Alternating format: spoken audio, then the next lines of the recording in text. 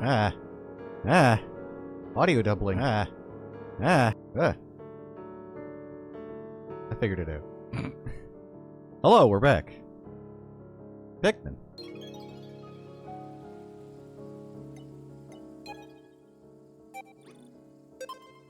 Day 50. Hello, mine. Welcome. Our work was giving everyone a whole bunch of strawberries the other day. Just a giant mountain of containers of strawberries. Well, I am drowning in them lately. It's great. Very fitting. Strawberry leaves look slightly like Pikmin leaves.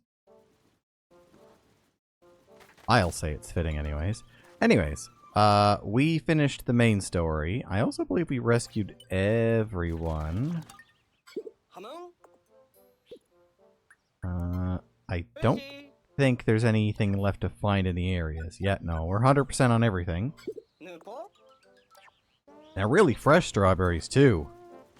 Really nice and sweet. So I'm happy about it. But yeah, we finished the main story, so all we have left to see what's up with Olimar here. Seem to have some time on your hands. Would you like to hear my story? Though I should warn you, it's long. Yes. So there I was. 13 days left to get 30 pieces. Well, we're already 10% of the way there. Should be easy enough.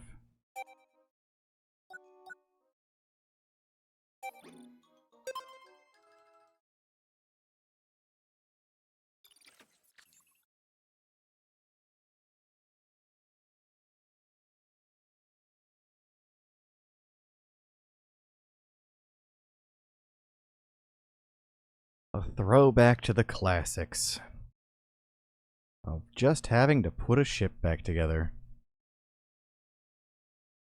Yeah, 30 ship parts within 15 days time, so 2 parts a day.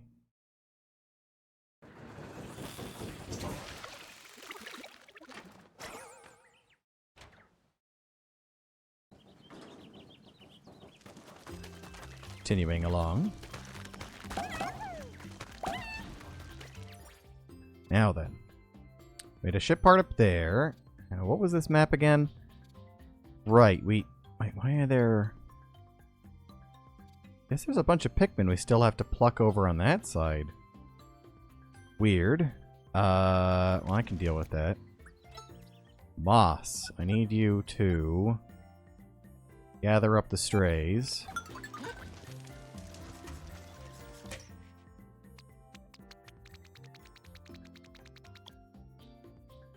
Yeah, and then there's 11 still planted. Oh, right, yeah, we have yellow now.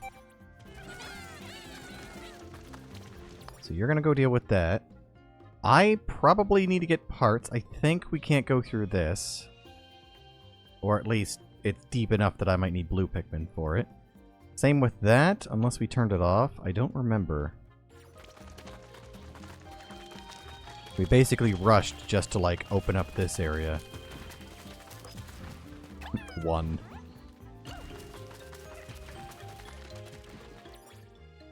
Yeah, let me at least take a look. Yeah, no, that sprinkler's still going strong. That means I need to turn it off somehow, and I don't know where that is. Can I fight whatever's up here? Ooh. Snobby fella. Can't get up there yet, though. I, at the very least, need Moss to come back. We'll just take a look up here and see what we got.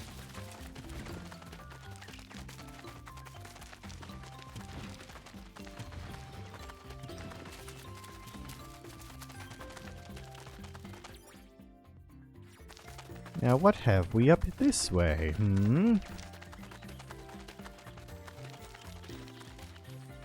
Oh, one-way path, I see. Where is that going to lead? Is that going to one-way path down that way? It looks like it, yeah. That's fine. I won't pick it up yet then. I want to make sure the route's clear. Over there, a ship part. should have brought some fire with me. Wait, can we even go over that way? I don't think we can, actually. No, this is... weird. Okay. In that case... oh, I guess we just get this opening cleared. Yeah, this landing pad. Hello, Moss.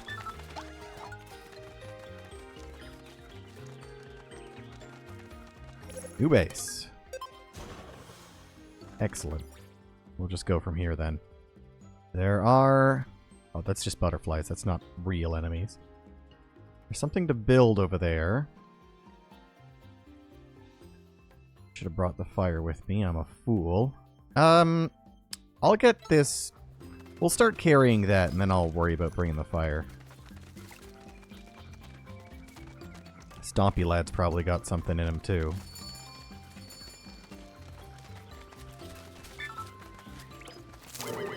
Oh! Yeah, I guess I should have predicted that, huh?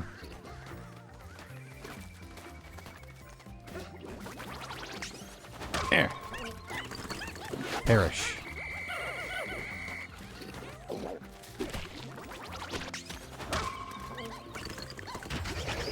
Perish and be gone.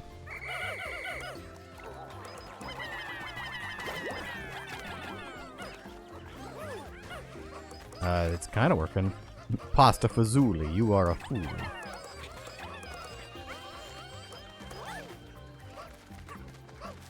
Alright, then in that case, we got that part taken care of. Can I jump over this? Probably not. But, hey, I got the, I got Forever Charge. No, I don't. Oh, no, I have to re-unlock things. That's right.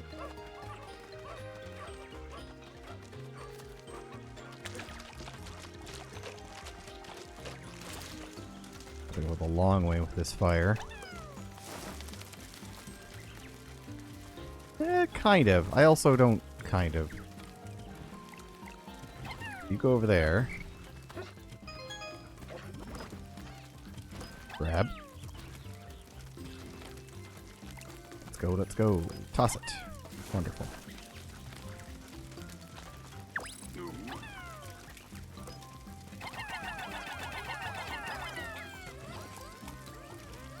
That is not... oh, that's enough. Barely.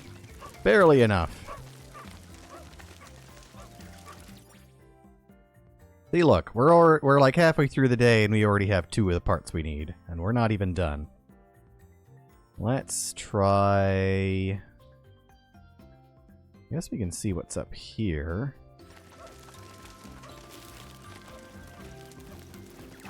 You there. Put that down. Well, hello, roasty fella. Or no, roasty fella, you're just a suck. Eh.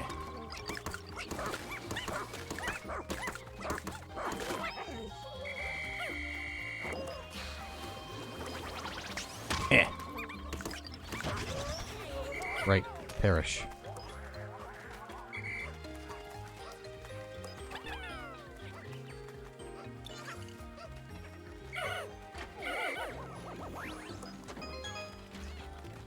Should be calling them back, not doing it this way, but whatever. It's fine.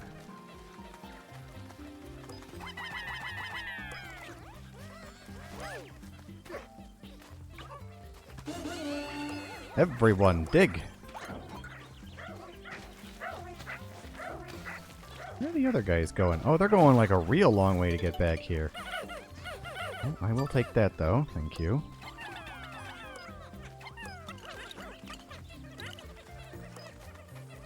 Well, that's cool. They go back to the base if it gets finished while they're out. Very neat. Bit of a shortcut there. I don't think I need it.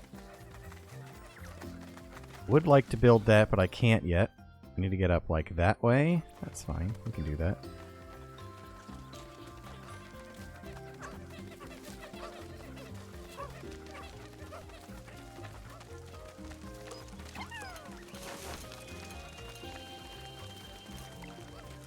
Yeah, you gotta be going pretty slow for 2 parts a day to be too much. Wait, where was that? Oh, there it is.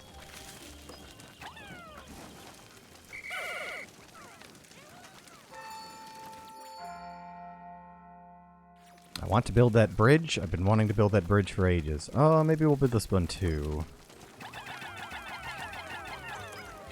Alright, get that in 2 trips. Oh, no moss allowed.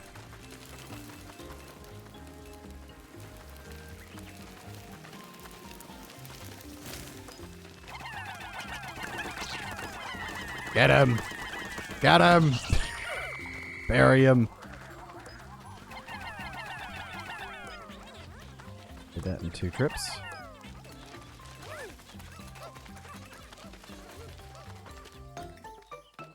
Oh, right. Yeah. Problem with the Pikmin. Can't go any further? Yeah, because we need the bridge. It's fine. Back over here. We got other things we can do, like getting the blue Pikmin. I like that.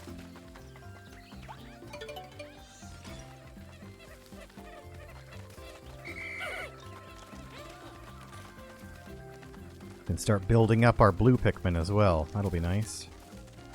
Do that fire first. You.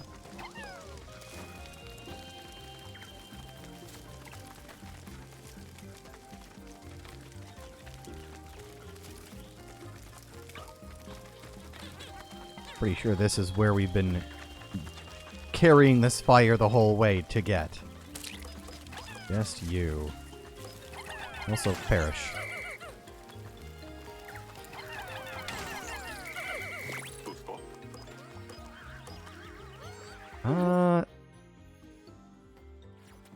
Interesting. What going on here?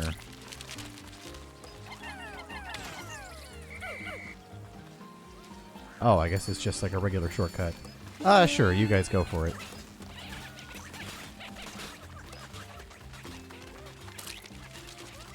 How many of you guys are there? Get out of here.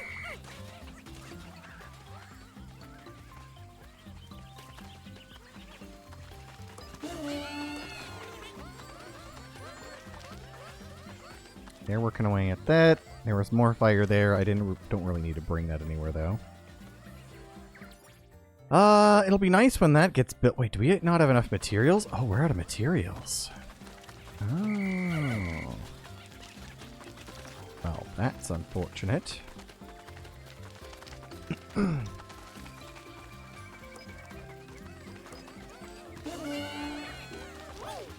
they're gonna need to bring it this way. It's a good thing I had you guys working on this then. All out of materials. Wait, should we go down there? Probably fine.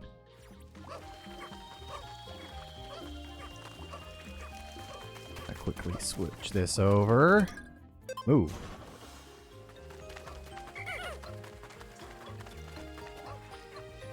Wonderful, wonderful. We have our base 3. That might be all they give us. I'm actually not sure.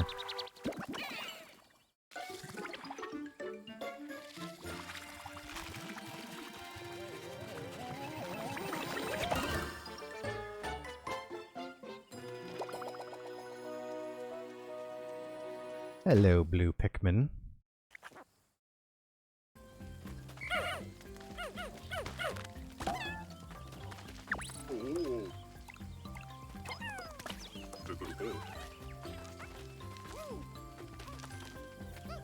Oh, don't worry. We'll be increasing their numbers plenty. I'm actually going to put away some of you guys.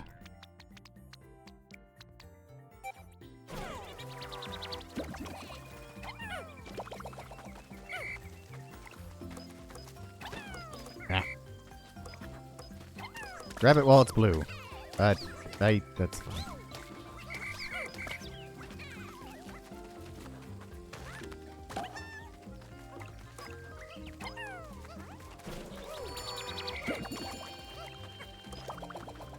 Become blue. Excellent.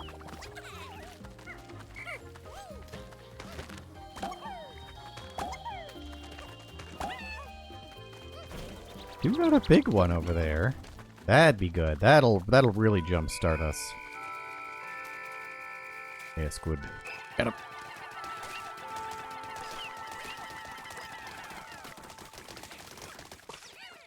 Fast as we can.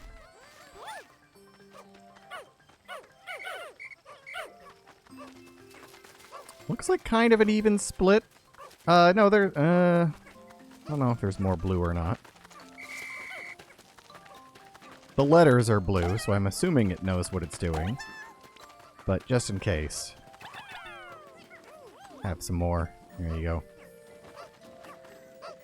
This'll fix up our population. We got like, how many? We got quite a lot of treasures. I think we got like 3 today.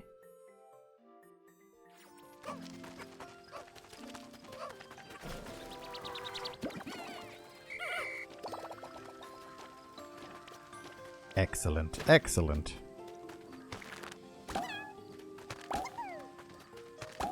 Fuck these so they're not hanging around. So we have now 17, it looks like. Pretty decent. Could be more, but that's fine. These already, huh? Well, thankfully none of them are out wandering. What else is there? I kind of half built that bridge and I didn't even need to build it at all. Not really. Let's see if I have enough time to change the base location. That'd be nice. Yeah, we got enough time.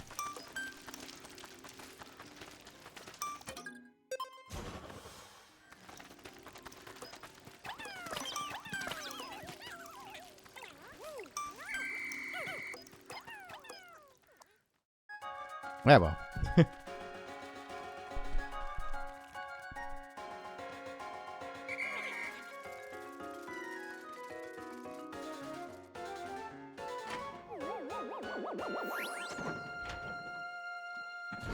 That spaceship sure is, you know, not the best. Duct tape and a dream is keeping together. Oh, we only got 2 today. Well, we're on par. 3 Pikmin lost. I don't remember how. Recovery bonus. Oh, I got a lightning strike, an emergency kit. Buff. Moss has developed more skills. Now it's the strength of 10 Pikmin. Oh. Pikmin combine the growth rate of plants and the mobility of animals. As individuals, they may appear weak, but when acting together, their species is quite indomitable.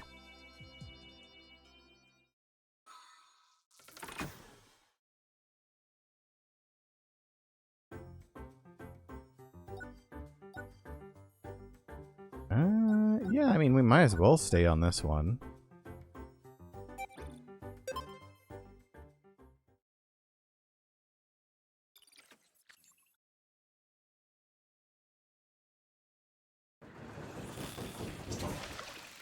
Mad rush for treasures now.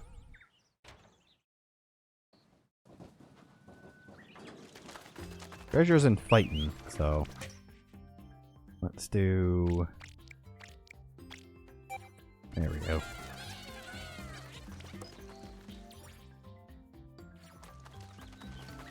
First things first, this way.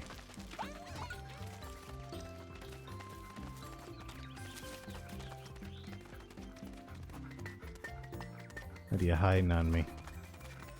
Oh, hello.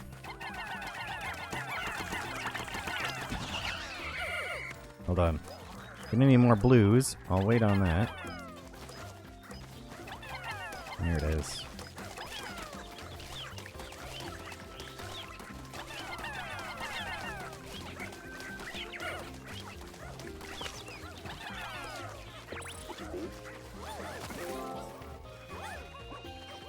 Excellent, excellent.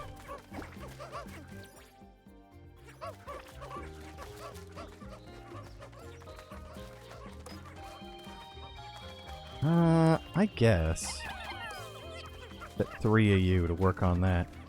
I did get bombs. I did get 3 bombs. Excellent. I can blow this up.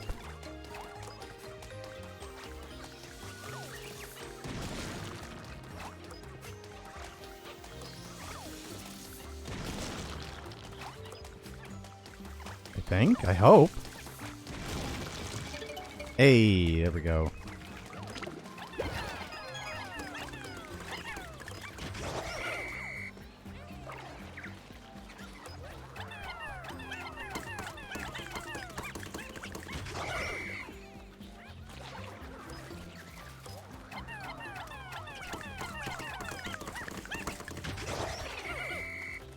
Good.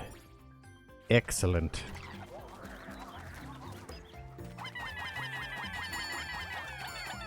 Oh, gonna need more yellow. Damn.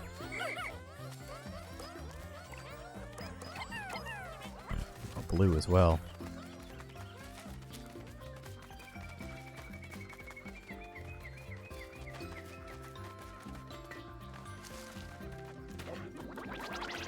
Yep.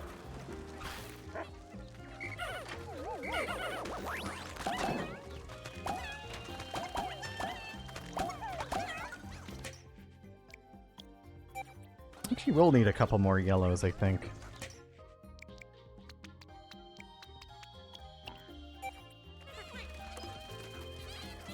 Blue population's not doing too bad.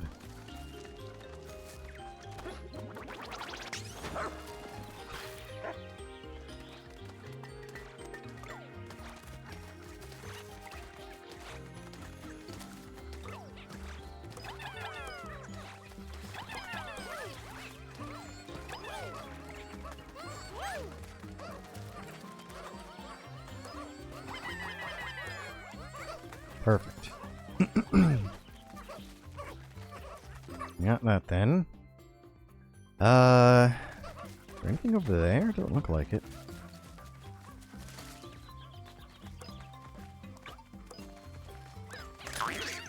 Oh god.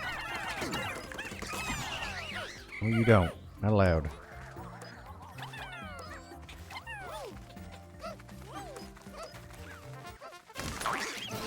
Oh boy. Oi, dickhead.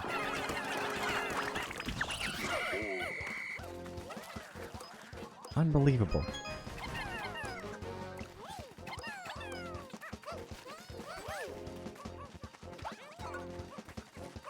Just causing me problems is what you're doing. Where are you?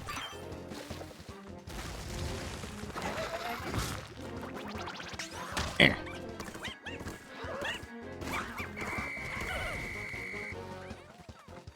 Good.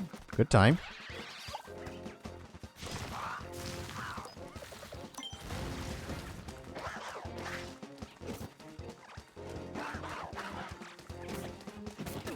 Ow. Don't do your other attack, idiot.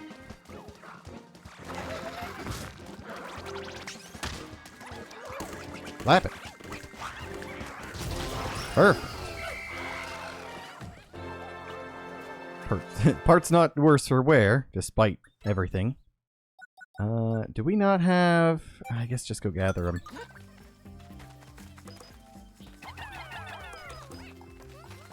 I'd rather use that as something else. Oh, I guess I could have just done... Oh, I don't actually have the idle call ability yet.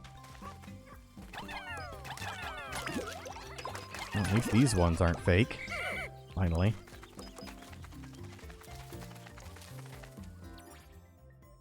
We have that taken care of. There's probably another treasure in that big guy, and we got a treasure up there. So I think it's just those two left, and the treasure piles. So we should be able to 100% this today. Hoping.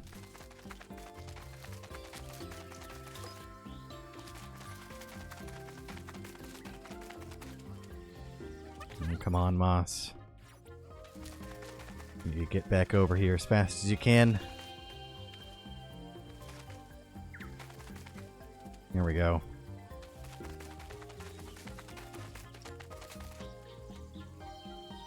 That one red just staring up at the plant, waiting for it to regrow.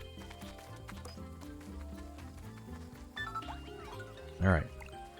Let's do yellow.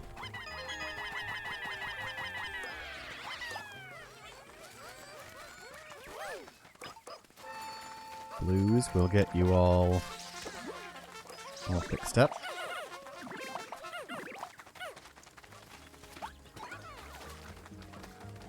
What do you mean you didn't all get? Are you kidding me? Drink the ooze. There you go. Still one of the reds didn't get it. Screw you then, you don't get it. Hello, Porb. Welcome.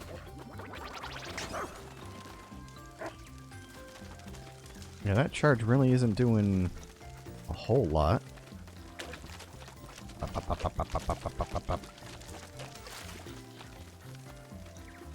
Horrible, horrible sticky ooze. Are they almost back? Ah, they're getting there. Taking their time, though.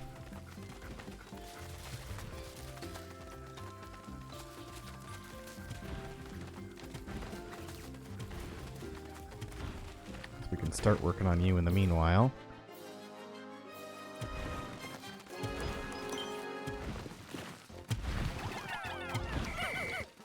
Kind of need yellows for this, huh? Oh, no, there we go. Oh! Do not climb up the legs, please.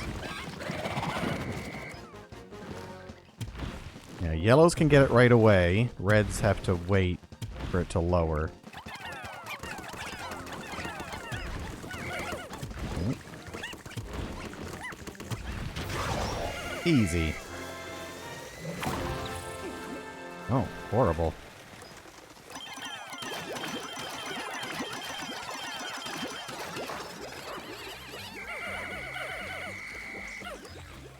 Look at all that gloop. And then whatever the hell that is.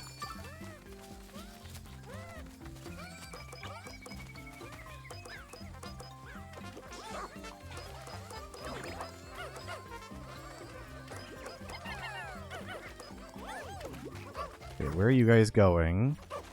Not quite the way I need you to go. It's fine, I'll get him to redirect. Boo base. Hello, the rest of you.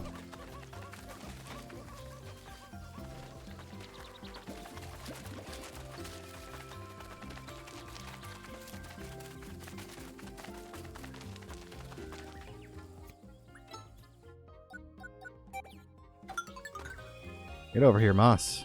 I can't jump.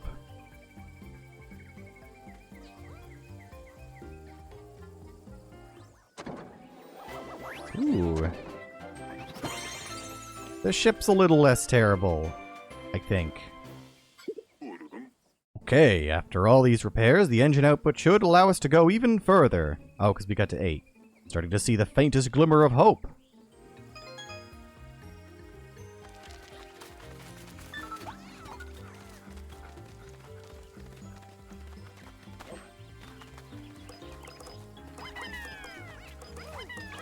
Wait, before you guys go, get yourselves, like, juiced up. There we go. That's a little better.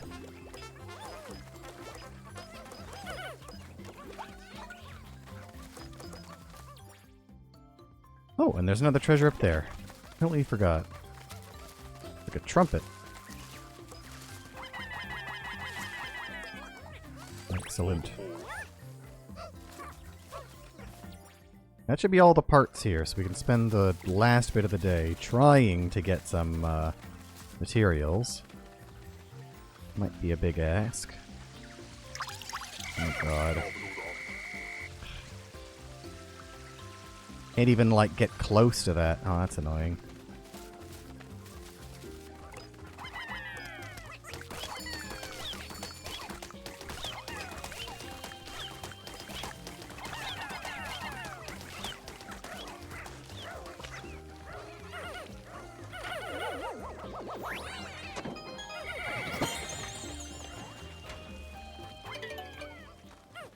Alright, let's put away the red. I need mainly just blues, honestly.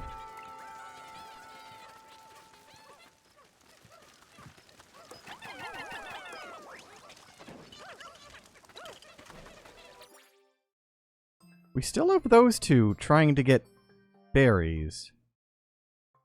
Can I not, like, call them back?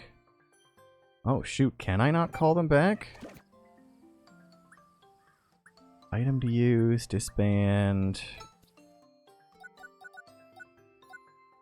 Get parts, raw materials, gather. Oh, damn. That's not good. Wait, you, where are you going? Ah! Oh, shit, there goes that item. Crap. Here, ramp.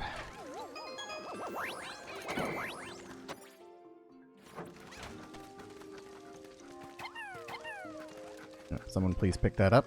Thank you. I don't even know what that... Oh, that's the frost bomb thing. You two. Get back here.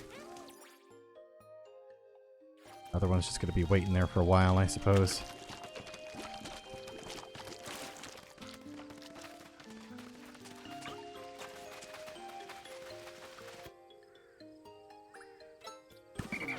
Blues only.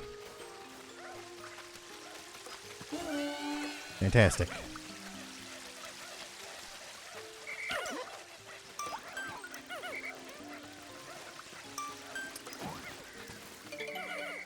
I didn't even know you guys were digging in there.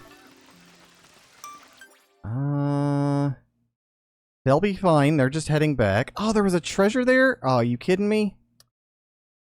Damn it.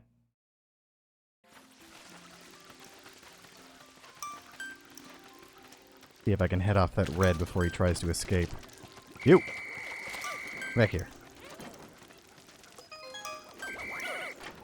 Well, it sucks that we're gonna have to come back here for a single treasure. Didn't even know it was there. But at least we didn't lose any Pikmin at the end of the day. Very fortunate.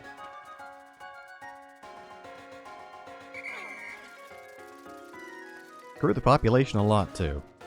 Yeah, sometimes that's just how it do.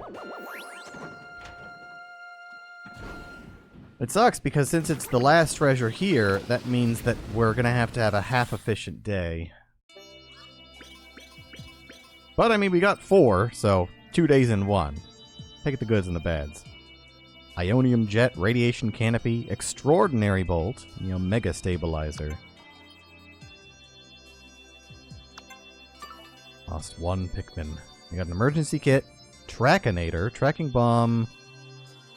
Yep, that's pretty useful. Homesick. This is what I was hoping that we had today. Good, good. We have it. Boots that significantly increase speed. I like that. Super buff. 20 Pikmin for Moss now. Wonderful. Excellent news. The repairs made to the SS Dolphin have made it possible to fly to more distant areas. Again. Result, my search radius has also expanded quite a bit. For now, I need to go about this search strategically. Yeah, well, it's kind of... It's like mid/post game. Basically, as soon as you rescue Olimar and heal him, he's like, hey, you want to hear about my stories? And there's like a mini campaign where you kind of replay Pikmin 1. In a way. I mean, Pikmin 1 didn't have a lot of the abilities that you have in this one, but it's the same idea of you have 15 days to get 30 parts. And I like Olimar. Of the captains and, you know, characters you've played, I've always liked Olimar the most.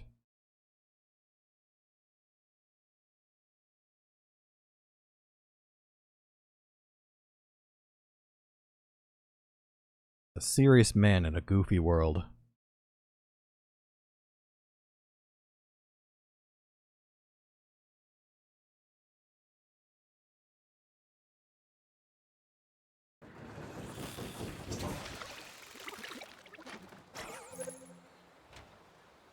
The serene shores.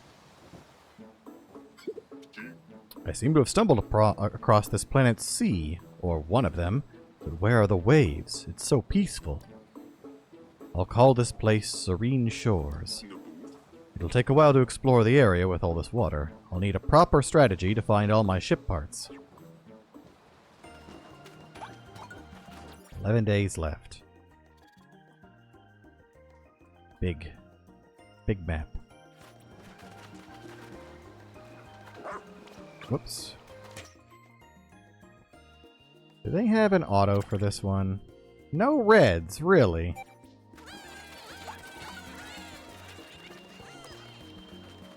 Well, you should be easy enough to deal with. Eh! Called it. How are our Pikmin populations anyways? Wow, we're moving fast now. Hello? Kind of even.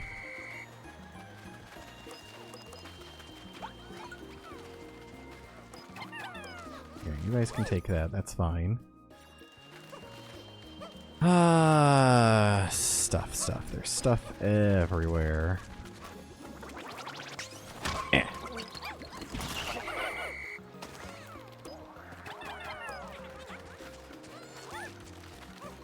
If we were to lose any Pikmin, it's probably the blue. Stop. Pikmin.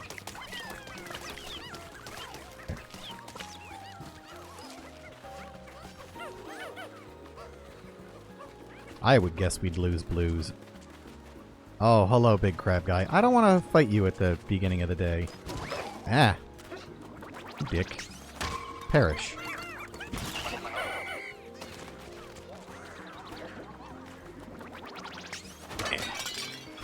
That out of my way.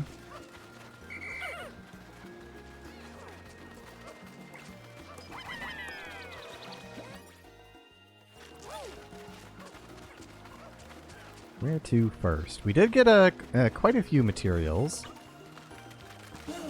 Maybe we'll have enough? I can hope so. Oh lord, how am I going to deal with this guy?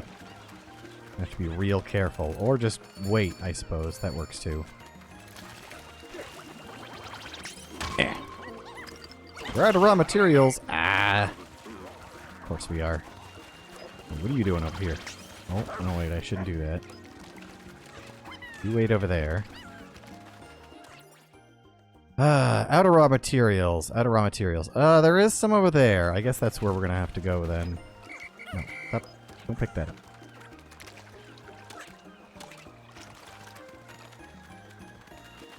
I'm gonna have you lot wait over there for a moment. I don't want to take chances with the yellows.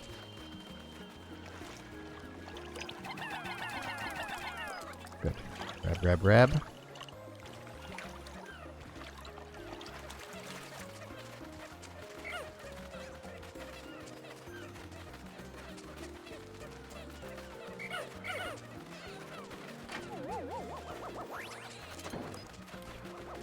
That should be enough materials, maybe?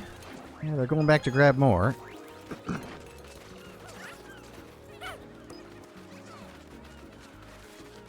The pick of men indeed, Exiled. I feel like you also wouldn't want to build every material or every bridge. You're not always gonna require it, because we didn't need to build the bridge in the last level. It was just like a bit helpful. Hello, you. Perish.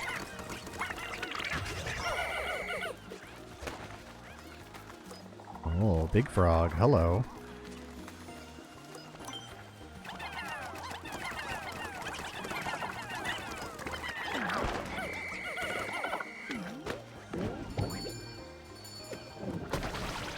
Yeah.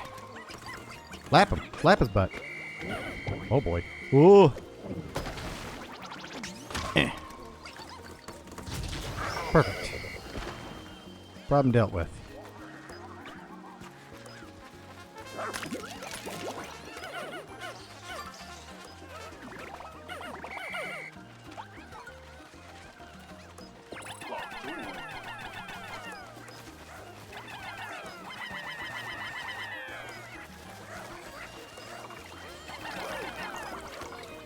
Slap it. Oh, right. You guys aren't immune to that.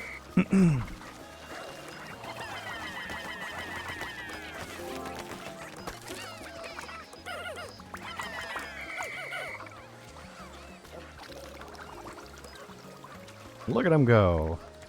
Oh, come on, really?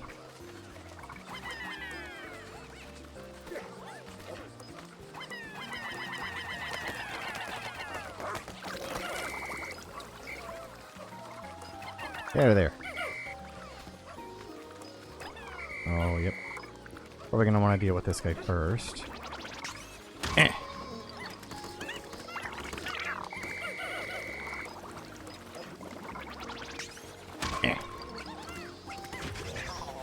Easy.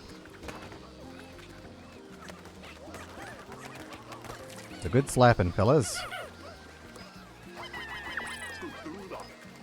I don't even need that shortcut. Waste of explosives, that'd be. How do I get up there now? Oh, I actually have no idea. There was a shortcut before, and now there isn't. Strange.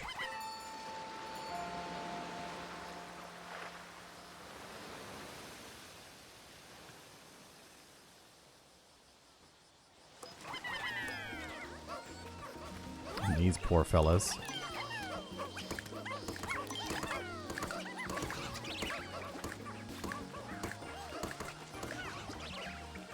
Ah, look at them go. I'm gonna have you two deal with this. Suppose you can help as well.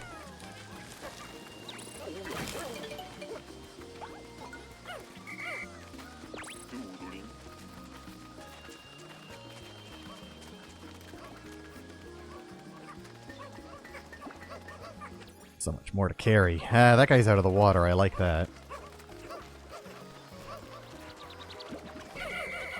That's a problem I'd like to deal with using charges.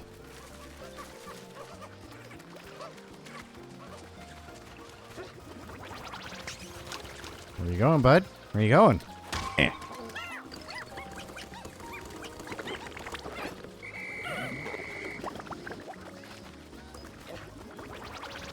Eh. Broke his arm, good lords.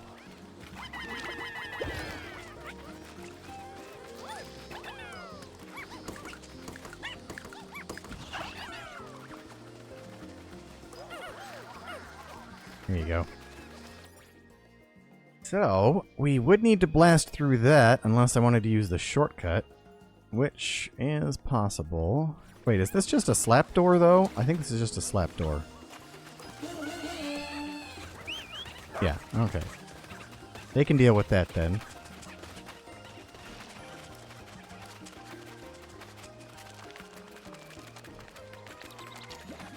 So I should probably look into, like, the, what is it? The deep water areas.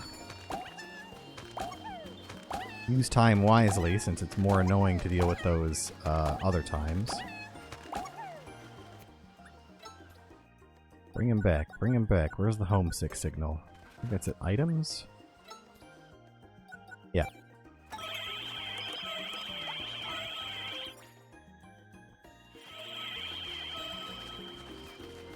Well then, how about... that guy's still in water. Deal with that guy, I suppose. Or see what's up here. Ah. Very helpful.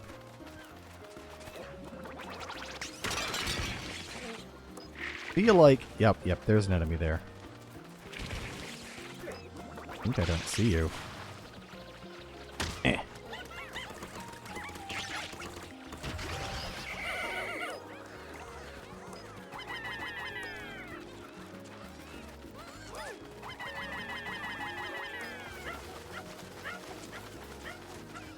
Wonderful. Good progress.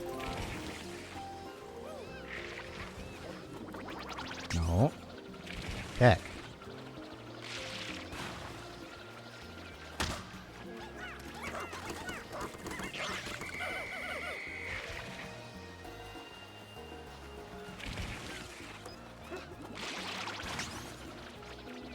Eh.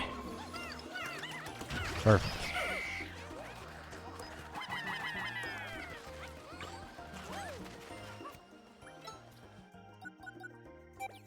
Go grab the strays for me.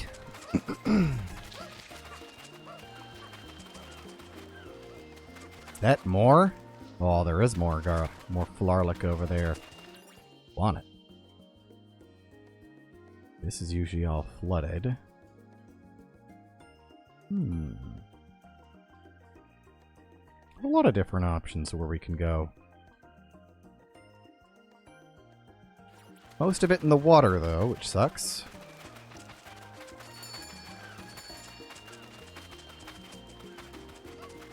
Good, you're back. I don't think we found very much treasure. You there, wake up. Really? Alright.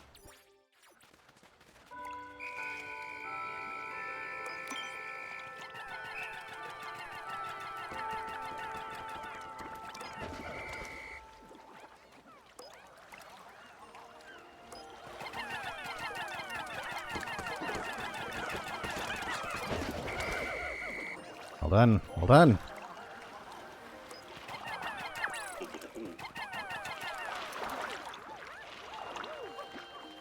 Bring it back as fast as possible.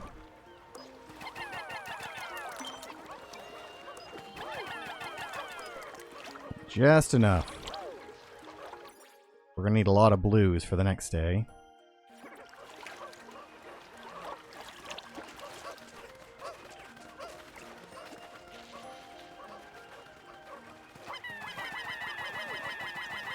Keep going. Faster.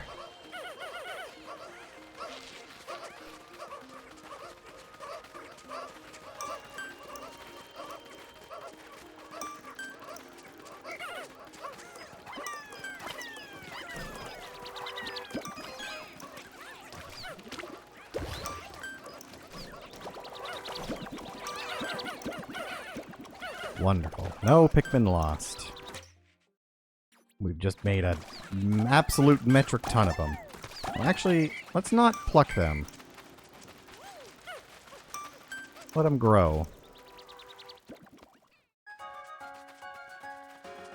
Just in time for that last one. Very good.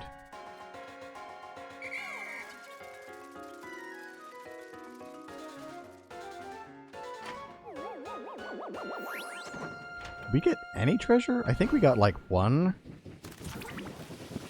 No Pikmin left behind. Oh, I did get two. Repair type bolt and automatic gear.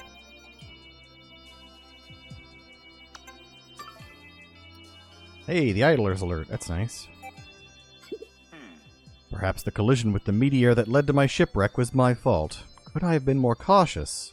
Yet, when the SS Dolphin crashed onto this planet, I felt another force. A force aside from gravity was at work. Fate.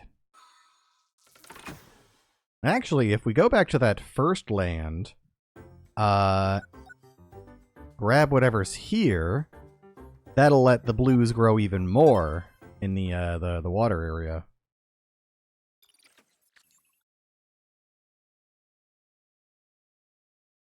Thinking with the old brain.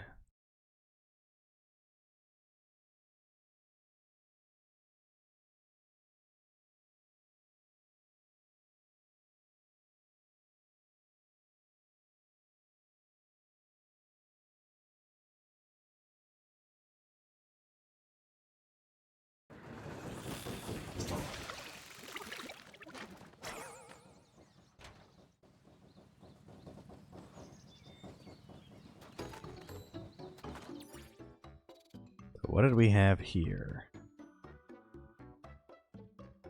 Yeah, we could just use some yellows and smash through that. That'd be nice. Probably we'll just do like an even split of them. Oh, even more garlic too.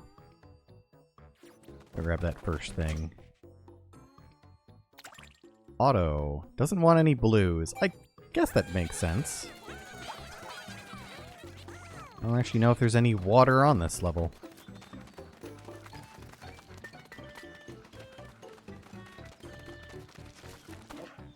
Oh, right, we beat, like, the really big guy here last time. You guys deal with that.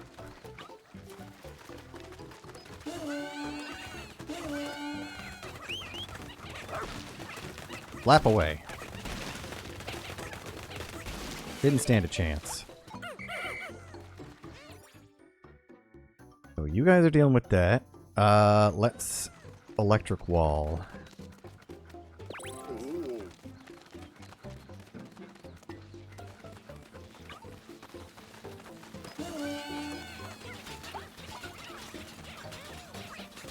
Really?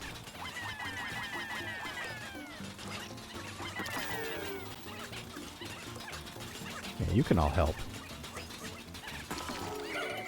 Dealt with that. Good. And you. Eh. Lovely.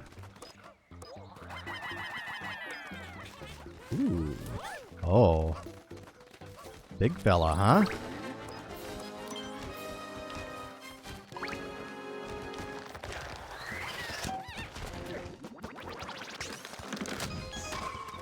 A lot of reds that should go pretty fast.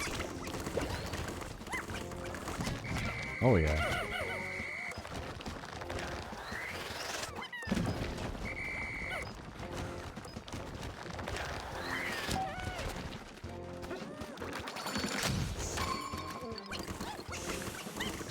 Got him.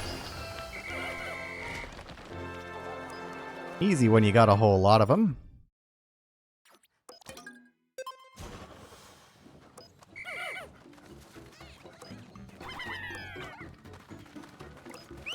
Help them carry that.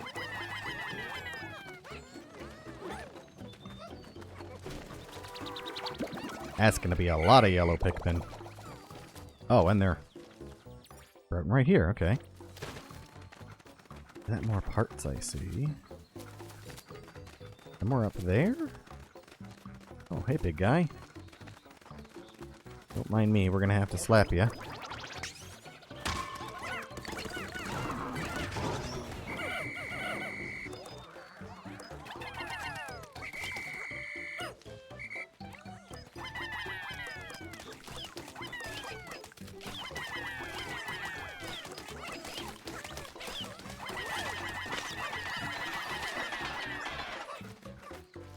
Too high. Damn.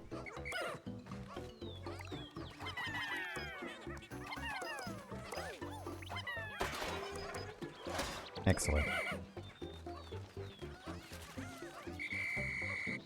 Yeah, that doesn't even reach over there. That's fine. What do we have? Treasure. Treasure and items. I like both of those. Oh, hello.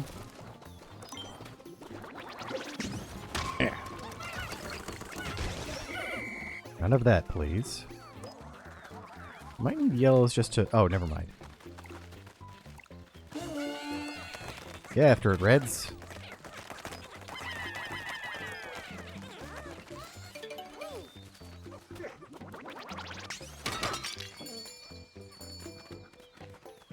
Ooh, we got a part over there. Shortcut.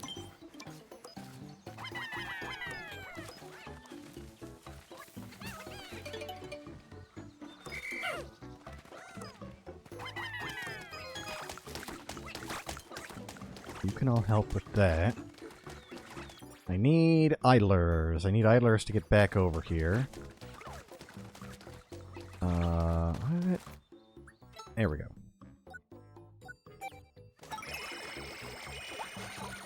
What the?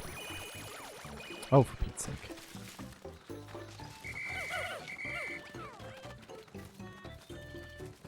I'm getting distracted by beetles. Don't do that.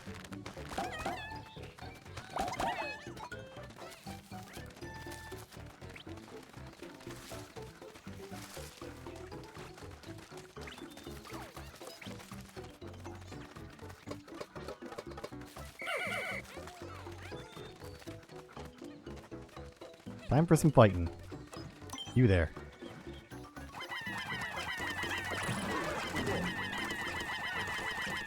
We forgot all about my Pikmin sprouts.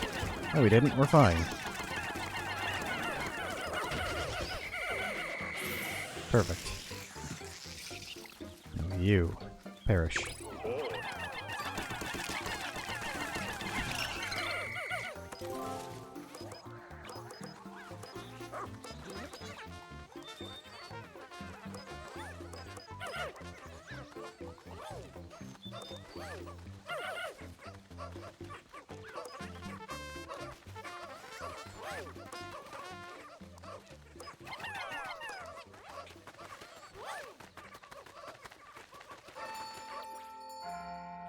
Love to see it.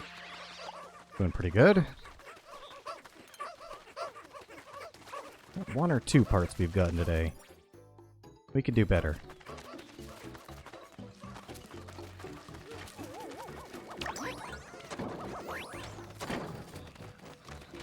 Do I have a 19? Needs 34. Unfortunate.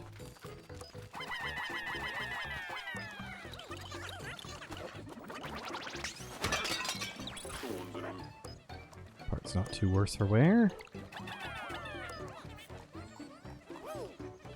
Weird little gem. Even 10 extra isn't going to be enough. Man, that's... Well, I guess water, actually, right? Like, we can just go across it with... Actually, I don't think we can. We actually do need to get the parts for that. Oh, that helps.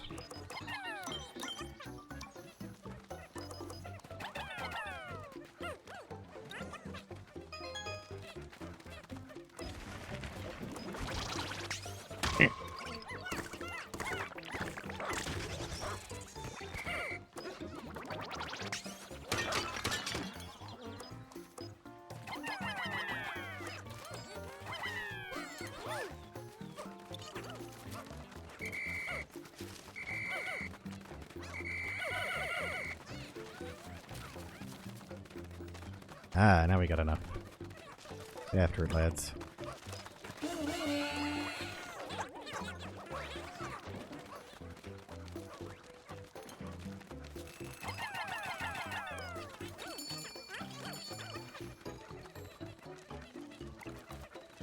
Day's going by fast, but I'm liking this progress.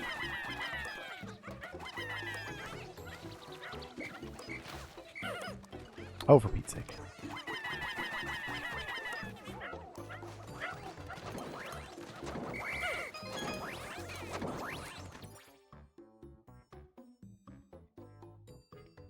Oh, we still have some sprouts over there.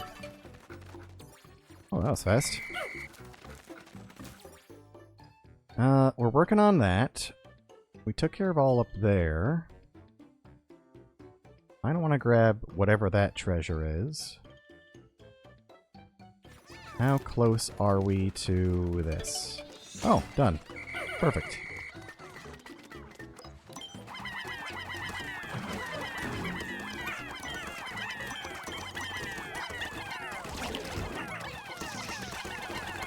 Get him. Excellent.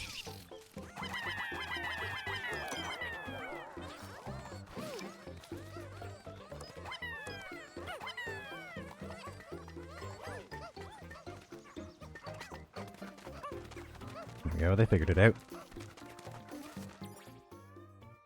See what I can do over this way.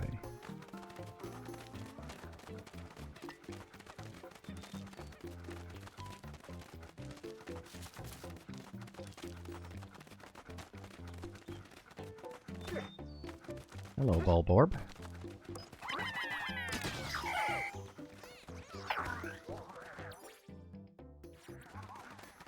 Bunch of random Bulborbs. There is a treasure over there. Also yellow. Yellow Pikmin spot. Don't hate that. Excellent.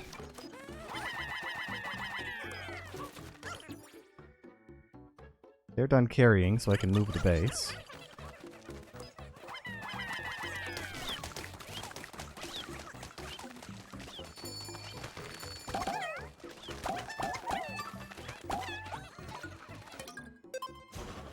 There you go, lads. You're already home.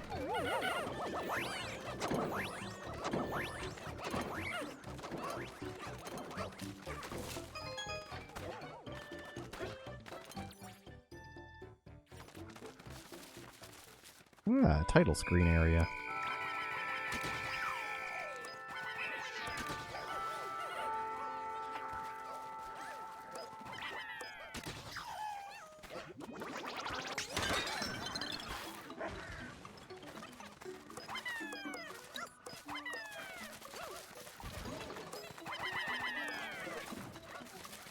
Going, keep going.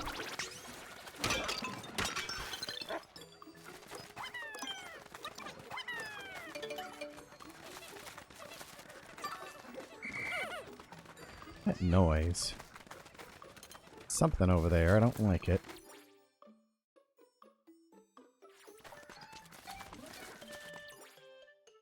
This late. Probably, well, I got time. Oh! Oh god.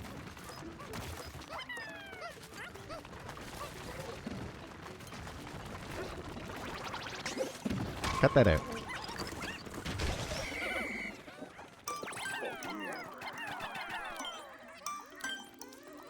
Okay, everyone panic. Back to... wait. Homesick signal, go. Not you lot, though. That should keep them safe. Looks like we're only going to miss out on a little bit.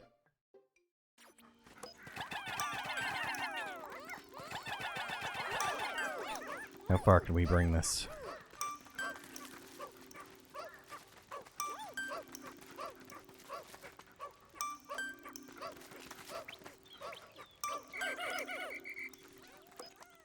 Good enough.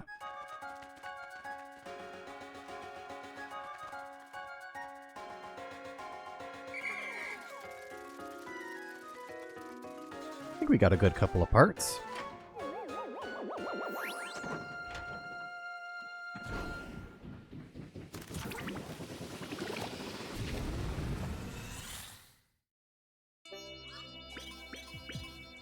Yeah, Nova Blaster, Libra, Ionium Jet.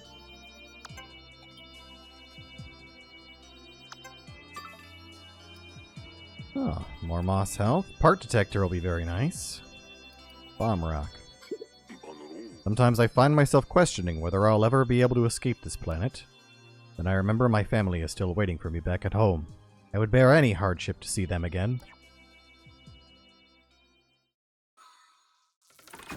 Good old Olimar. Hey, you can tell how much is left. There was that yellow onion and 2 more ship parts. There's that one part that I missed. Whole bunch of parts here. There's also a whole bunch of onions here, weirdly. Suppose we'll go back to the Serene.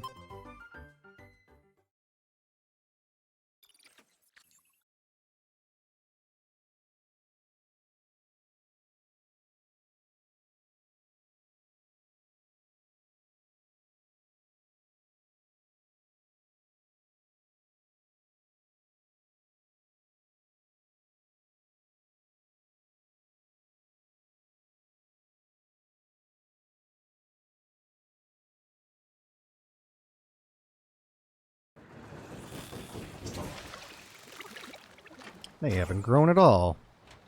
How rude.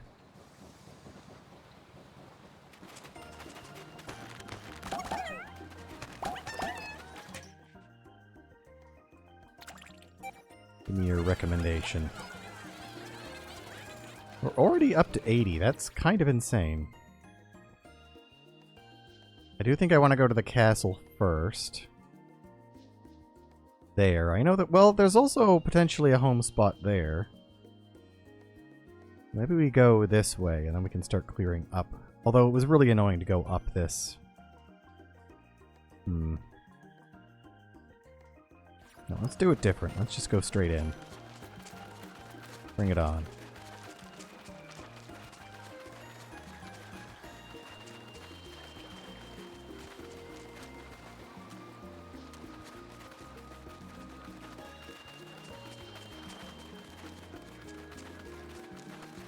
Hello, you.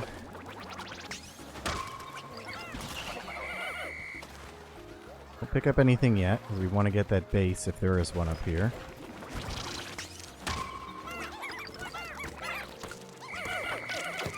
Ah! Yeah, that's right. Perish. Thankfully, my Pikmin don't mind being punctured slightly.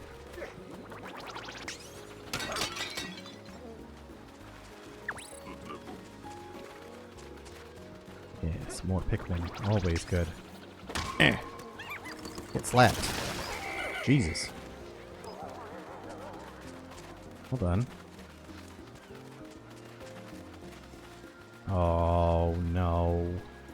Why you? Also, can you, like, wake up already?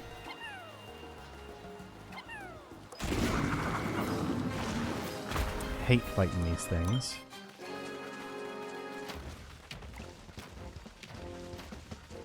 I don't even know, like... That doesn't work.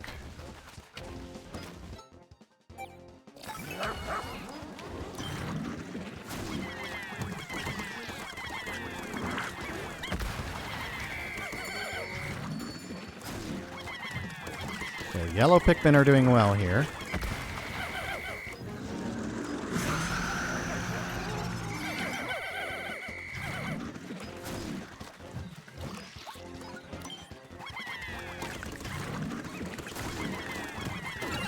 Ow.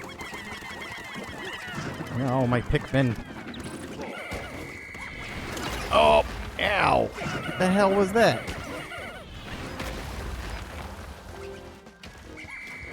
A little time to react here.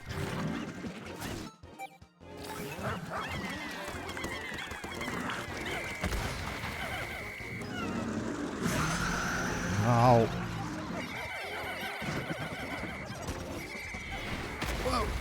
Seriously hate fighting this thing. Where the hell is Moss? Excuse me? Where? Why the hell did you... Holy shit, dude. Why are you all the way down here? Are you kidding me? Oh, bud, put that down. Ran off the entire cliff? Come on.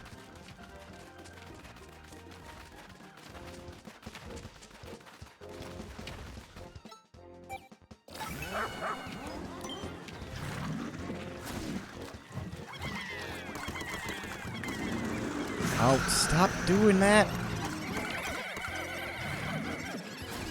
Really annoying that you just keep doing that attack.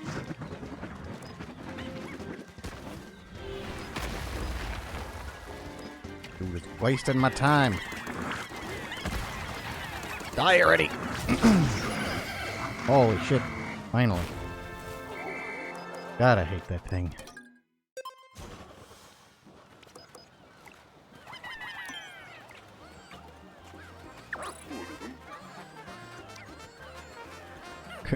A ship part that takes 50. Fine, once they carry this thing over. Try to make up for all of the many we lost from the squishings.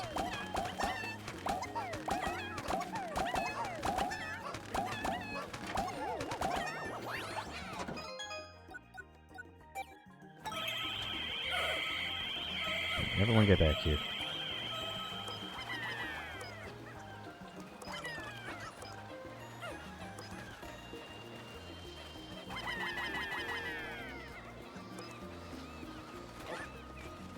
You guys can deal with that. And...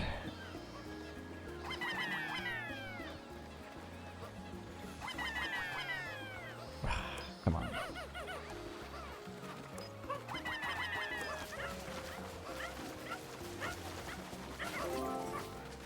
Gonna have so many yellows after this.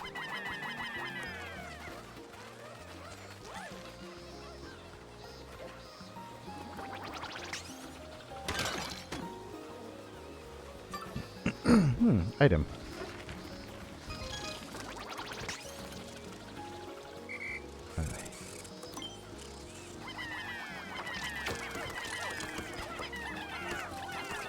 Get him! Get him! Excellent.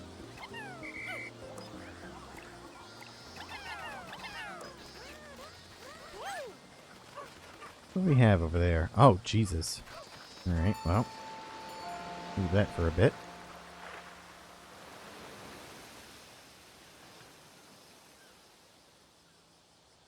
Half the day was spent fighting that boss. We got like one item out of it. Bringing that back. Oh, hello.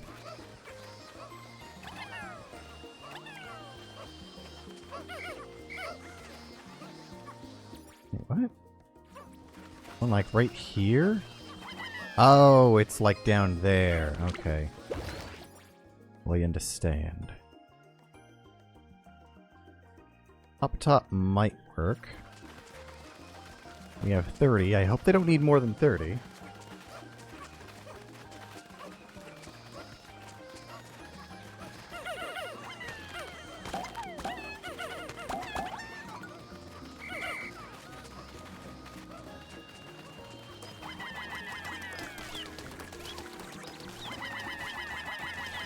Excellent. Perfect.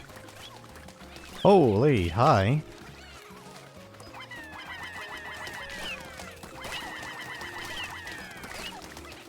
Guess we're gonna get a lot of blue.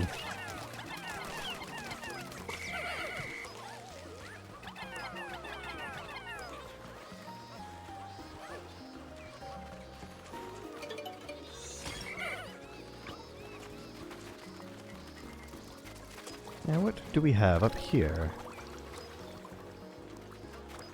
Annoying. Break it.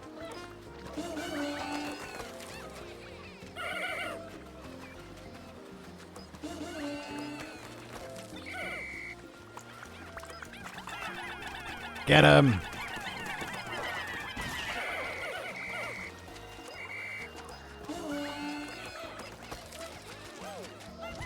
Look, there's another one hiding. Get Pikmin.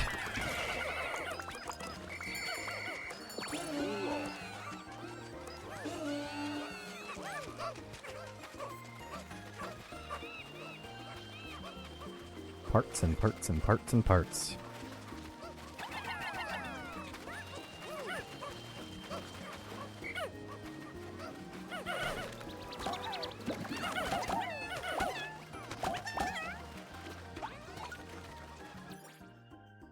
Lovely. So we still have the blue down there. We don't actually need that extra one. I don't know if it counts as Florlick. I think it just gives you a couple more. You can get that. Wouldn't hate it. And then we can go through the water area for the rest of the day.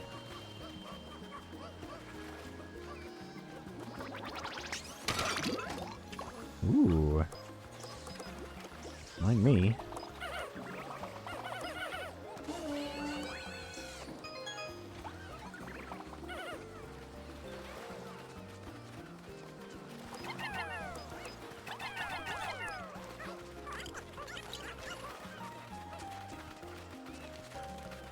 We should have sent the other guys. Oh well.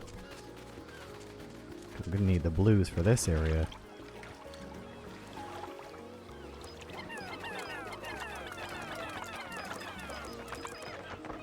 Weird they can be bubbled underwater.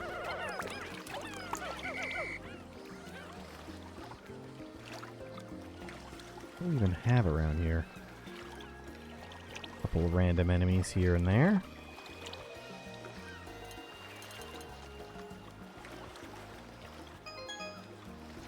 I feel like we'll have to be careful about that guy. Like if we just... I don't know if they're gonna just let us take this.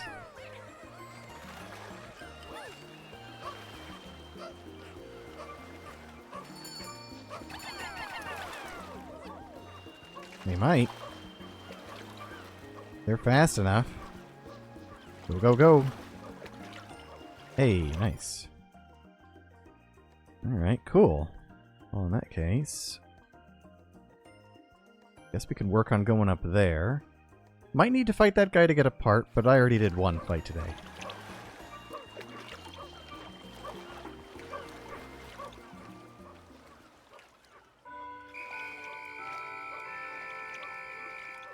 Right at the end of the day, too. Oh, I should move the base, huh? That would be smart.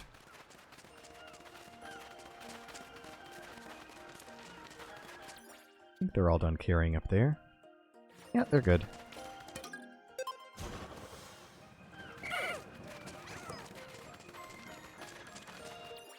They'll make it in time, they're fine. Do I go for the blue? Probably not. I don't care that much. Just see what we got over here.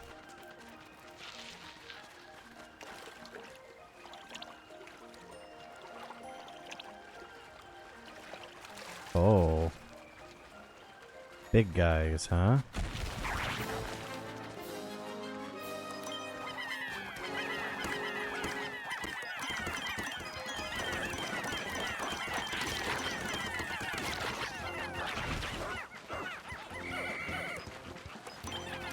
Get him. Let him.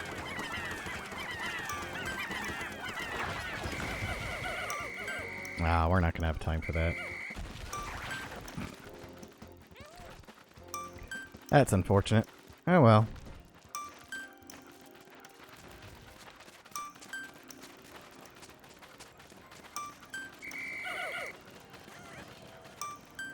I think we did alright progress. I'm not sure. Just glad to be done with that green one. Horrible green ball orb.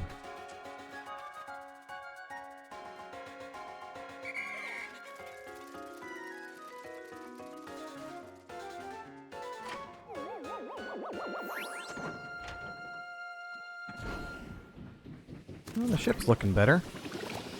We actually got that glowing part on the top. The secret safe, automatic gear, and the bowsprit. That's why we got a top now. Did lose 18 Pikmin. Very unfortunate. But we added 110, so... Spacesuit upgrade, Trackinator, Lightning Shock. Yeah, I put in a hard day's work. I wonder how everyone at Hawkatate Freight is doing. Hawkatate.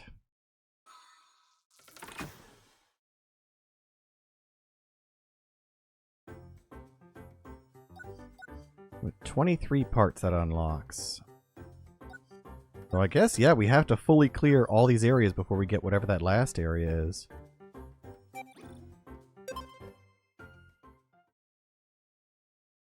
Well, let's work backwards then.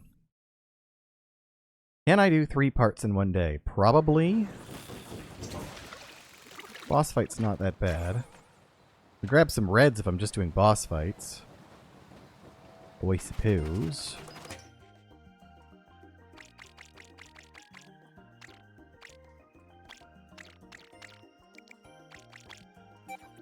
Couple of blues just in case.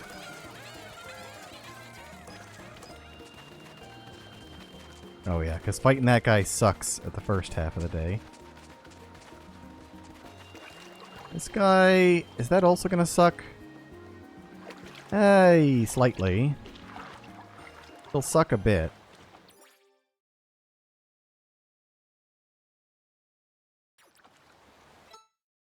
In that case... let's see, because I guarantee you got one of the parts, yeah. What about you? Surprisingly, no, actually. You don't have one of the parts. Well, good to know. I won't waste my time then.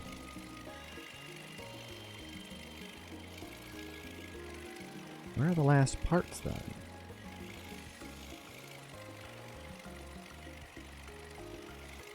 Something about clearing you guys out, maybe?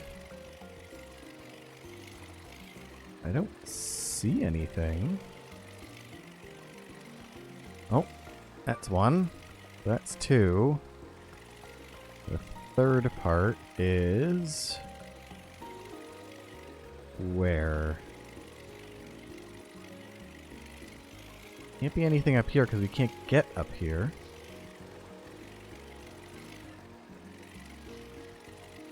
Where's the last part then? Oh, you! Interesting. Well, I guess we might as well fight that guy then.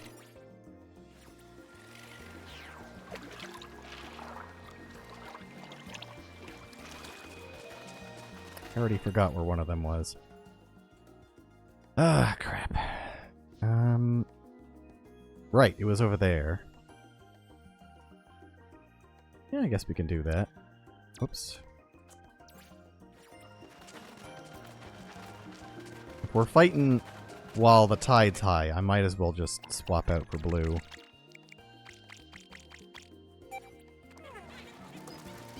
Don't have to worry about them drowning themselves. We need to go here.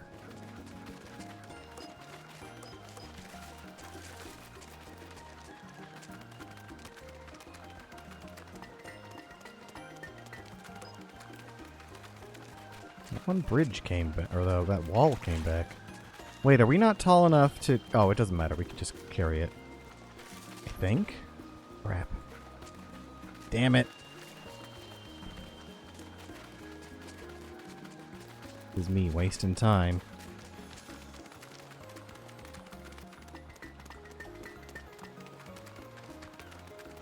Spent a good chunk of the day so far just walking around.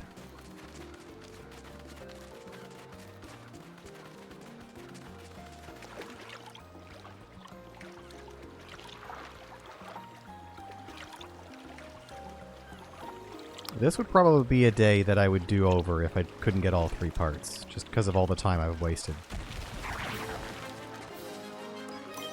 Hello.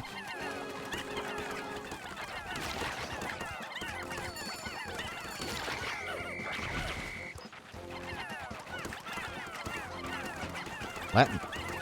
Lap the belly.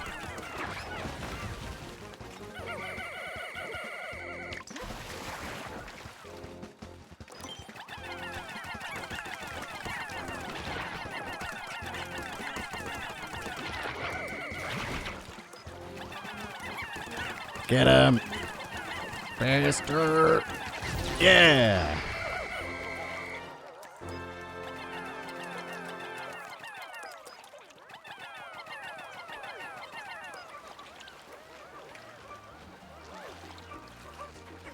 Good, that'll do. Let's see to this fella.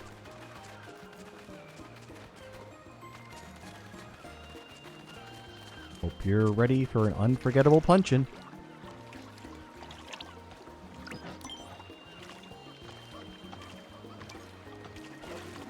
Oh, I can charge underwater. That's good. Eh.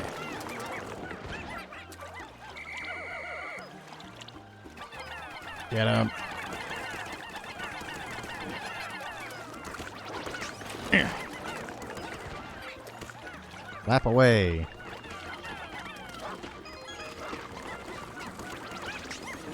Eh.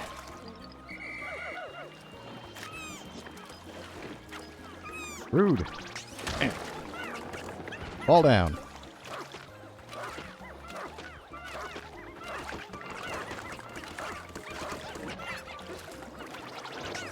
Eh. Just bullying this thing.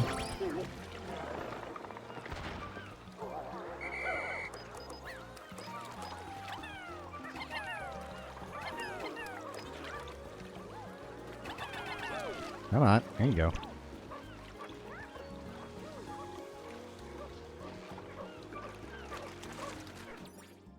Right, 1 part done, 2 parts done. Now I just need to get some yellows and we'll get the last part.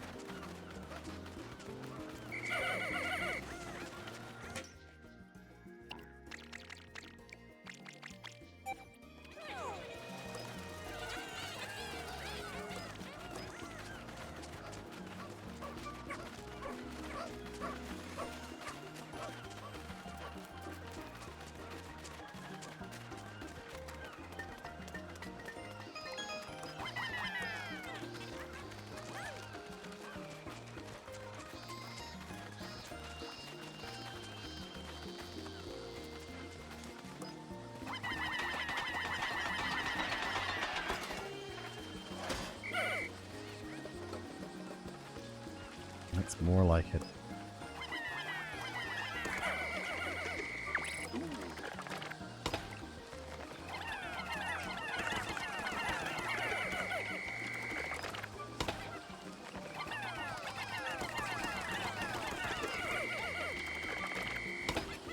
I do wish it would, like, give a little bit more time.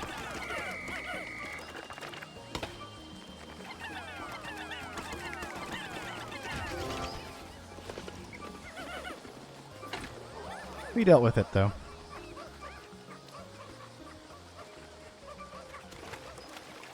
Don't you wake up now.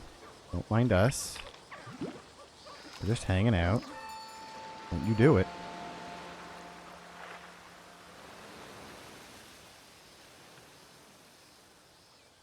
Rather annoying timing for that. Oh boy. Hey. No, you dickhead.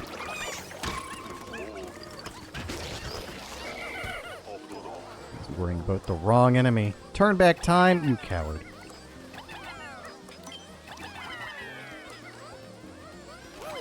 We don't turn back time for minor oopsies. Leg.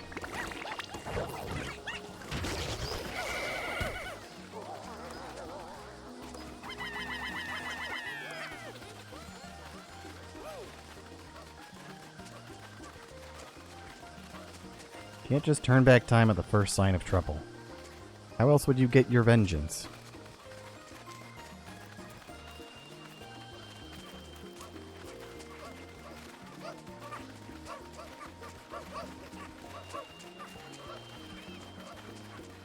Where is that blue? Oh, it's gotta be like all the way over here.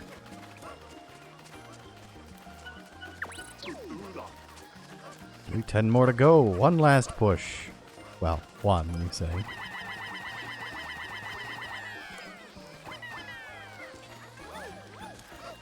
Exactly enough. Perfect.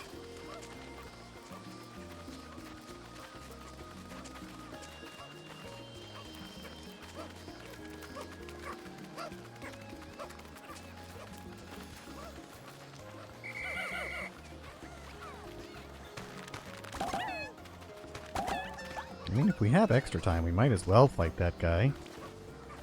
Let's see why not. Oh, actually, no, we should go get those.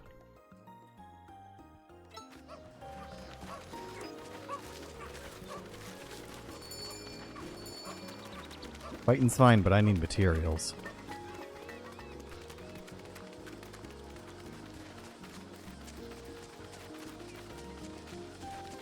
Oh, there's a Florlick up there too. Extra glad I went this way. We can reach.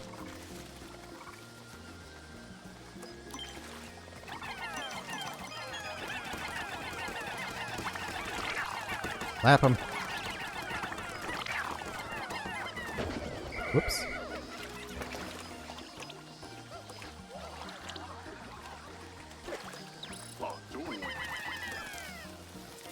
Lovely. Nope. Nope, not you.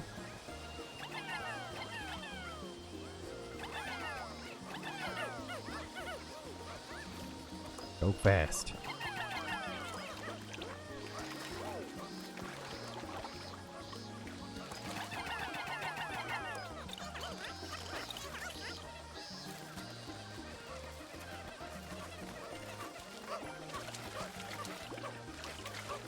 Look at us. We're laughing. Max Pikmins. More materials. Incredible. I think we have enough that I could do a full party of each as well.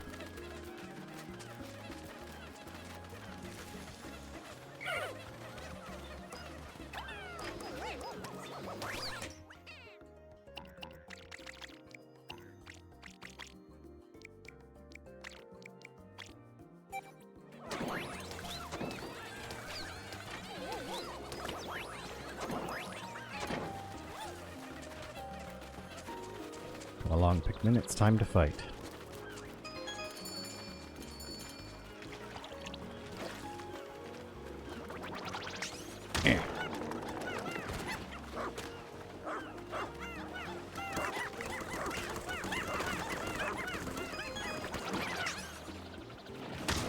Nope.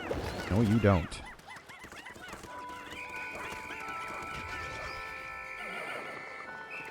Damn, the reds are great.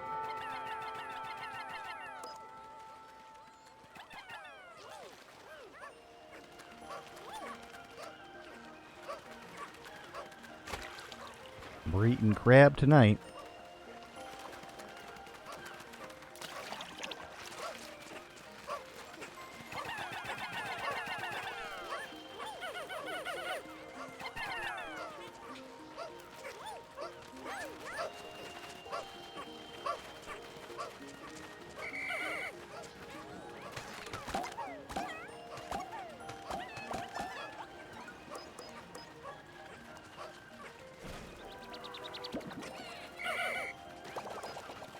Beauty. No, there's definitely nothing left to grab. We have explored everything. I guess I could check this out.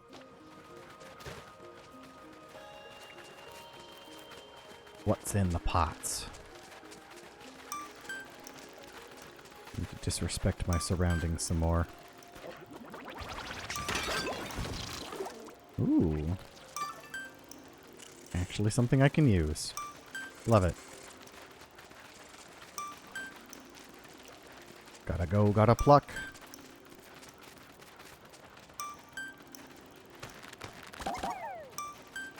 Perfect.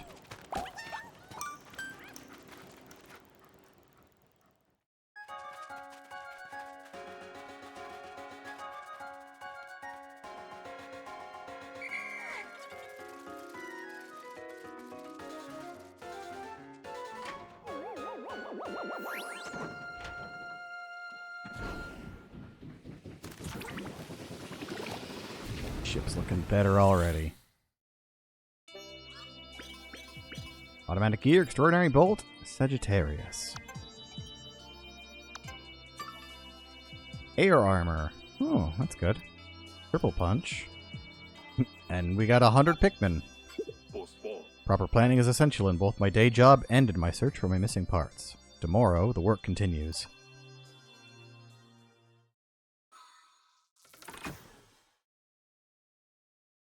Seven days.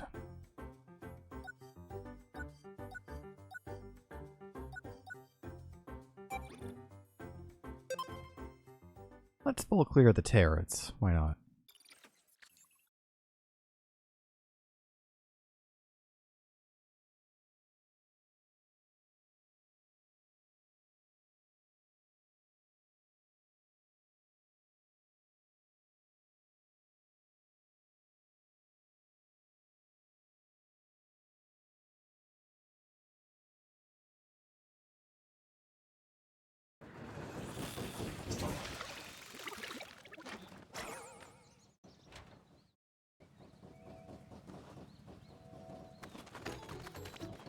See those counts. 200, 300, and 200. Amazing. Drowning in Pikmin. Where do we need to go? There's one up there. There's, I guess, probably two over there. There might also be one... No, that's just regular stuff. Yeah, I guess. Probably just two over there, then.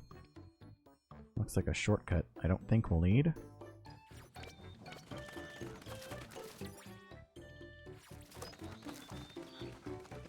Looks like it's almost like halfway built.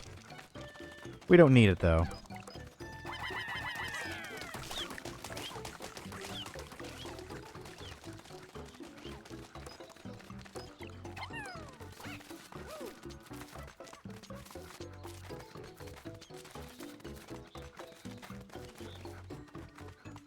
Ooh. Not gonna say no to materials.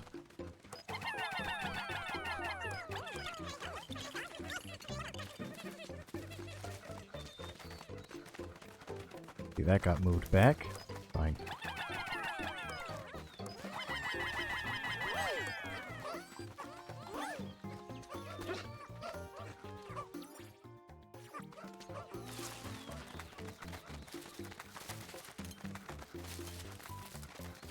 Now, what boss over here is going to keep me from making this a base?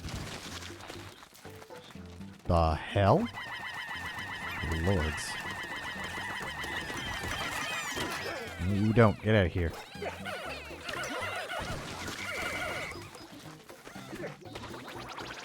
Eh. What? You, get back here.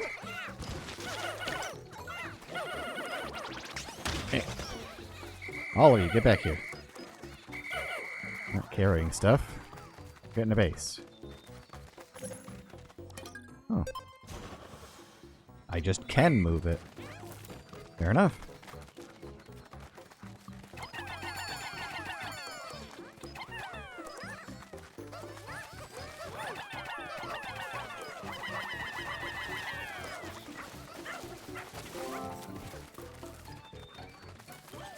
More grubblies.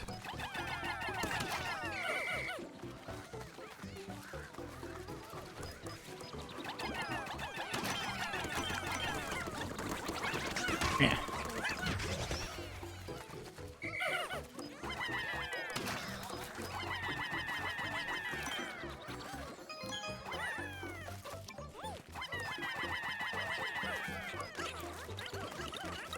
Oh, there's a part.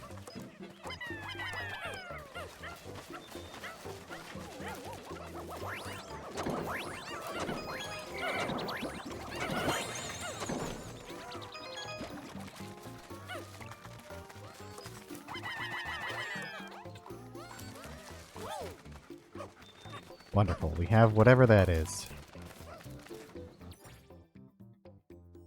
Well, that's... Oh, is that everything? Oh, yeah, that's... Okay. I think there was only 2 left on this level then. Quickly now.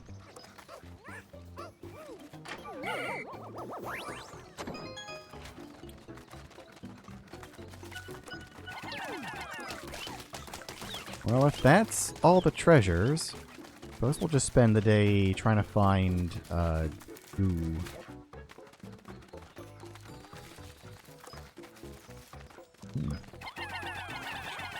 Also good.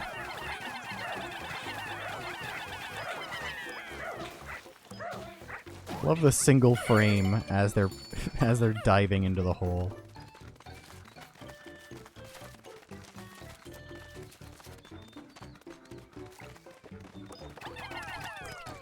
Oh, damn it.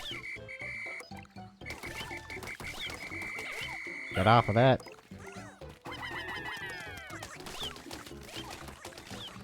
It's the yellows now.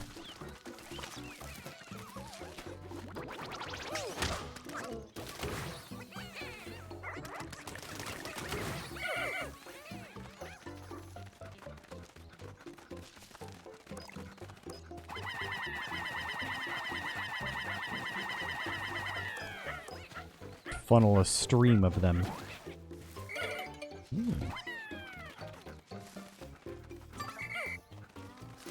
I'll take that, thanks.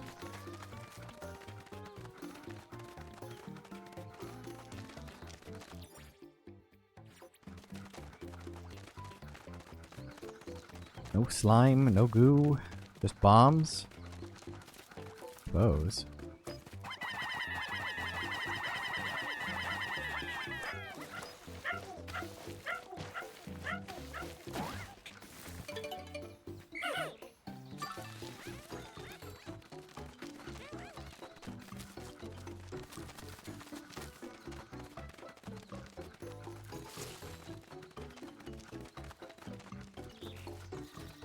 Oh, here's a yellow. Stand still. There we go. First come, first serve. Wait, wait.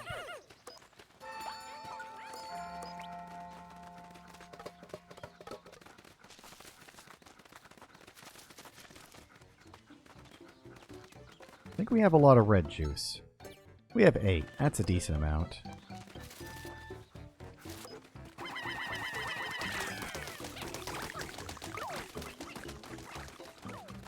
But I mean, if it's right here.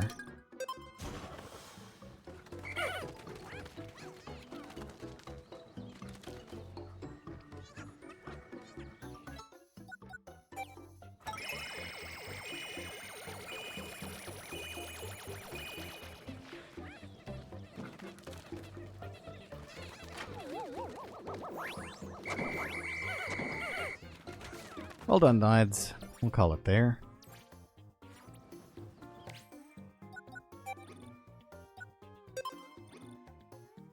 You will lose 1 Pikmin.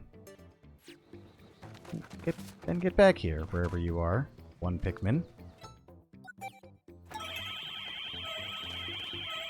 99 out of 100. Yeah, there you are. Get over here. Lagging behind. Get back here. That damn Pikmin.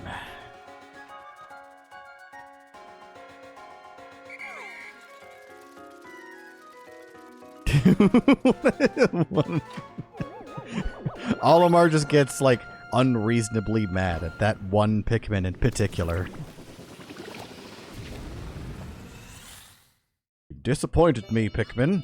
Lagging behind, I shall name you Shitass.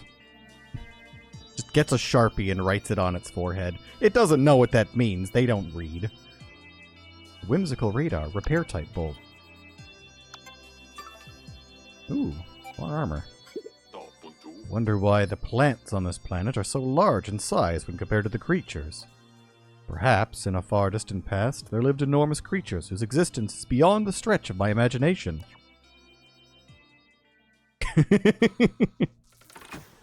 Glad I could make you laugh.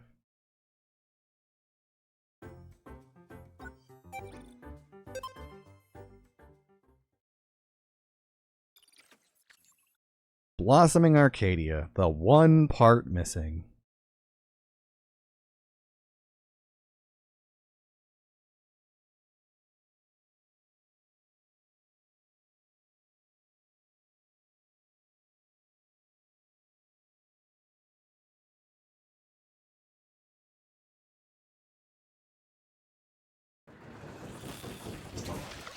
Oh, right, the fire area. I remember now.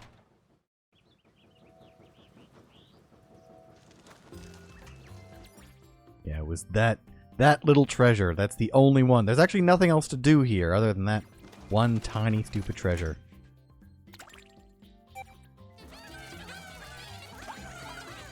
Alright. Gang's all here. Except you, shit-ass. You stay home.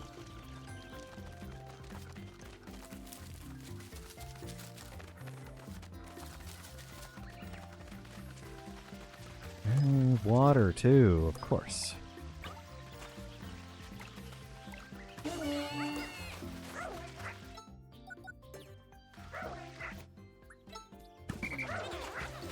Just blue. What? Excuse me? He really wanted to get in that hole.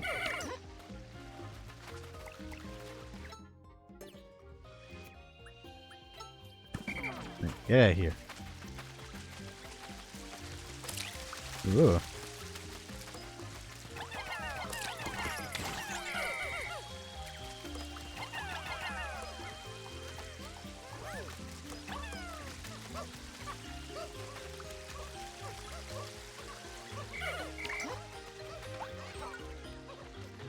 Well, now what? 30 seconds and we're done the day.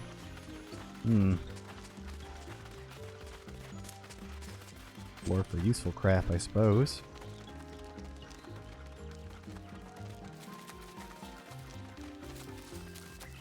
I don't hate a 10.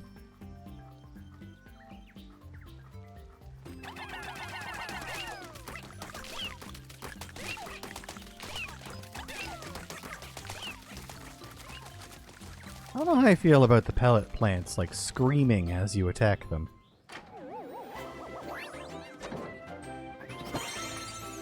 Aha! Door is still crooked, but, you know, it's looking better. At last, I've collected all the ship parts in this area.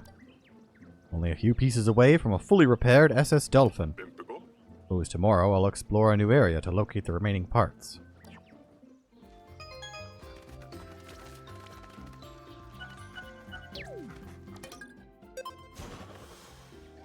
Have you guys up here. A little less walking for you.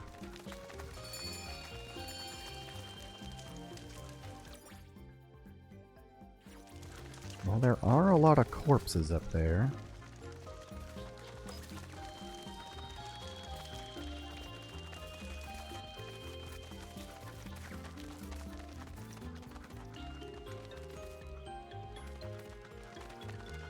Deal with that once they've dropped off the load. Oh, they're good.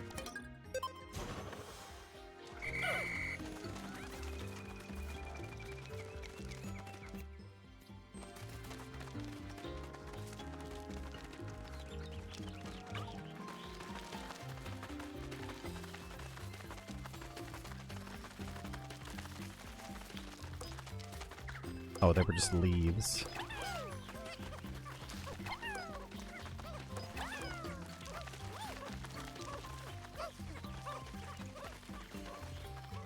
Suppose that's fine.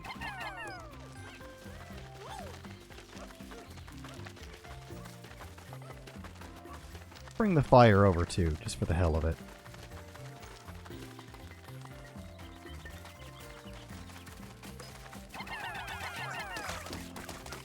See some nectar over there too. Don't mind if I do.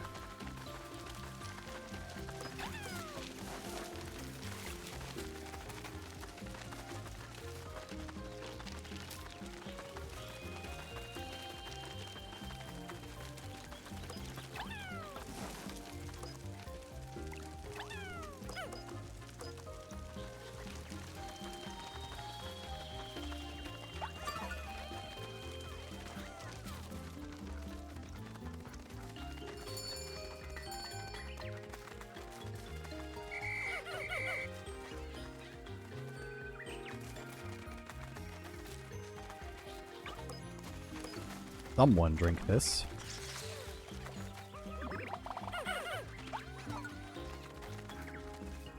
Wonderful. Yep, they're still carrying back. Why are they... They have taken, like, the longest possible route to carry that back.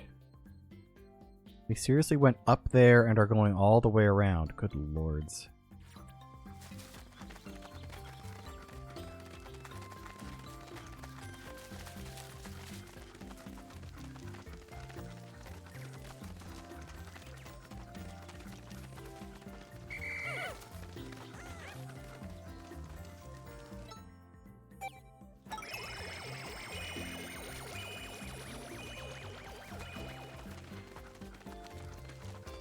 Where are those idiots?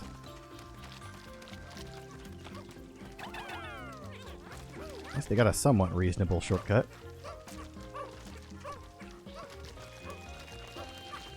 You can do it, buddy. There you go.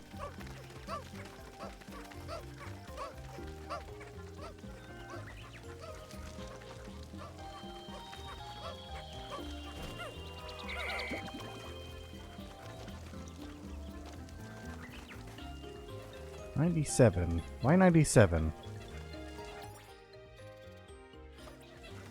Oh. Right, because you guys are getting berries. Yeah, we're good.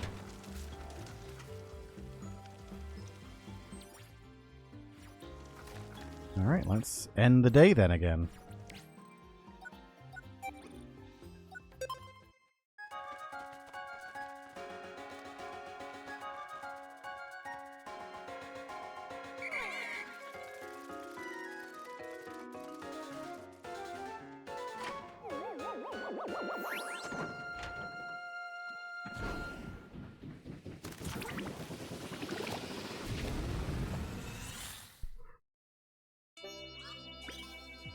Extraordinary Bolt.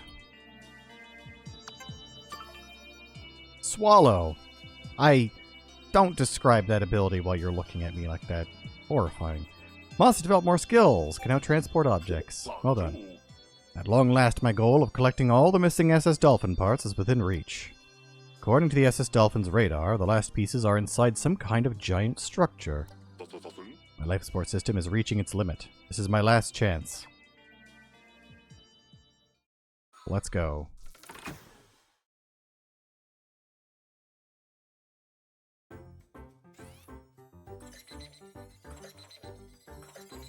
I think there was only one inefficient day for the one where we picked up the single part. The other ones were fine. The hero's hideaway.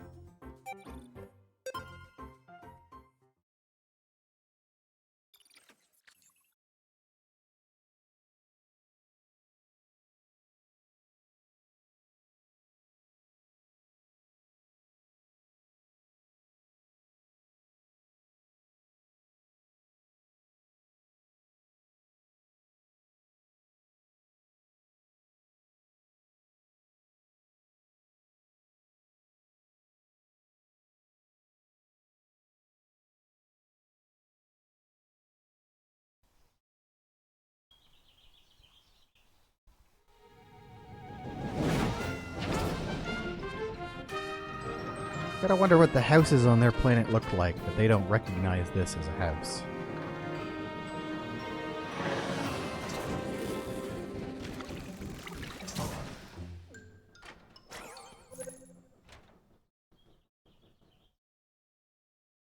Guessing we'll need all three.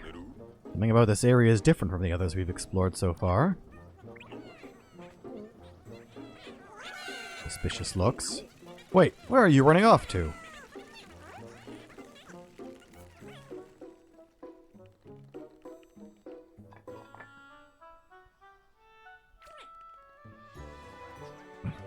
They're just having a party.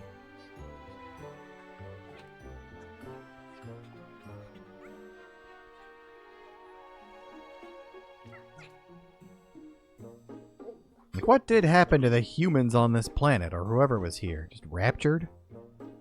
Can't be a good sign. The Pikmin don't usually scurry off like that. Suppose I'll have to call them back while I search for the missing ship parts.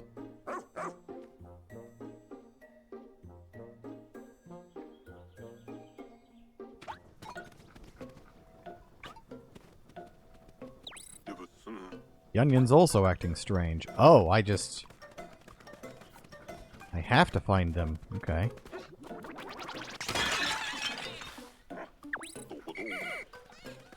Quit goofing off. You.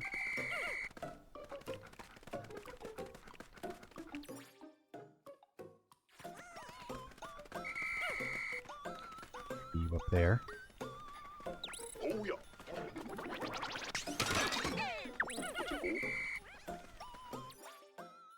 Wait, what? Oh, I see. You're behind it.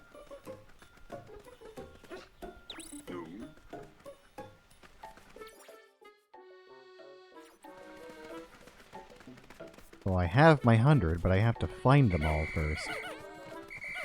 Very weird. Oh, there's not time either. Day and night just isn't passing here. Interesting.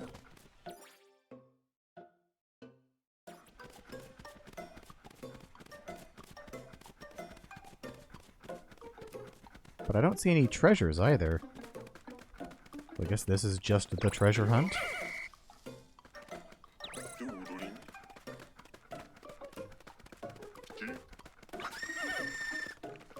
Better start looking for those ship parts.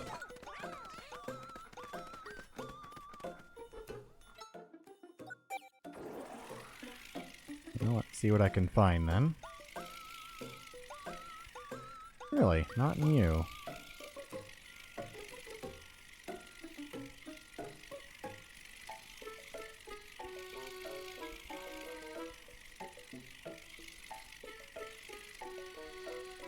My guess then is that they haven't spawned yet. That's gotta be it, because it's not showing them.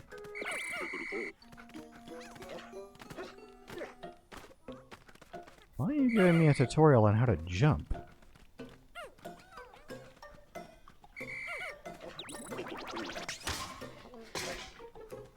44, we got enough.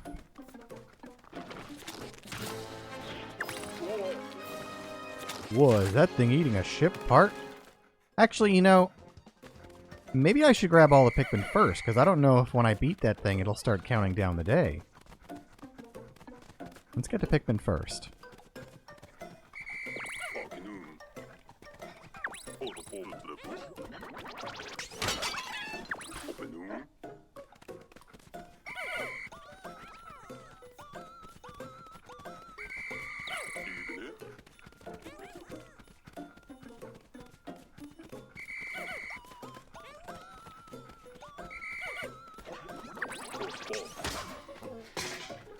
You 3, 5. I can count. Yeah, it's actually just giving me a tutorial. That's so strange.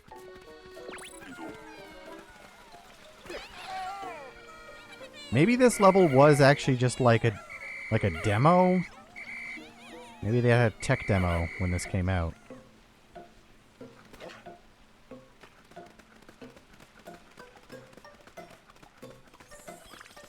Oh, I saw that.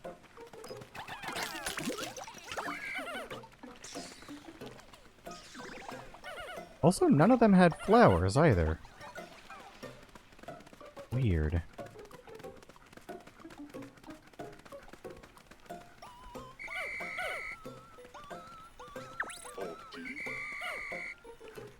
Area has some complex terrain.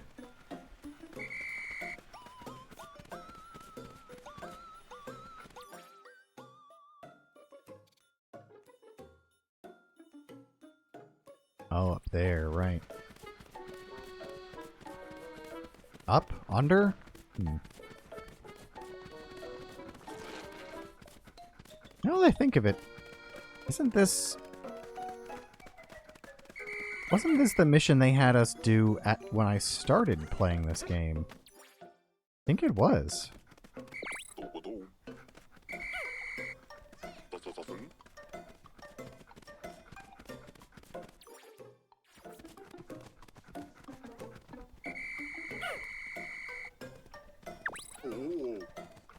Found all of my Pikmin. Now I just need to find my missing pants.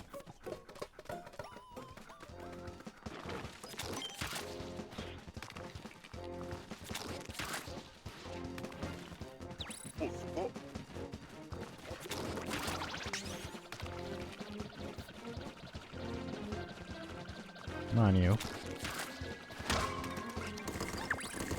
Slap it.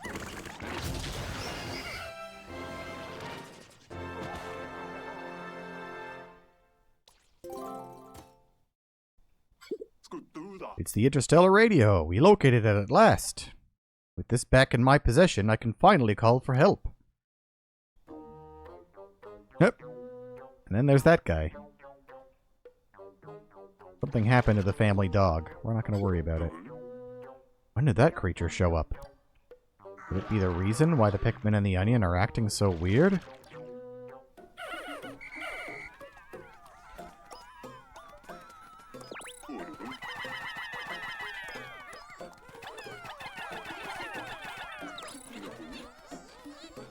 They're unable to transport this.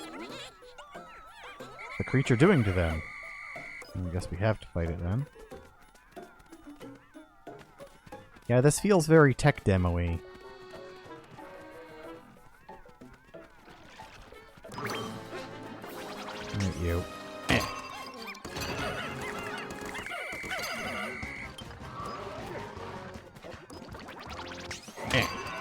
Get slapped.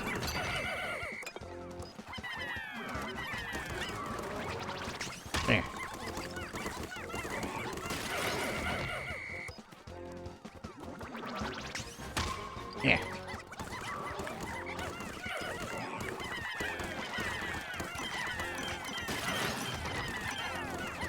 Let's keep slapping him.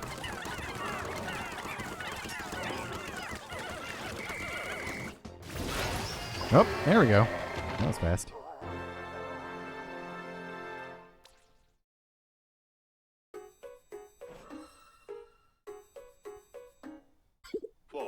Thank goodness. The Pikmin and onion seem to be back to normal.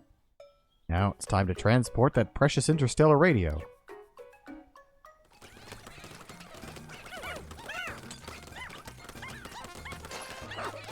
And you can also, like, punch a bunch of stuff.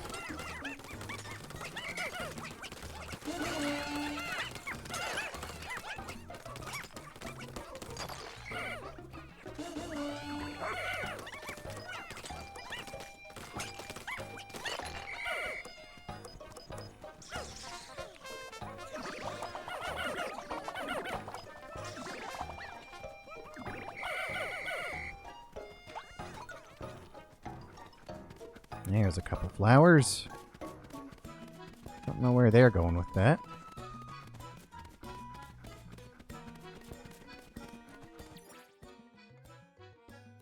Ooh. Oh, yep. Yep, now we got the day timer. Halfway done the day.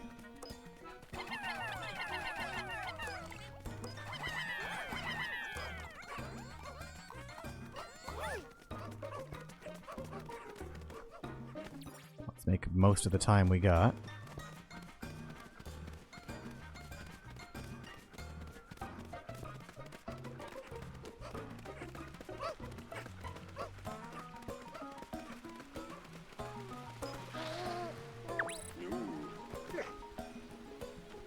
Pikmin must be blocked by... I see.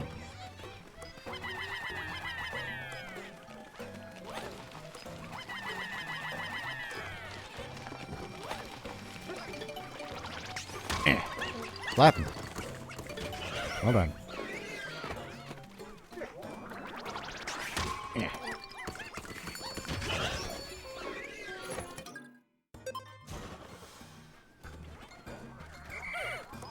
Hope that didn't interrupt too many of them. Oh, they couldn't even use the upper area. That works out then.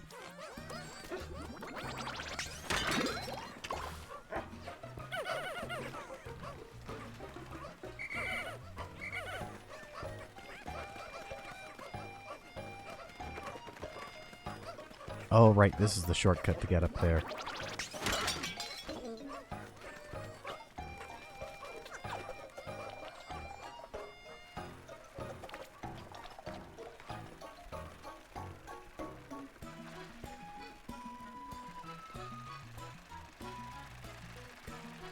I see you over there. We don't have moss, though, so we can't fight this guy. Fine, though. Not actually, like, aggressive. It's just annoying.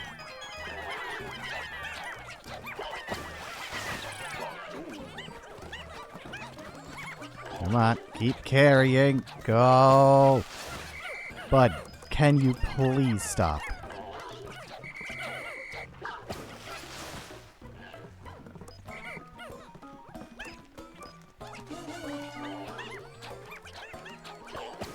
Just carry it, please.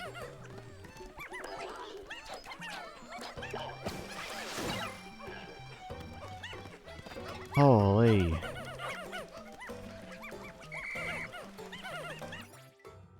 Oh my god, are they seriously trying to carry it past him? Why? Oh my god.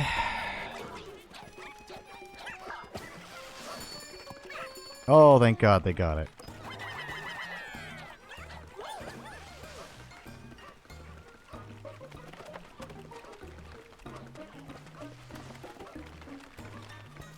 Why's that yellow? Weird lighting, I guess.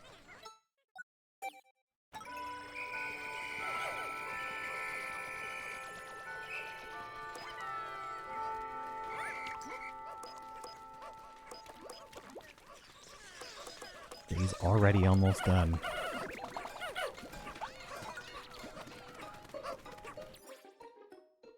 Well, we got a couple of treasures. That's the important thing. That guy's still being a dick. I should be idling other places. I don't need to fight that guy. You, however...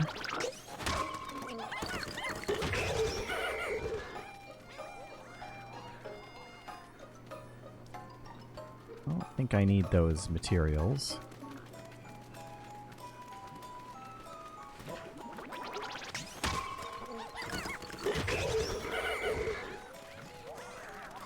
You.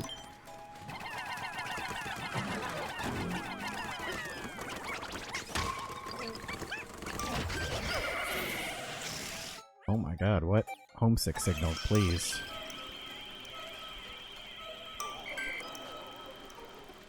We still have two, and I feel like they were just constantly getting slapped. Like, where's that last one? Yeah, it was just two Pikmin being slapped forever. Well, we got him. Did what we could with half a day.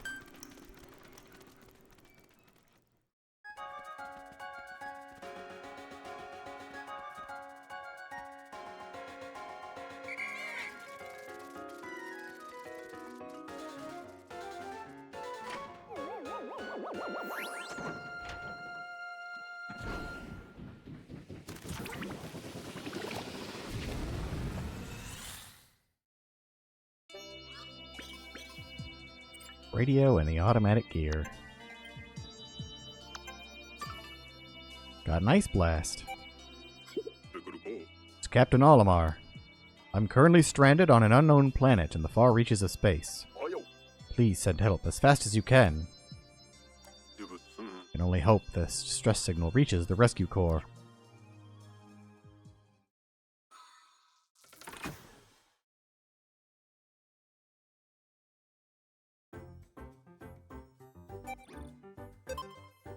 Two of 7. 4 days, 4 parts.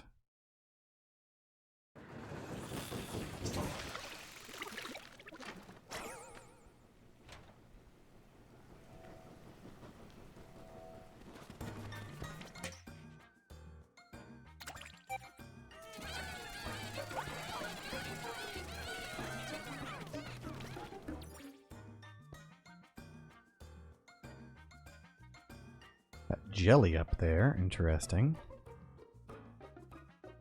Wait, where do I go then? There's nothing else I could do over there. There's fans, but that doesn't get me up to the top. Looks like it wants me to go over that way.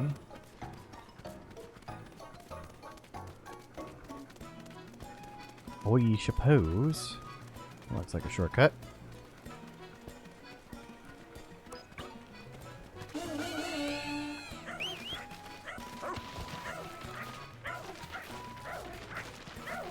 Dig away!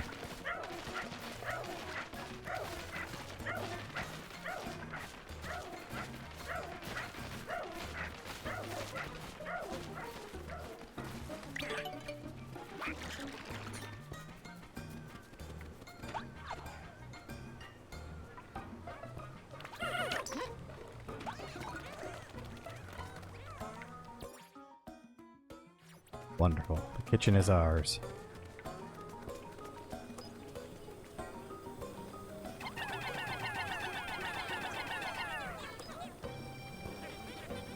That's one of the parts.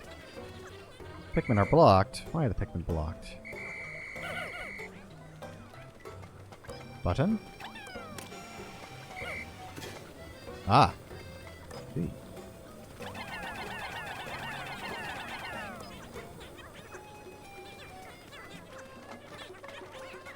I don't think there's any enemies to distract them. They should be fine.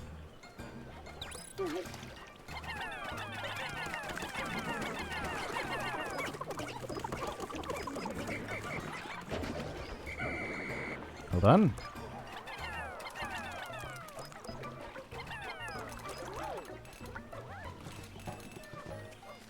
Another part.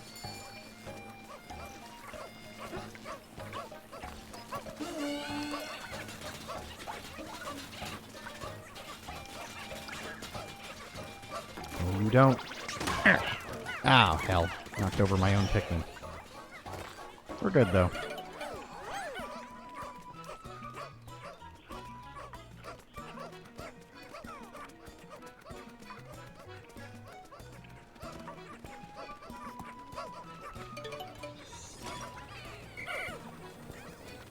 Hold on, lads.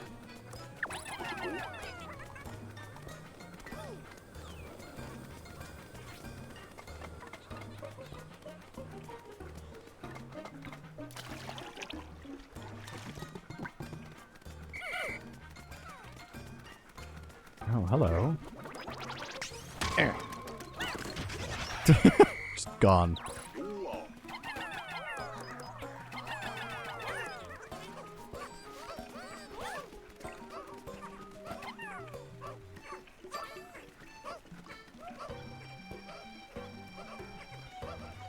Oh, I get it. Last part's gonna be in that safe, and he probably gets, like, stuck in it. That'd be my guess.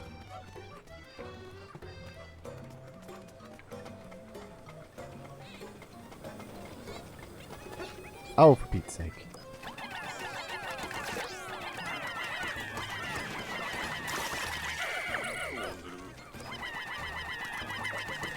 Lay him.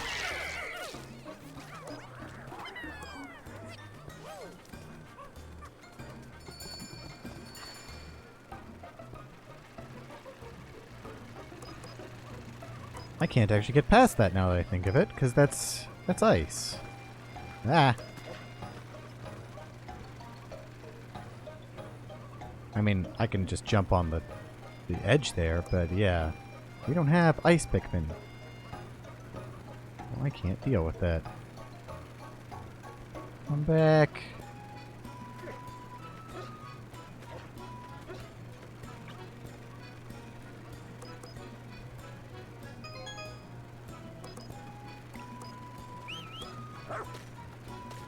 Well, I mean, Moss can take care of it. Moss doesn't care about the coal. Oh, wait, no, actually... Yeah, we don't care about that.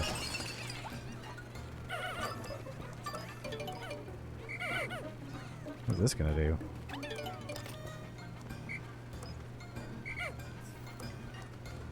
Turned on a fan. What a weird kitchen setup they have.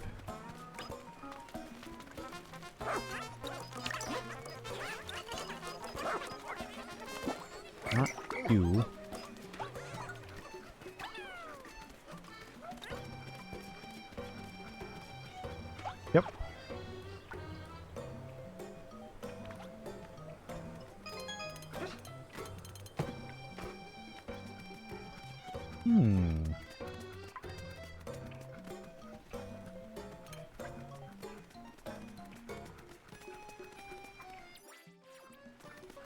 There's 2 more. Oh, Jesus. I guess that's how I get one of the parts.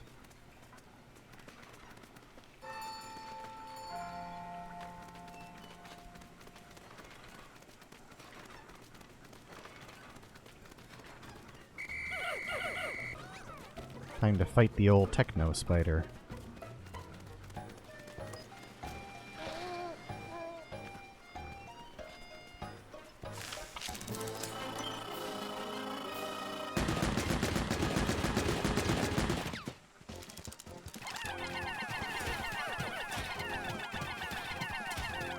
Are you, like, missing?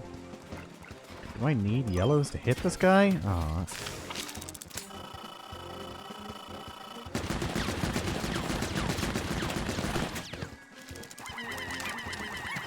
Slap away!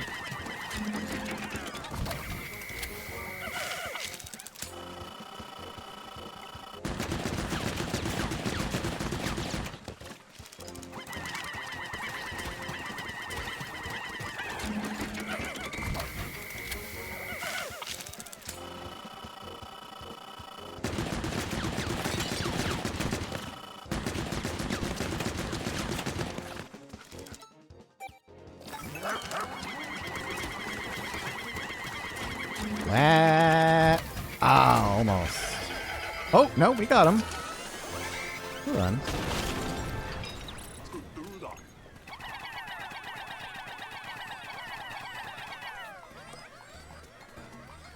And away it goes.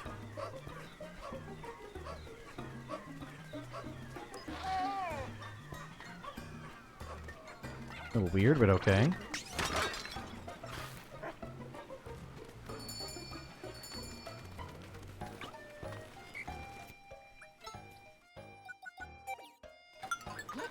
Yeah, the room up for me.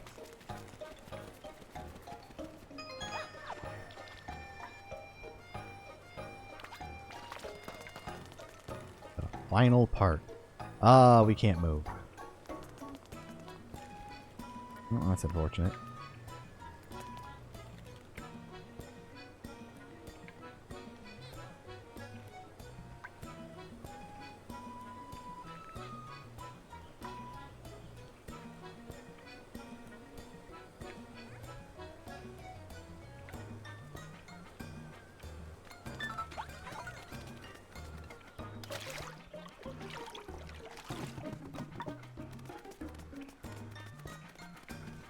And finally, the safe.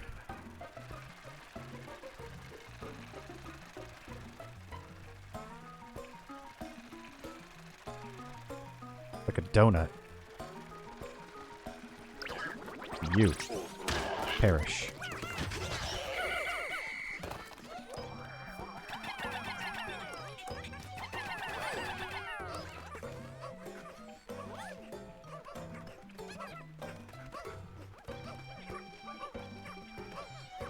And with 3 days left to spare, no less.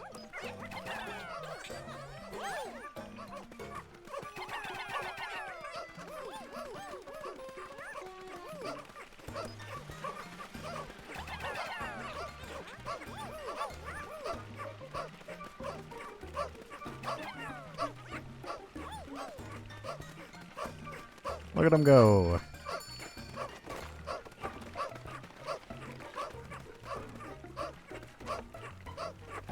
Can't do interstellar travel without your chair.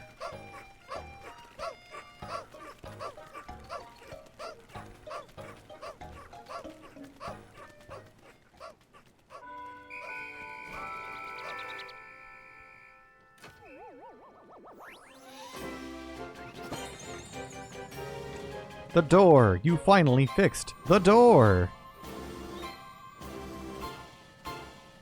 I always knew you could do it, Olimar. Done it! I've done it! The SS Dolphin is fully repaired. Finally, I'll be able to escape this planet. Time has come to head home. I'm going back to Hockatate. Back to my family.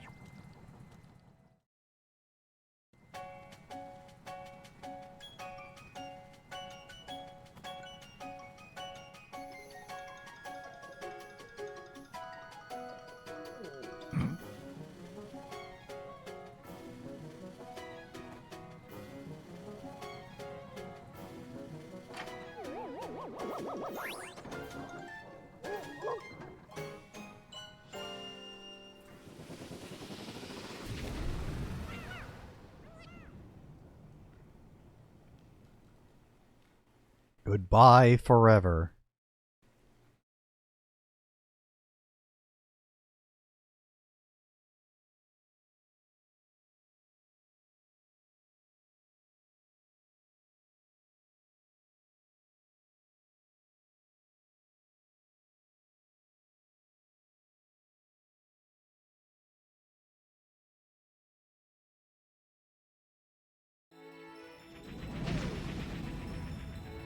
And then he hits a second asteroid.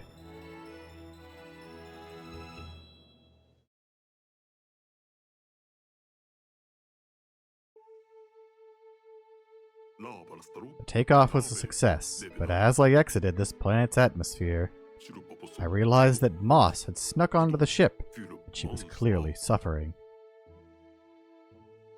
I rushed to turn the ship around and tried to land. But at that very moment, my life support system failed. 3 days earlier than it was supposed to.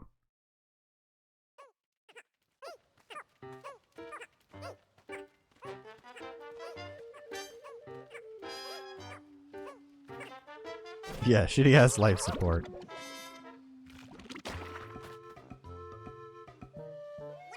Also, the onion ate my helmet. And my gloves. Repairs complete. Look at all them gears we got. I will say, you know, I don't actually... to be fair, I don't remember what the parts looked like in the first game, but I want to say that every single part you picked up looked different. I'm gonna check that to make sure I'm not talking out my ass.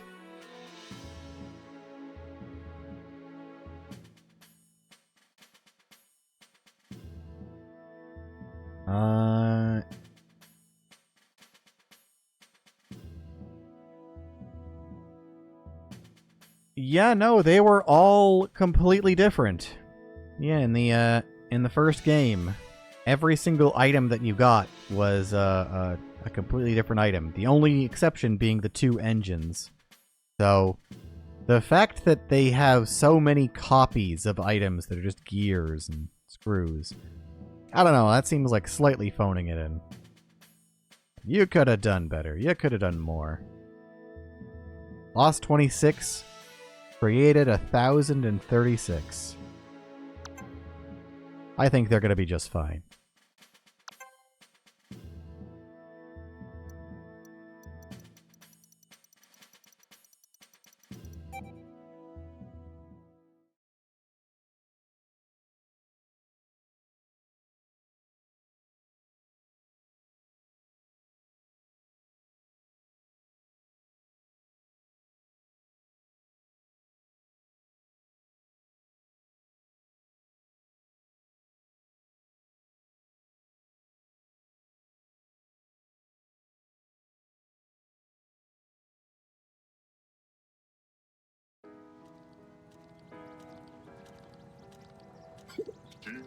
So that's the story of how I was pulled back to this planet. And how I lost my life support systems and woke up as a leafling. I appreciate you taking the time to listen to the entire harrowing tale. Thanks to you, I have been able to remember so much. When I first became a leafling, I remember seeing a very interesting looking cave. Must be around here somewhere. Ooh.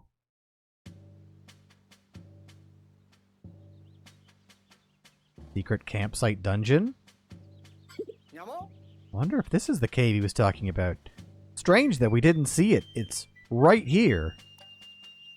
While Olimar was recounting his adventures, I spotted the entrance of the cave right here. Frankly, it's shocking that we missed it. It's kind of huge. For whatever reason, our radar never picked up on it. That must be why we didn't know it existed until now. What could be inside? If only we had used our eyes.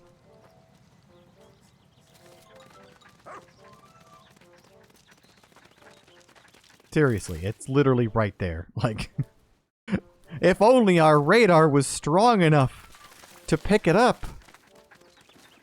Like, stop relying on the radar. Use your eyeballs. Treasure in here. Found a mysterious cave. Do you want to enter? Always.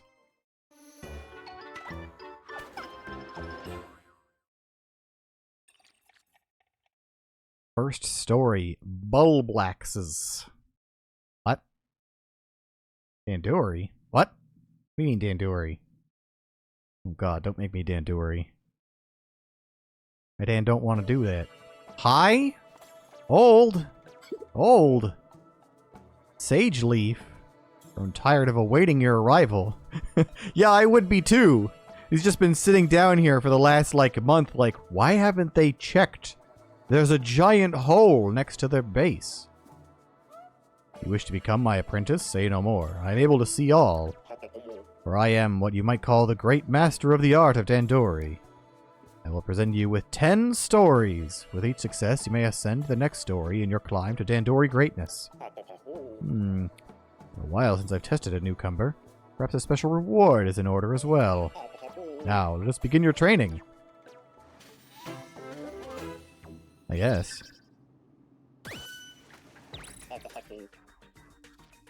Let's see, defeat all the creatures, eh? So probably we just rush up, beat them up, go around, grab that, go beat them up, grab them, and then just run through and get this. My idea.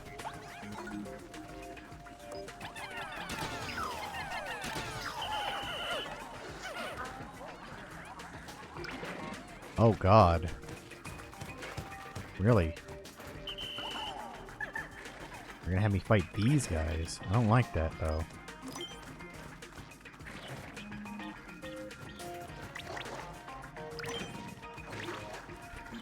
Oh boy.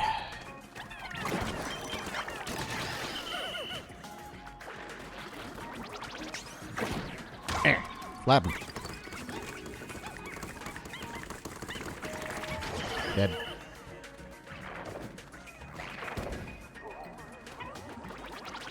Yeah. Slap him. Slap his butt. What's that? Bomb? I'll use it wisely.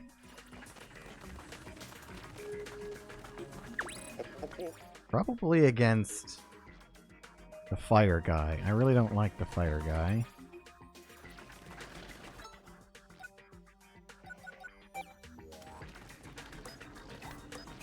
Heat bomb.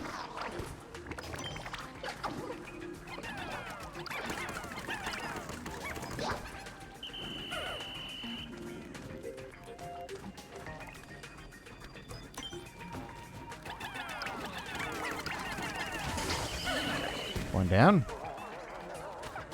You. Dead. Get up here, you lot.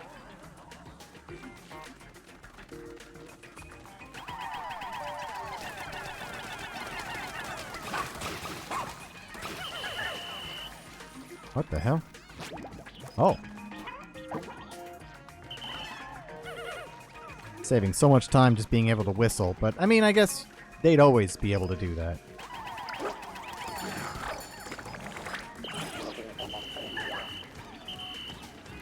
Oh yeah, walk into the fire. Do it. Oh. Come on, fire, fire, fire. Over here. Yes, excellent.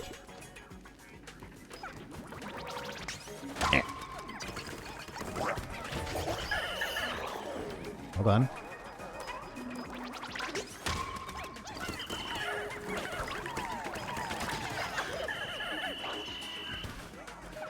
No, you don't. Goodbye. Gold! I'll take it.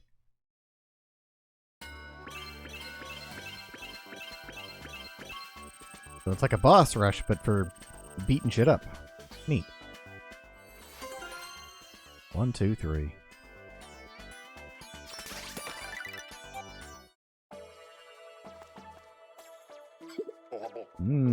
You've passed. I'll be waiting for you the next trial.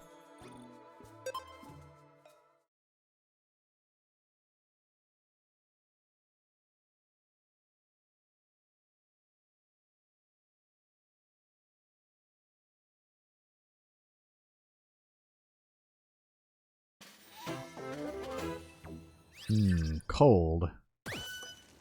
Don't like. Something up there. I don't know what, though?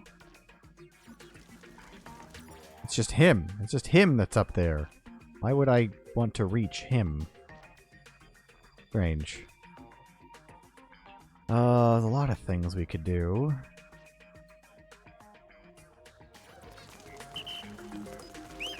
Nope, wrong. Wrong? Wrong.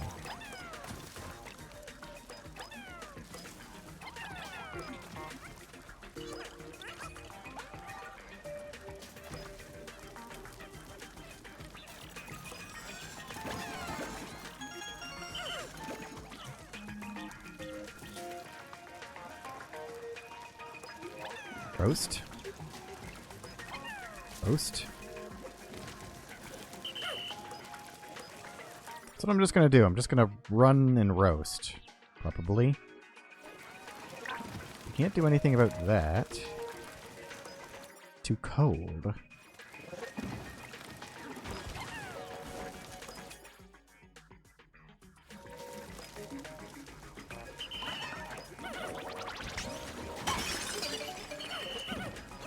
Go grab it. No. Put that down.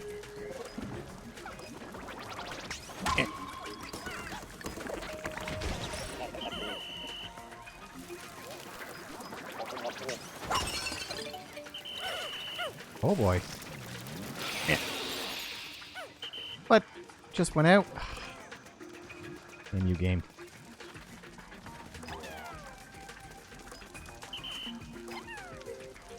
Please, game. Throw! Hello? What? What is it doing? Throw. Oh, lords.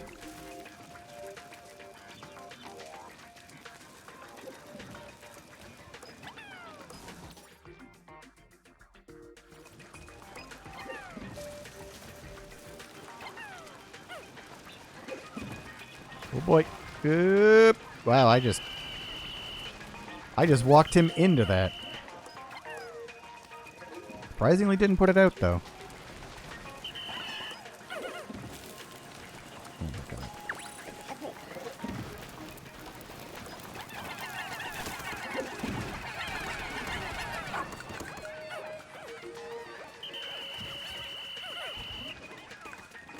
Thank you, you lot.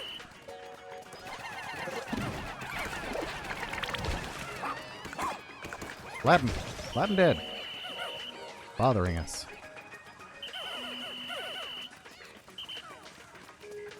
Right, so...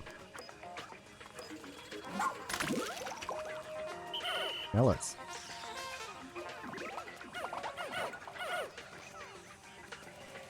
What do I do about that then? Oh, I gotta jump up it. I'm an idiot.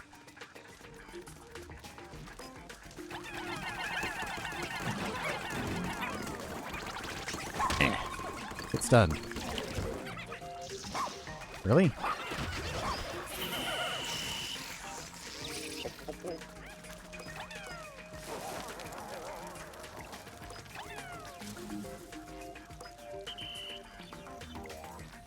You can strangle him, of course. Yeah.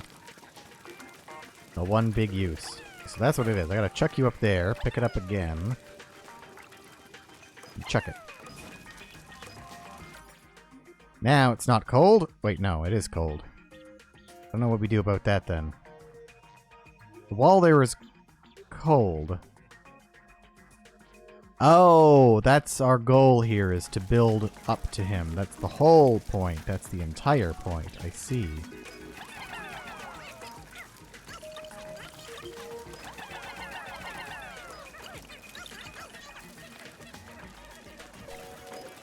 Nope, yeah.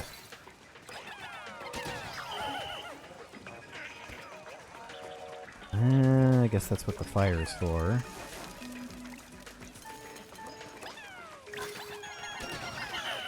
Oh yeah, I guess it does say right there in the bottom. Collect materials. Reach the sage.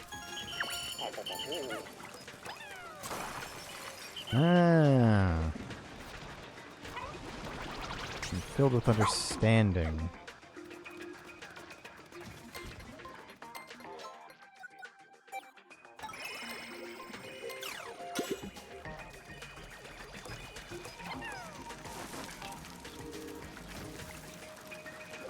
So now if I get this last one, it should warm up everything.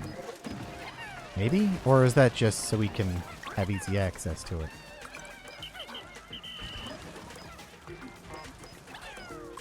Dick!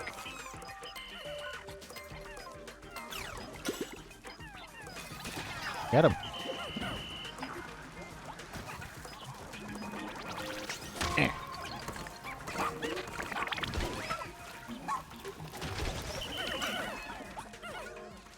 Right. 1 minute left.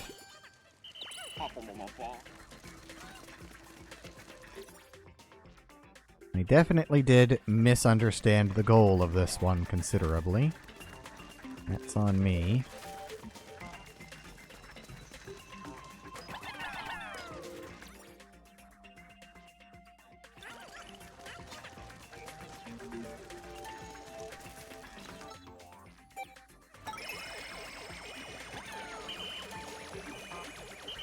Oh, what are you doing? Oh, I hate when they do that. Like, you can't pick it up. You can't get up there.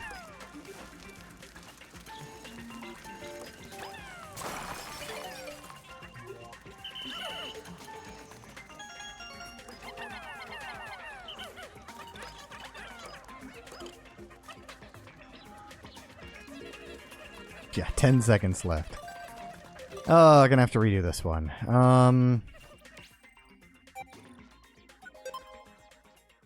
Well, now that I understand...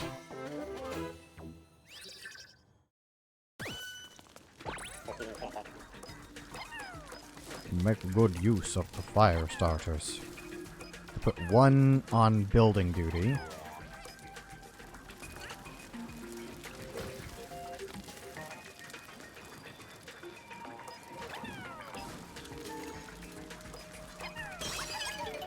Ooh, more Pikmin. Good.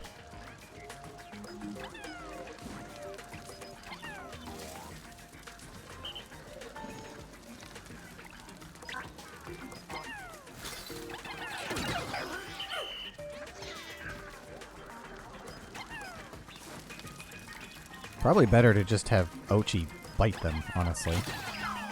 Rather than worry about anything else.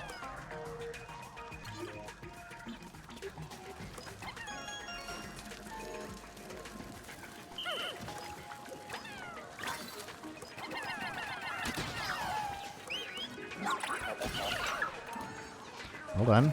Hold on. No, get back here. Remember to consult your map.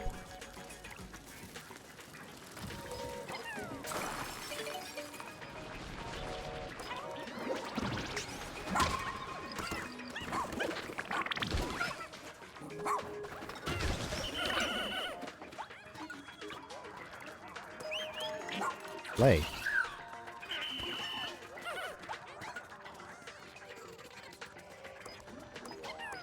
Wait.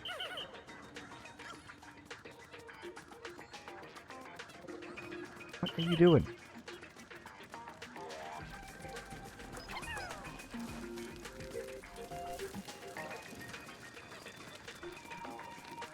I guess I don't really need to pick that up. I don't actually know if it makes the room... Well, it does look like it makes the room warmer. That's useful. No time to daydream, he says. Leave me alone, old.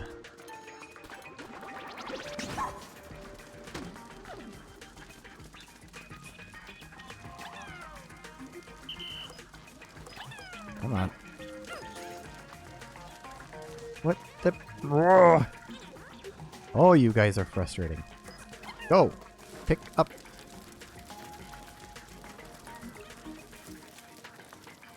Ah, yeah, it does get colder in this room. You. Go away.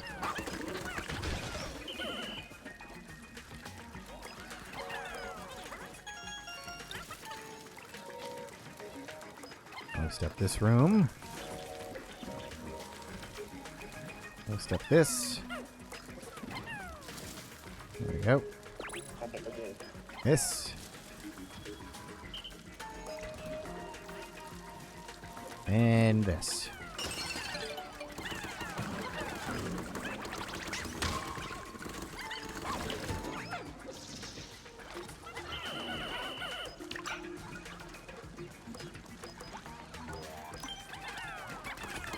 Get him.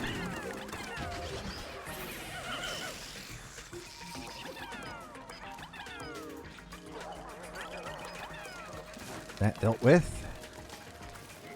Now we just need to deal with you. Whoa. Fella. There you go.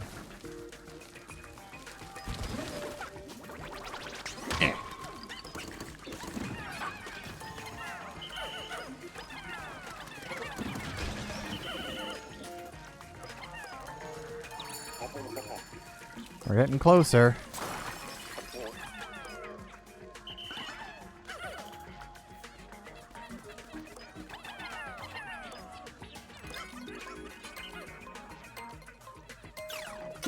Should be all of them. I don't know how you would do platinum on this. There's some silly tricks to it, I'm sure. Deal with that. Deal with that. Deal with that. And then this last one up here.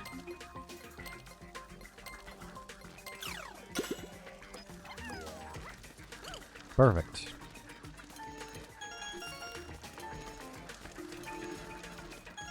You're doing a good job building.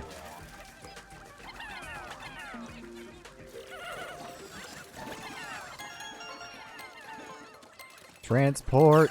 Build.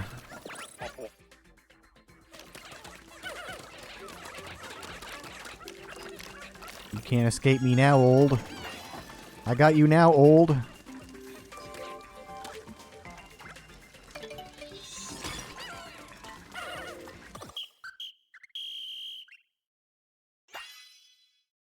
Did it.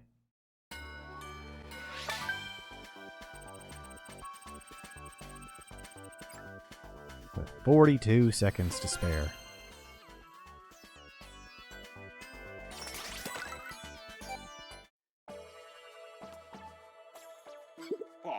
Was that too easy for you? Well then, things are about to get less easy. Prawns, you may as well have lost. Yeah. Hush. If time runs out, you can keep practicing in overtime, but it won't make a difference to your final score. Weird. Collect all the treasure. Alright. Now that I've actually read. Oh, I hate this map. I hate this map. I hate this map so much. Oh, I hate this map. I don't even do. What the hell is that thing? Excuse me? Who's this fart looking asshole?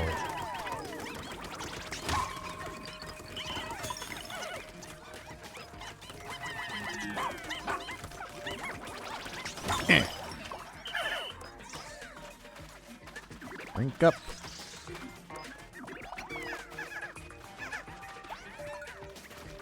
All that treasure. Ooh, I can just... Yeah, it's great. I can just whistle. Bring those guys down. Beauty. So much time saved.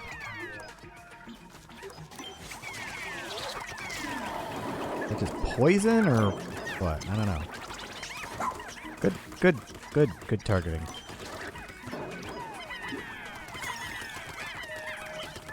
Villas.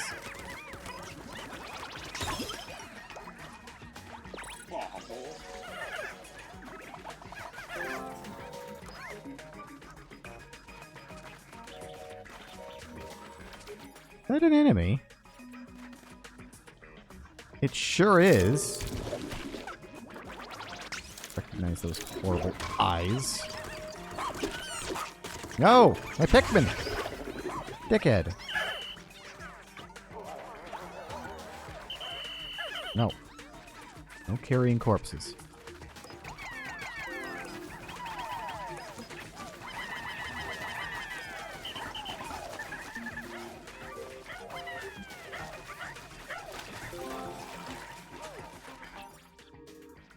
They're working on that.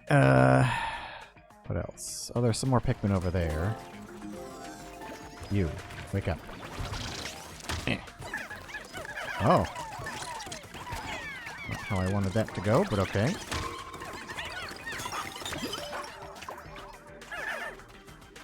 Drink.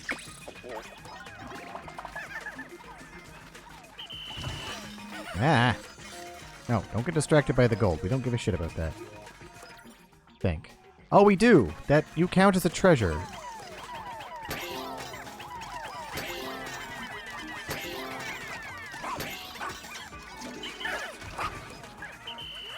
Is that all?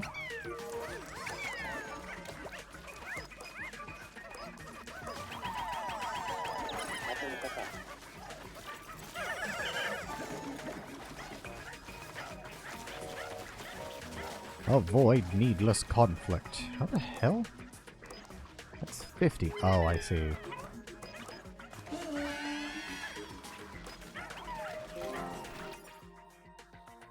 Still a lot of treasure.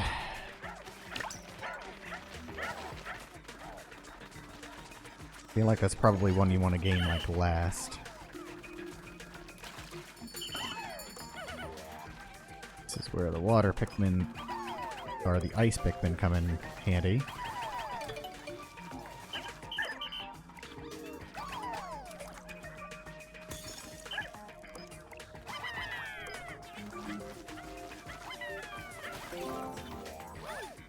What? I got it. Excellent.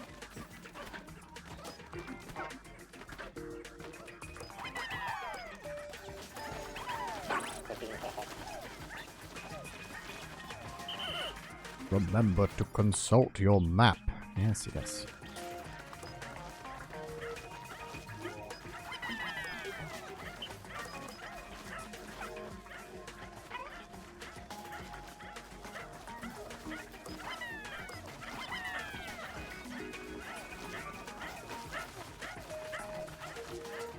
Oh, God.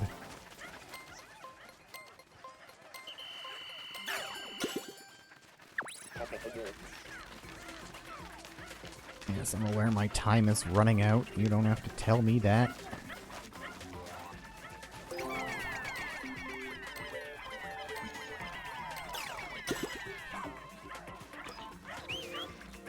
Dig. Nope. Oh, cheat.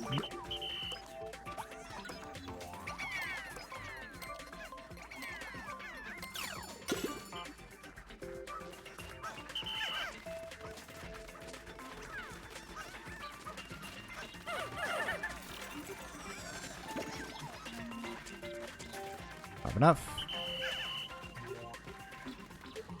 What do you mean? Oh, one's in the ice. One's in the ice. Oh, for God's sakes. Okay, so don't try to go for the cantaloupe at all until the very, very end. Good to know.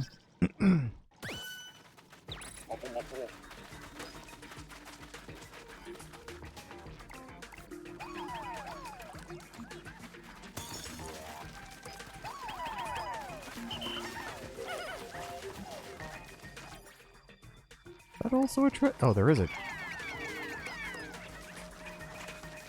There is, in fact, a treasure hidden over here. Won't you help with that? Took 3 years to dig up otherwise. Good.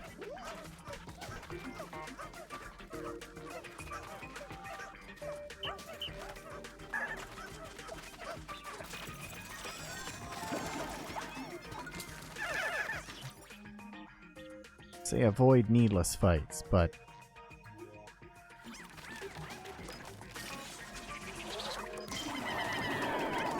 I also just kind of hate this thing.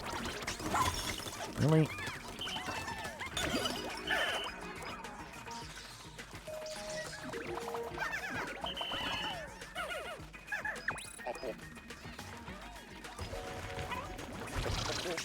Eh. Dead.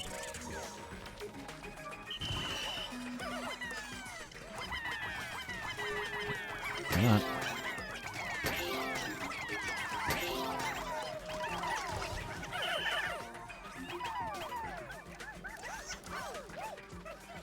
Cool, cool.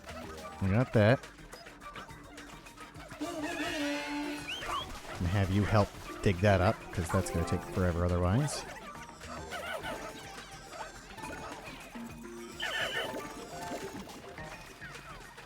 How much ice do I need for this? 10!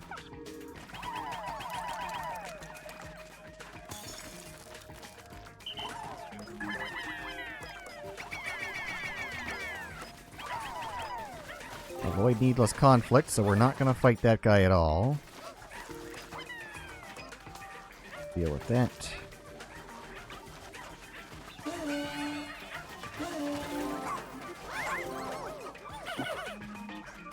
I wish you hadn't done that, Ouchie.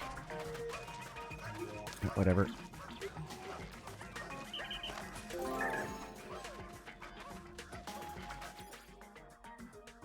Okay, and then we got those last ones up here.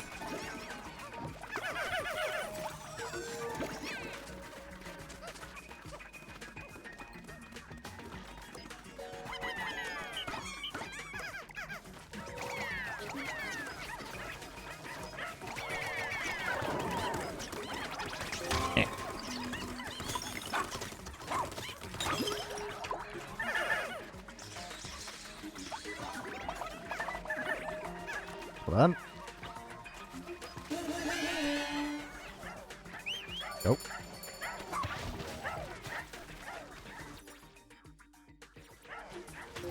Should be able to get it, maybe? Oh, gee, I swear to God. Let them carry it, please.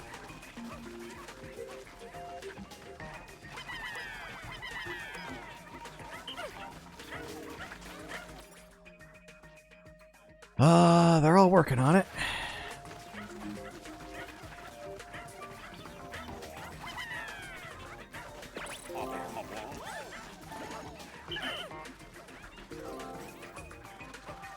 Close.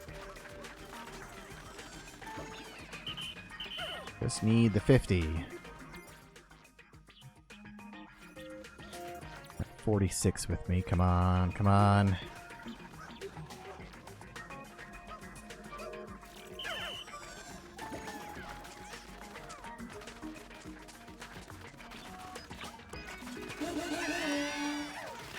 Pick it up.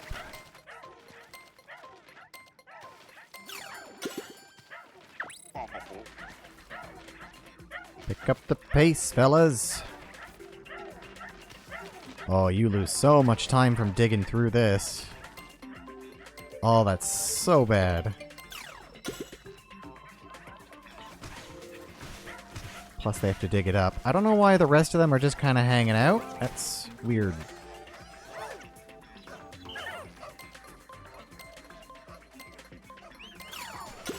Help. Help them carry.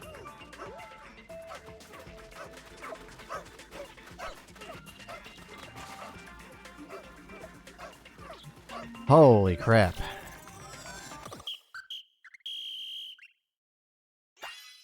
I'm guessing one part of the strategy is just like chucking just 2 Pikmin on the tunnel to get them digging from the very start. There was probably a lot of that, of just have 1 Pikmin working on a thing somewhere. I beat it. That's all I care about. God damn it, Porb. That too easy for you? Well, things are about to get easy less. Oh God, you've made it a count. Look what you've brought to this world.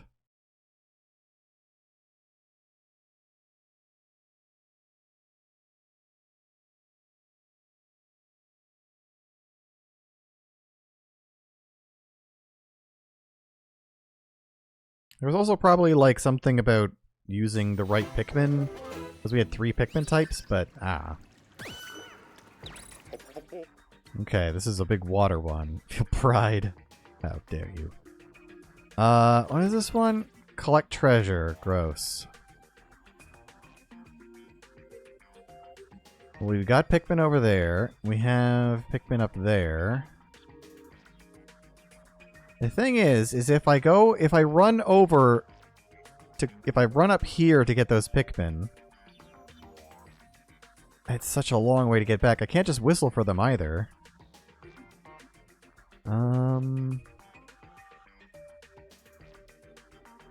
This is a weird one. Oh god, they gave me flying Pikmin too. That's great. I don't know how to figure out what is best for flying Pikmin. Slap him. Bite him. Bite him and slap him. Good.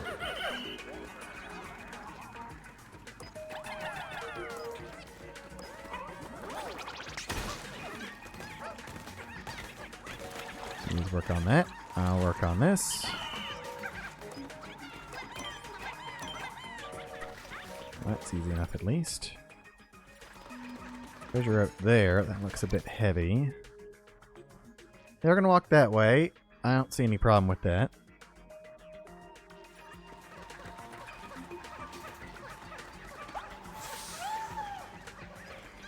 Holy, that's a biggie. I guess there's some water ones we can get. Ugh. Lord, there's so much crap everywhere. Are you having me deal with one of these guys? What if I didn't, though?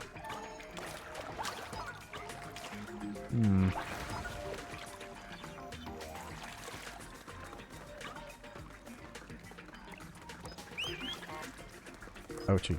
Ouchie, please. Interestingly, we can go in the water, because the flying Pikmin just go over. Ooh. That's very interesting.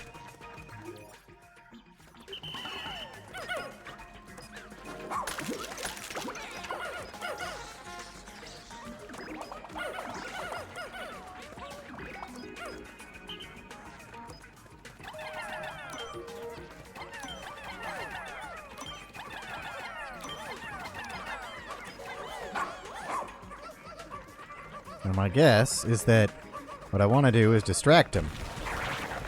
Over this way. This way, fella. Come on. I don't need to fight a boss. Yeah, there we go. You idiot. Ooh, cool. Maroon. Alright, what's next? The big fruit over there. There's some water ones.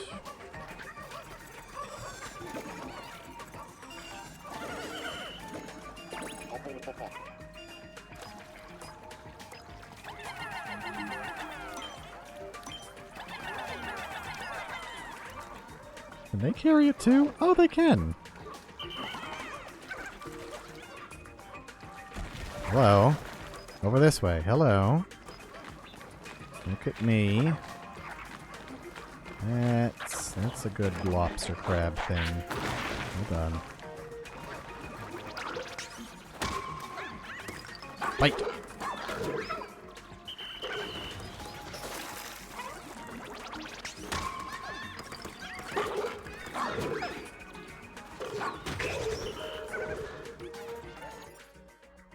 Cool. How much do we need for this? 15. We don't have 15. I can maybe get 15. Not that many treasures left. It's a terrible spot to do the idler's alert, but I'm doing it.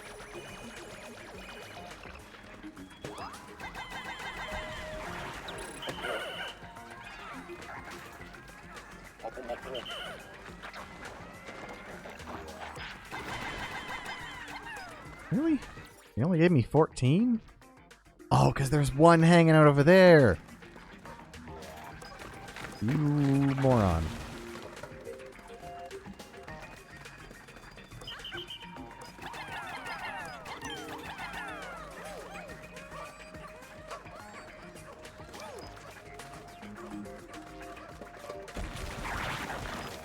Hey, over here.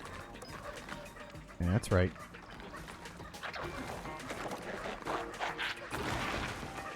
It's fine, whatever.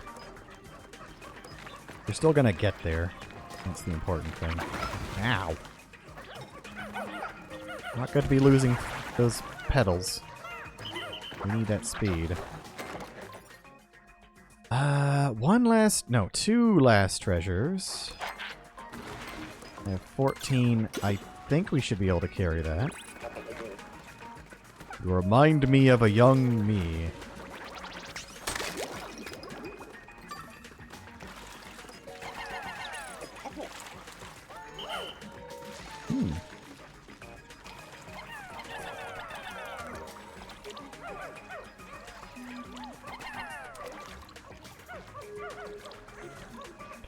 Faster. Oh, we actually got it. That's not bad. Juice you up.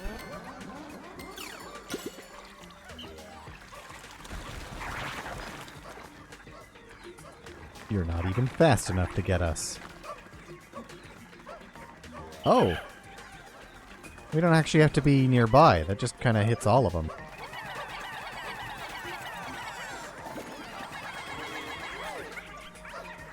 Never ended up getting those guys. I don't regret it.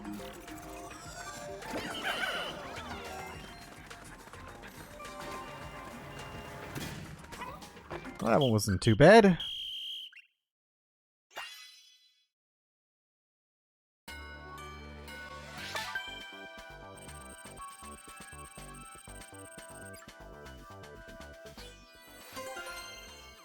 Minute 25.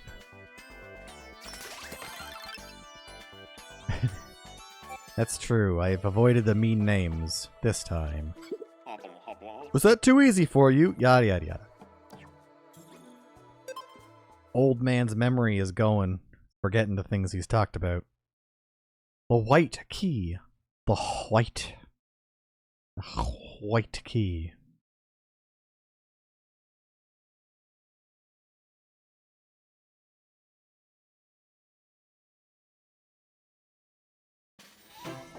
White.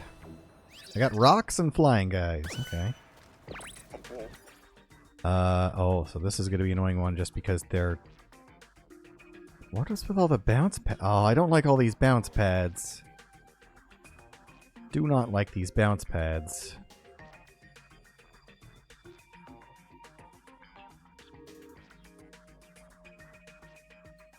Wait, what am I doing here? 9 treasure collected. I guess we have to go through and... Do we have to bring that back? I hope not. We have a button that opens something. No idea what. Gotta get every treasure. This map. I don't like this map. That was confusing me. Yeah.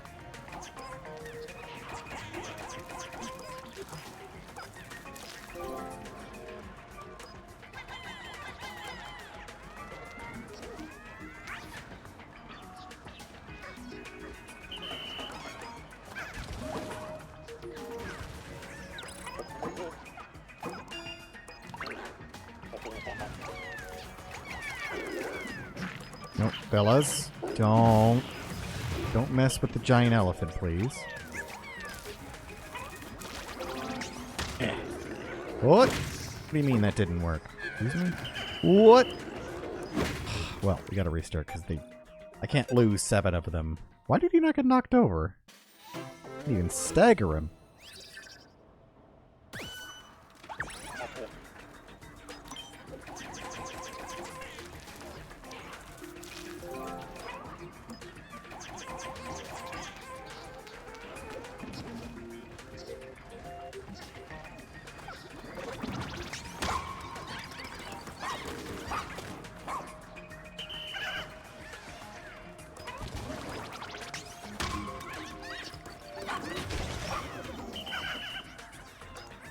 Good.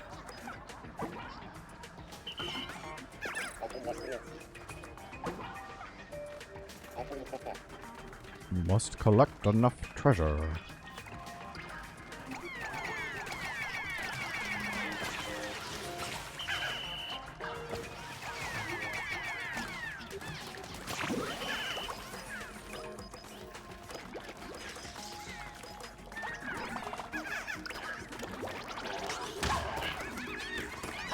Perish.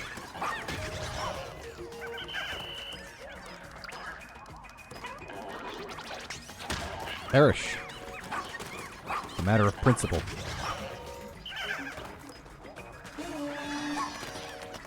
Dig. Dig, dig, dig.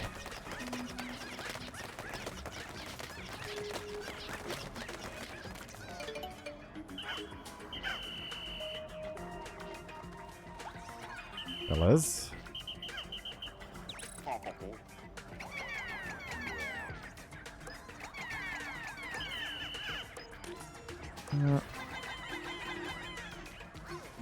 They got that. They got that. Good.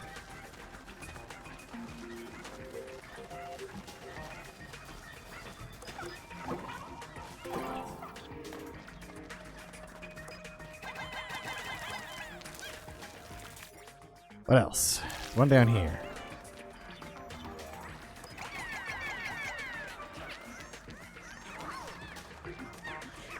Help out these guys. Oh, Jesus.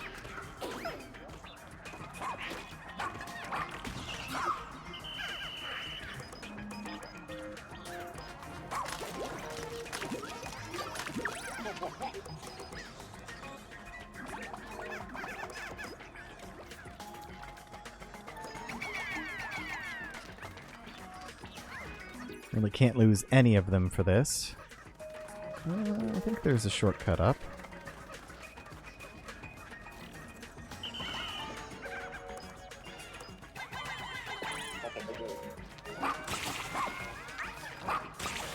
Oh yeah, I guess it's faster for just me to break those.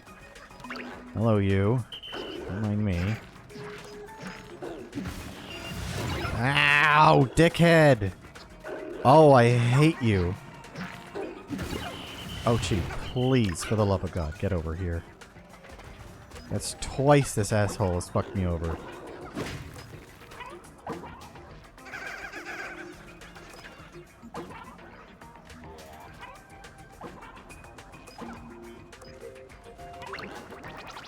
There. There.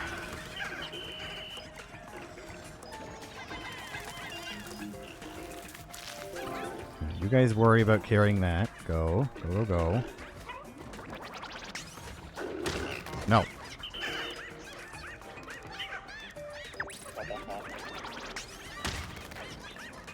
I don't know why that...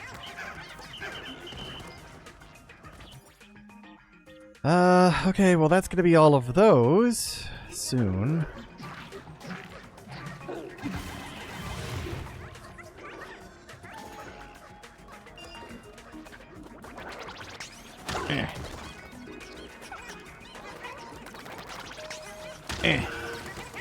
I will beat him up while we're waiting. I probably should have gotten that other one faster. It's on me. Oh, I should have gotten that one way earlier. Oh my god.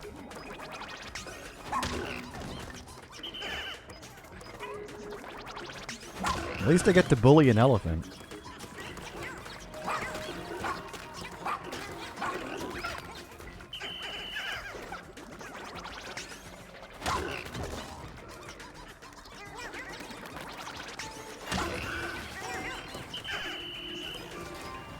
Let's go.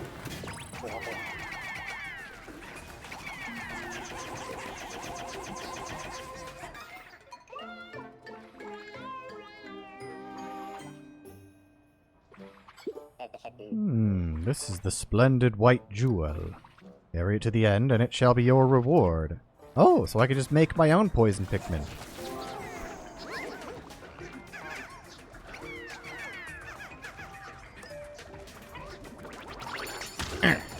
No, you don't.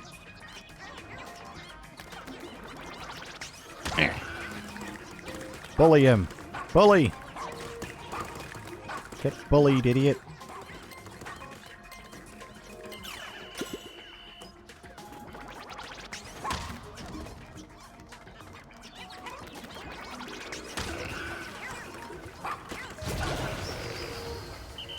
What you get for acting the Mickey. Go faster.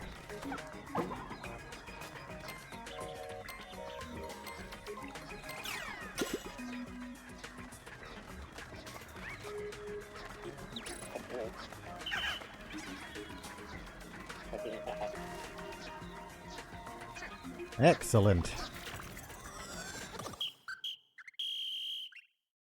Another silver. Probably would have gotten gold on that if I'd picked up the one near the elephant first.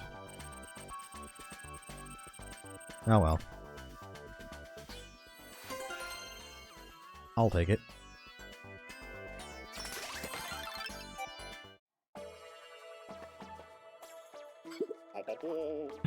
As well be bronze. Shut up. I'll grant you a true jewel, the white onion. I'm surprised you've been able to keep up with my training so far. You display amazing promise. But your training's far from over. If I were you, I'd be careful from here on out. We found the white onion, which, aside from the yellow onion, is one of 2 normal named onions. I guess red onion, too.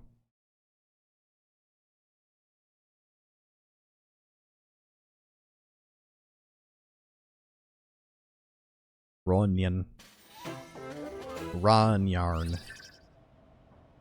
What the hell is this? Gates unlocked. I need to... What? Huh? Oh, oh, I don't like this map. Hey, my head hurts. Don't... What the hell do you even want me to do here? I guess I could bounce over here for some reason? Hit a button? Is that it? As I'm just hitting buttons here? I don't even know what you want me to do with this one. Where do... Yeah, survey drone would probably be actually useful here. I can't jump up there. I can't reach it. No, but actually though, what the hell do you want me to do? I'm trapped. Do I have to chuck... Wait, I have reds. I don't think I can even chuck them up there, can I?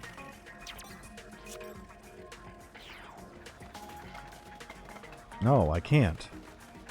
Oh, I see.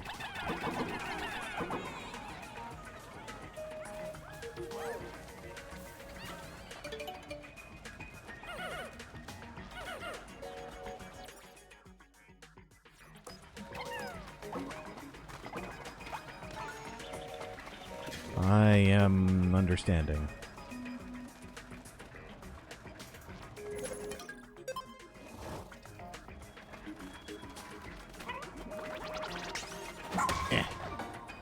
Golfing.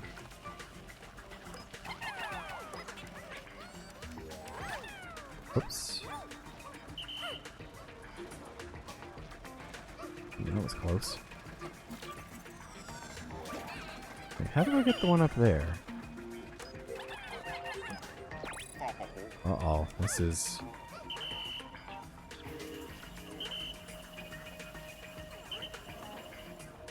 Okay, good. Ah, damn it. Fucked it up.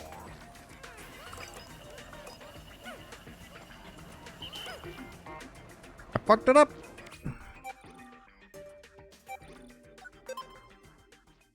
I whistled too many times. I confused them. How do I get up that other one?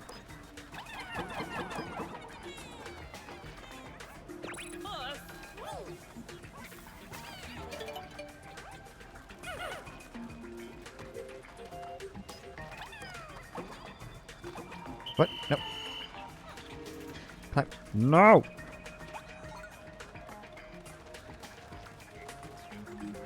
Damn fool.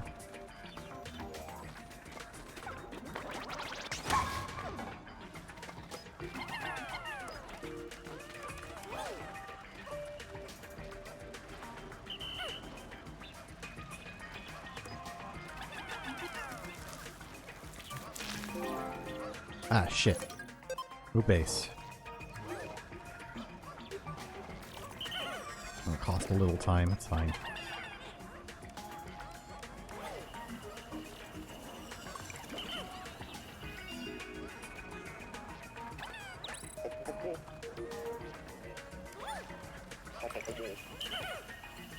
I don't like that whistling, like, pulls him back. Just keep carrying.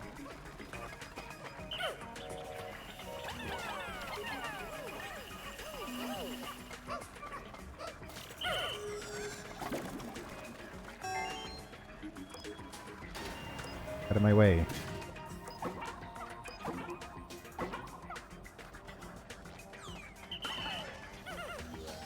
Oh boy. Fuck you, game.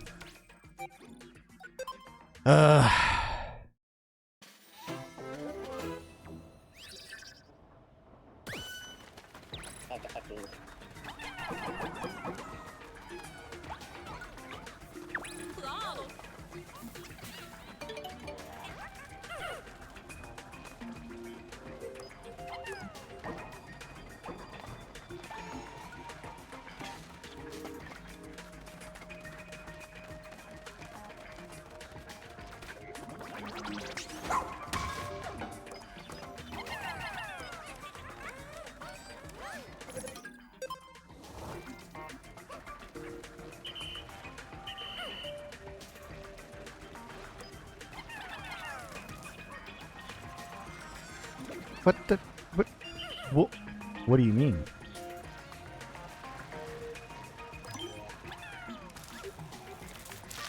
Sometimes the targeting is a little annoying.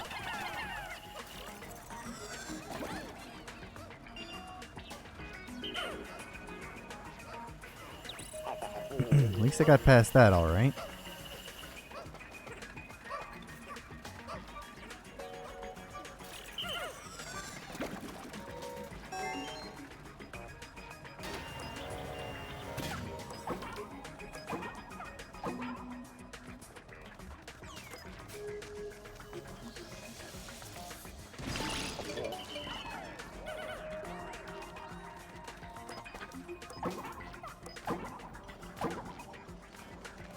Okay. Wait, what? Oh, I see. What's at the end of this? I think I only need to get one through, maybe?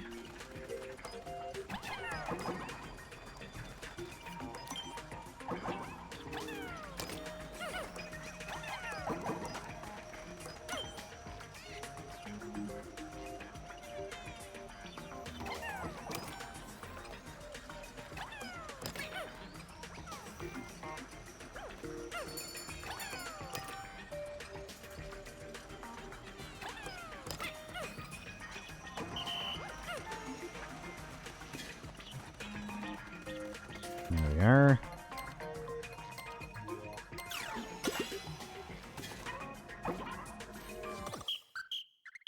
Hey, my first gold. Probably would have gotten platinum if I didn't mess up on the things.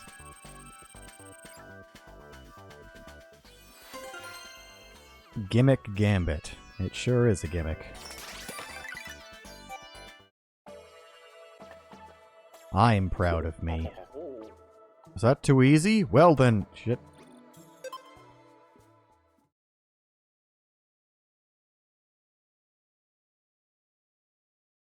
That one person's gonna be like, man, I really wish there were more onions for you to fuse. And we're gonna pop out of the mystery hole with 3 brand new onions. What the hell? Oh, this one, I like this level. Squish!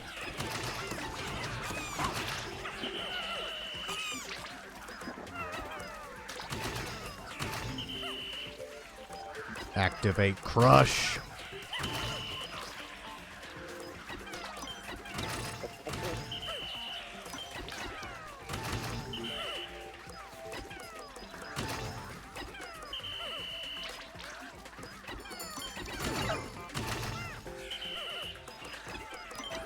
Crush them. Crush the children. Uh-oh. Oh, God. I didn't realize the time. Yeah, I guess.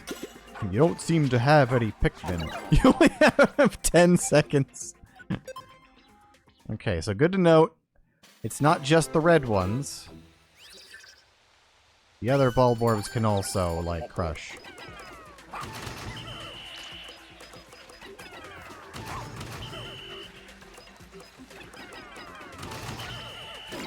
Ow.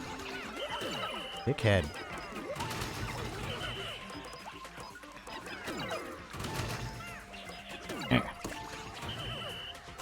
No. What are you... What? Why did you do that? Like, I'm writing you, and you're like, no, I'm gonna pick up this one body. You've literally never done that before.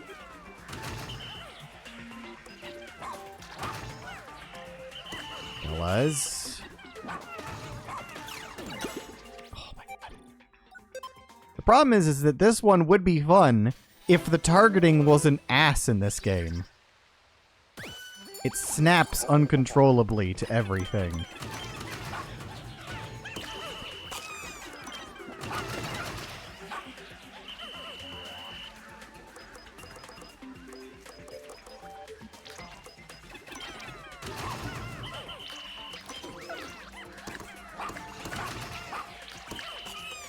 No.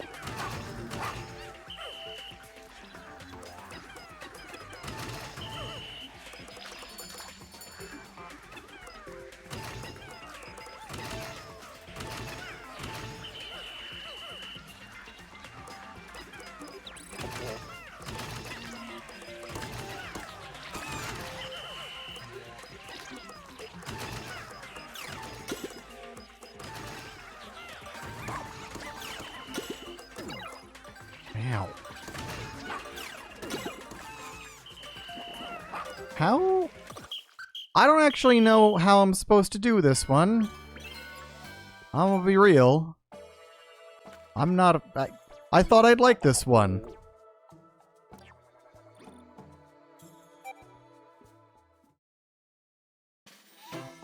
This is turning out to actually be like the most annoying one, because I have to rely on the game's shitty targeting mechanics.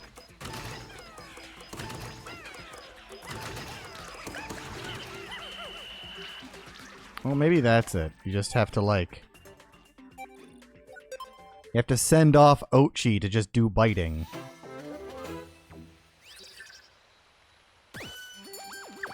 Go.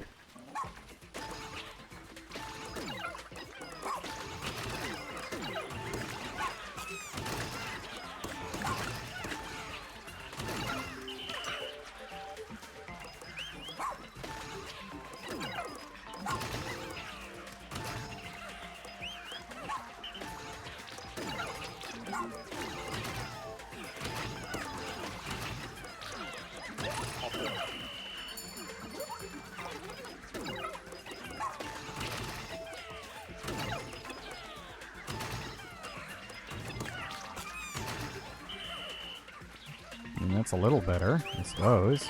Spell it. Stop trying to carry shit.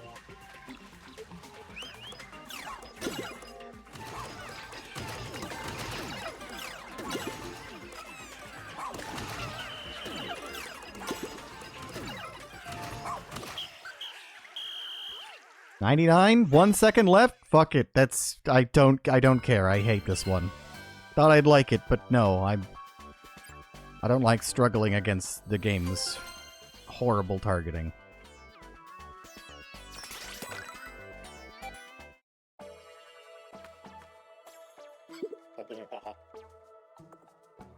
How will you fare next time?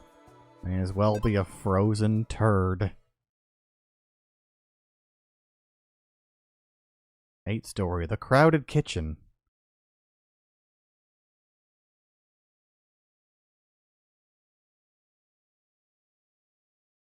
Wait, maybe you're supposed to use the charge. I just realized, yeah, the charge would probably, like, carve through... That makes a lot more sense. Oh. Yeah, charge would just, like, clear cut through the whole lot of them. Oh, now I feel silly. Collect 100... Did you say 100? 100 treasure! Oh god, I hate dealing with gold. Yeah, I did do it, so... whichever. Oh, fellas. No, I...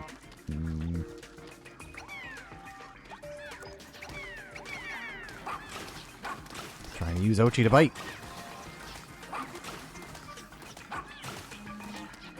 I don't even know where I start with this one. It's just a lot. There's a lot going on here.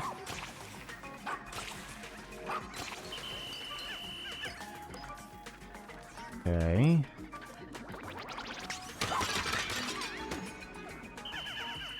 Bring to me my Pikmins.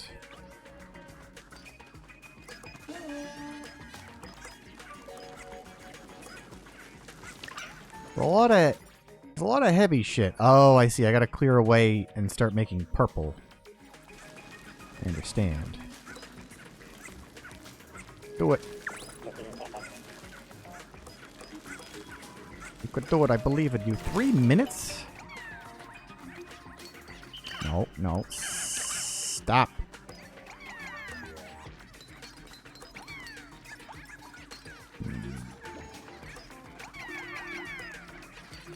This one's gonna be tricky. Because the thing is that white Pikmin are the fastest. But you're gonna need purples because so much stuff is really heavy here.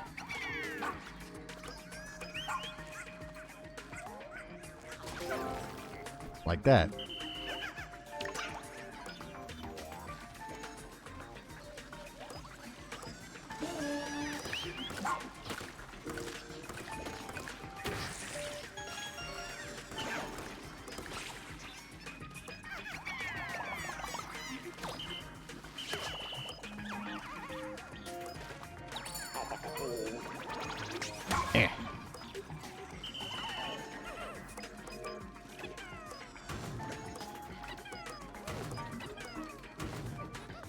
Go, my Thickman.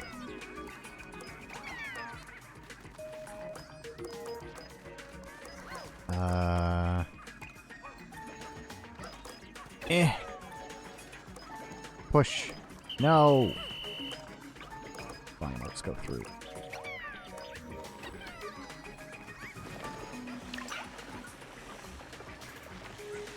How many do I need for that? Probably not a... Probably need more than what I got.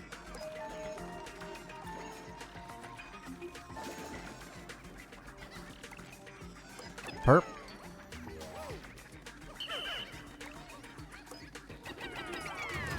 Oh, I need all of them, really?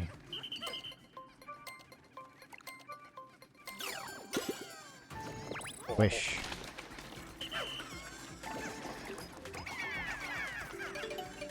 No.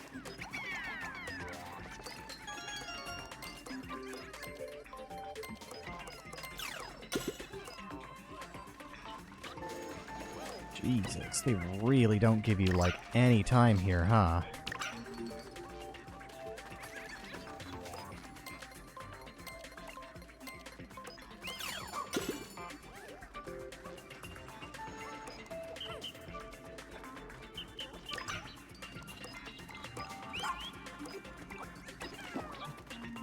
I forget sometimes that Ochi can do that. That's guaranteed to be the thing you need to do.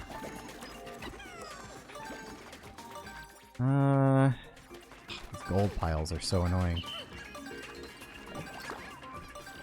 Oh, there was more, like, hidden under there. Okay. No enemies, though, so I can set them all to just carry.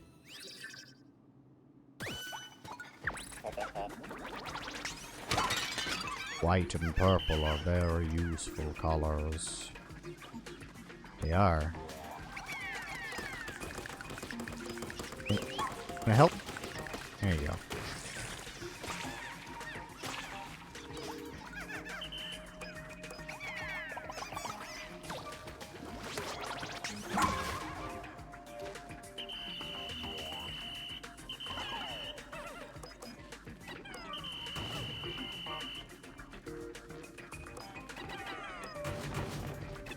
Gonna deal with this right away.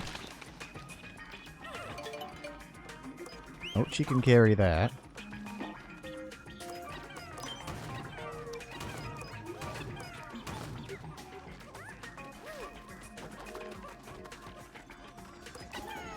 You can work on whatever that is. You fellas. Go with that. Where'd Ochi go? Oh, there you are.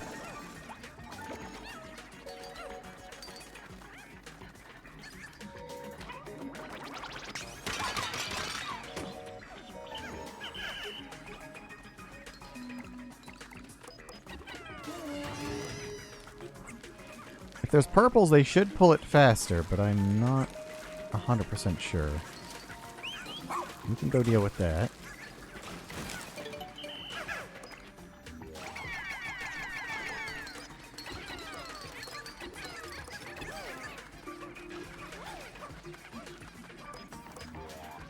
Hold on, Ochi.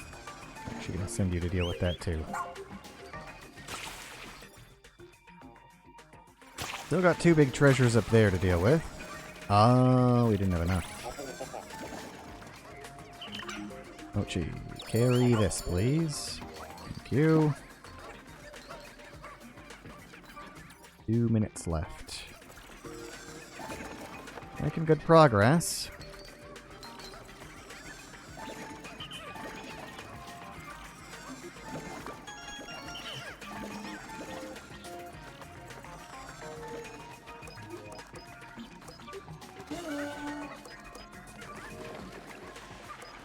Ochi, help with that.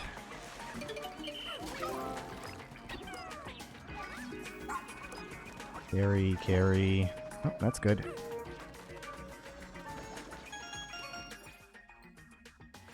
Nice.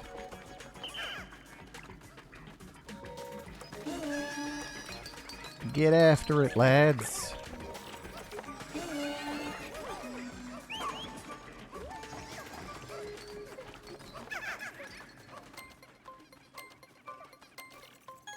Yeah, that was like crazy how much faster I did that. Almost got a platinum. Gotta use Ochi more. Ochi's really good at clearing hazards. And, you know, carrying pumpkins.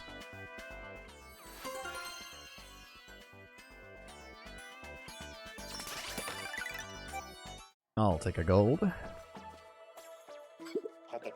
You passed. I will be waiting for you the next trial.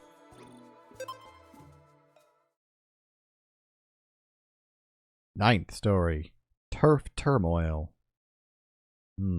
Sounds like they'll be fighting.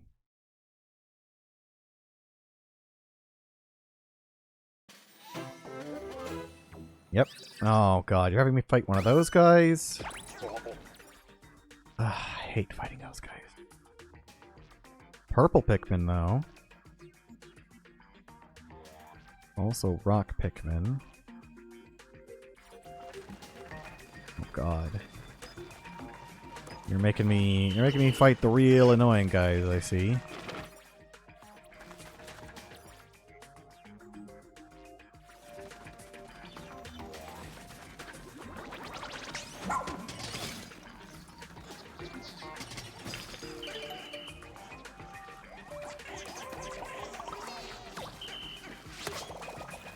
Send him.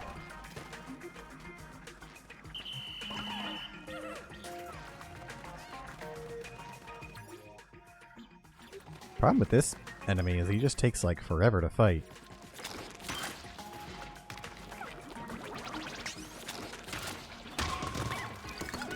I guess I could just do that.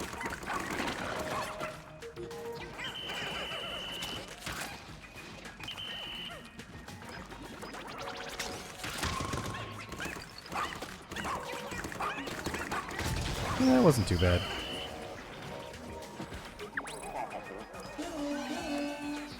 So, what are you hiding in here? A bomb?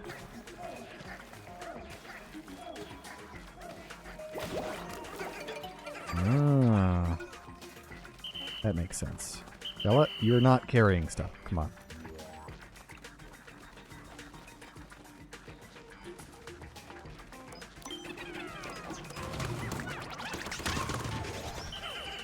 Excellent.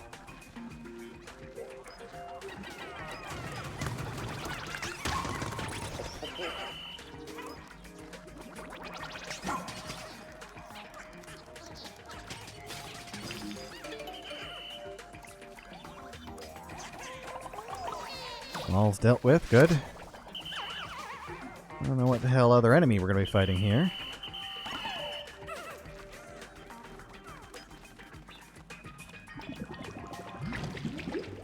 Oh. Well, strength is good for that guy. What is that? Is that just the body? What is that?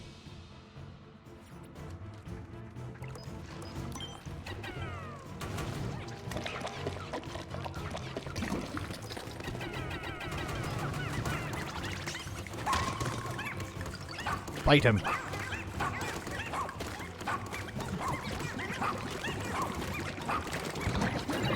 Ow. Yeah, there, all of you.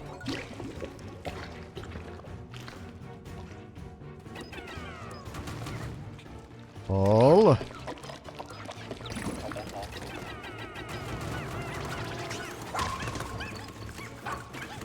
Fight.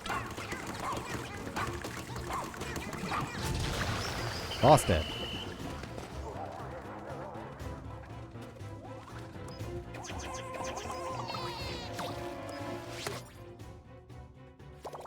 Two enemies left who that like to hide. It's gonna be a Snagret. Oh, it is too. Bastard.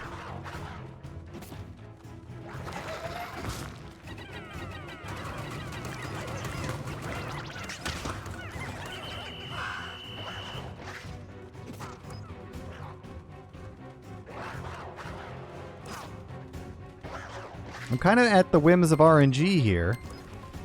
Like, seriously? Like, I can't control if he's just gonna hide.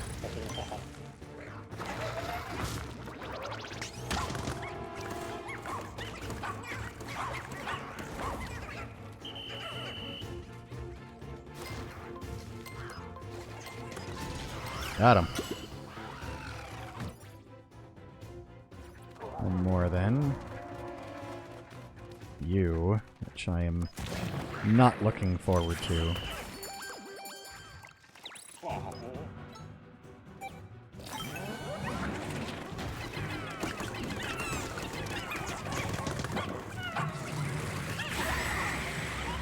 Of course you would do the scream.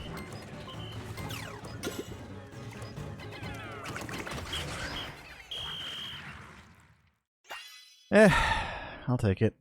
A little too much RNG for my favor for my favor? What's the word I'm looking for? For my taste? What you got there? You've passed. I'll be waiting for you at the next trial. Change my name to Louie. You take that back right now. I will kill you. The final story. The purple key. Yes. Give me my Pikmin.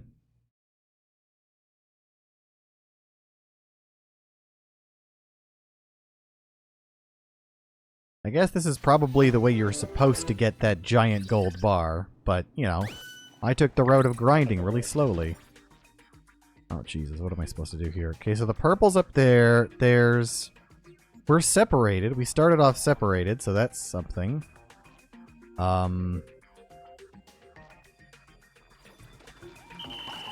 Okay.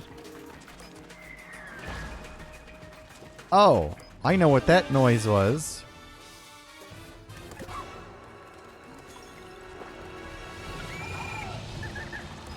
What do I do about this then, huh? Also, what do I do about... What's the game plan here? I guess I make some purples.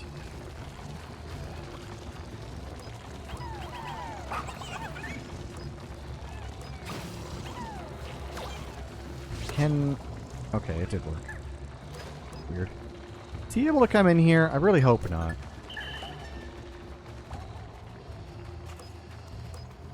100. Okay, well that's not happening.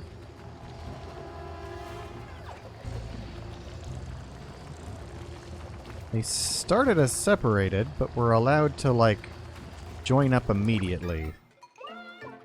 Yes, I am aware, I can see it, but we can't pick it up. It is too heavy. A purple jewel of the earth, glorious is it not? Carry this to the end, and I shall bequeath it to you as a reward. Move quickly, or you will run out of time. Yeah, it weighs 100. I can't... It weighs 50. I can't do anything about that. Flap this. I don't know what that does for us, but... Oh! Some perps. Oh, what do I do about this? Fella, you need to, like, get out of the way. Flap his ass! Freeze him!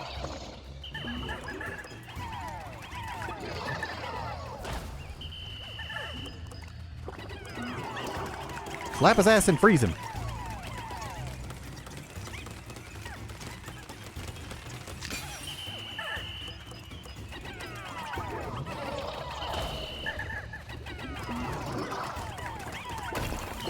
There. I don't think we have to care about fighting him now.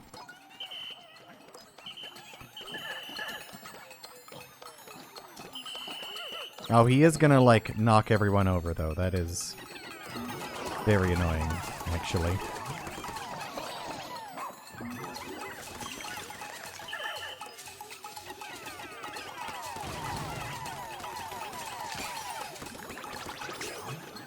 Oh, for Pete's sake. Picked a real asshole time to do that.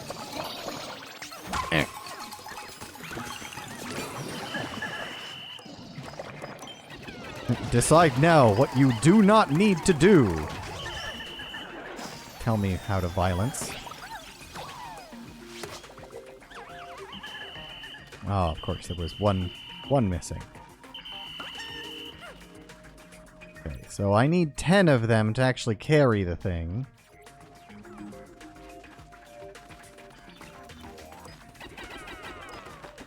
Wish. Only 2 minutes, so I guess we might as well find out what's in this hole.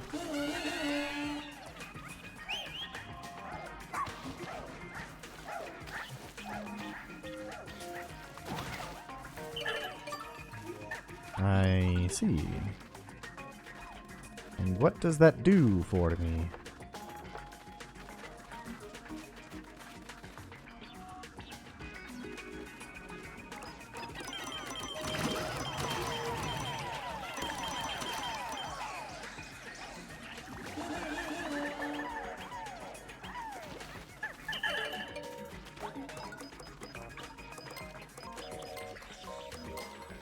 Everyone drink.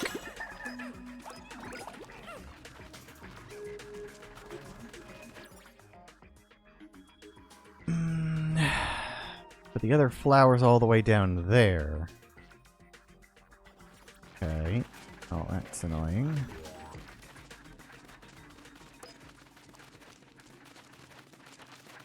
You're telling me that I could have hypothetically already had it there by now? Weird. Can I knock this off? I can! Interesting. That's very interesting. Well, now that I know that, I don't have to go hunting down purples. Yes, we must work as a team.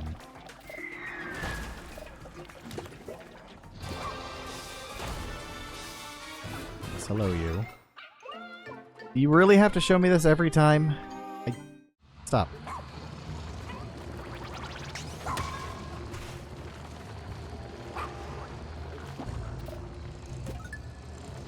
Yeah, because I can just have Ochi carry it. Hey, what the... Where did you come from? Oh, keep going, Ochi. You're fine. Fellas.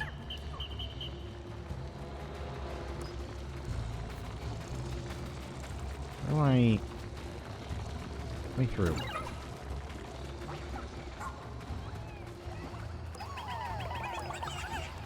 You go away. floaty bastard. Okay, with that, I can make him stop if I want to.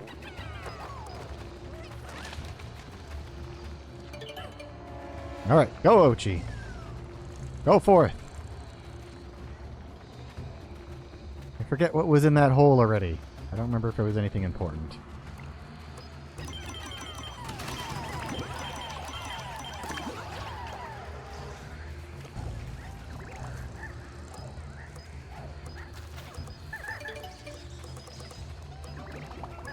Drink up, me lads.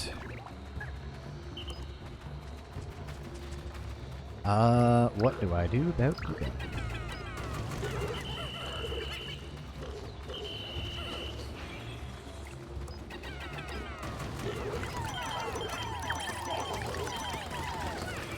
Kill them! Kill them. Oh god. Yeah.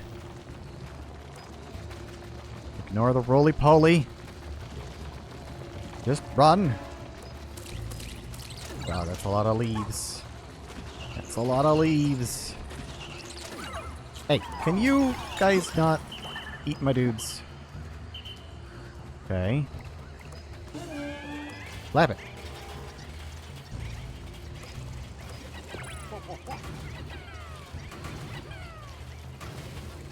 Oh, good.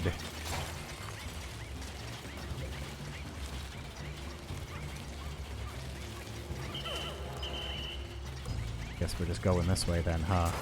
Okay, you can put that down.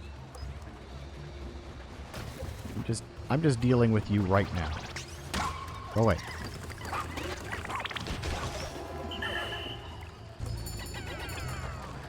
Oh, I see.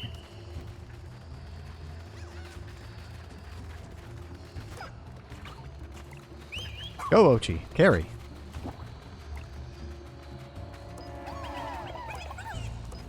Oh, come on. All of them.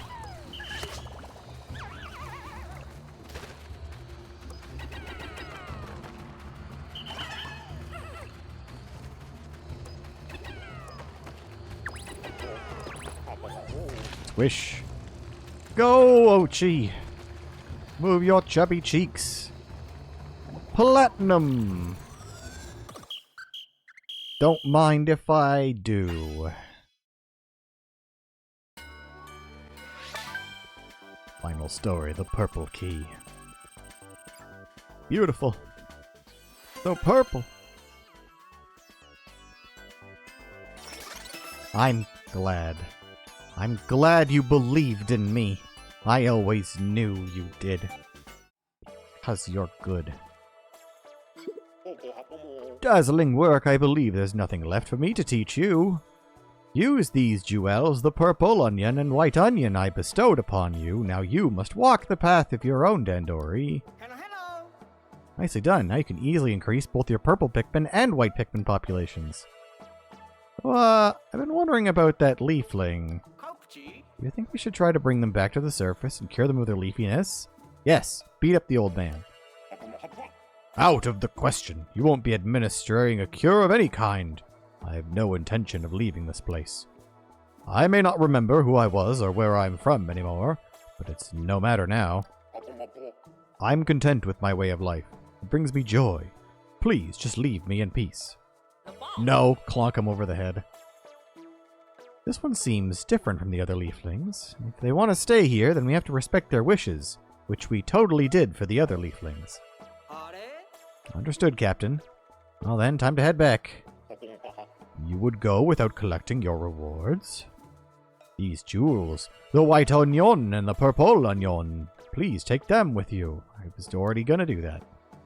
I'll be here as always. I hope to see you again soon for more training.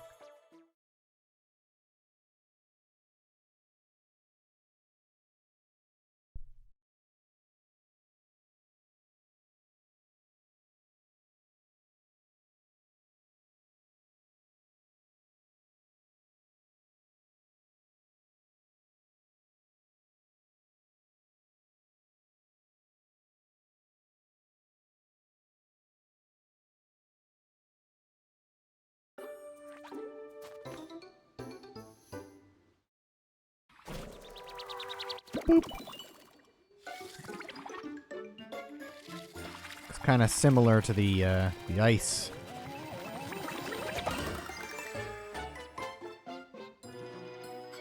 Look how many butt cheeks my onion has. Never imagined it'd get this colorful. Add another, for good measure.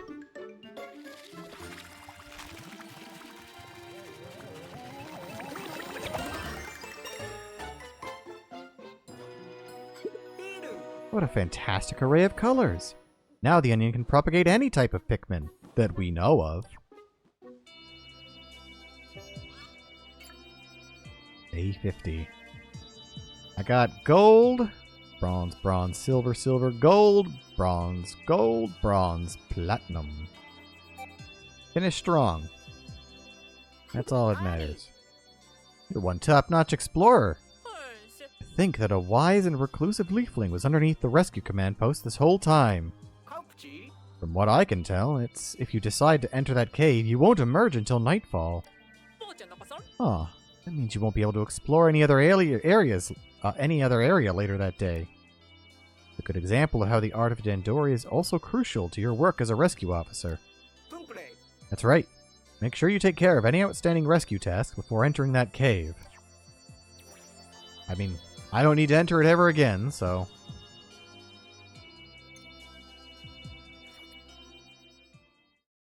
And we completed the best achievement. Not doing any of Louie's missions.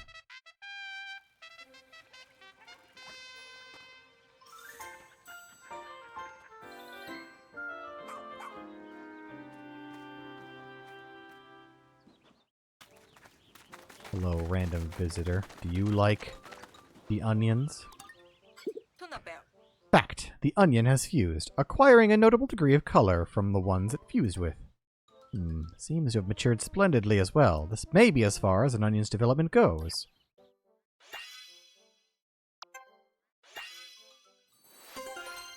It says fuse 8 onions. It doesn't say all, but, I mean... With your assistance, I have obtained some invaluable research data. Thank you.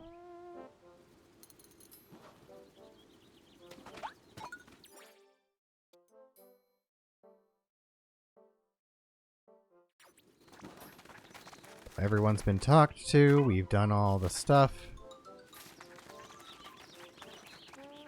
All's pretty great. We have every single onion.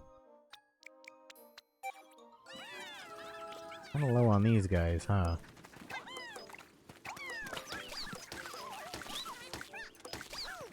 Ooh.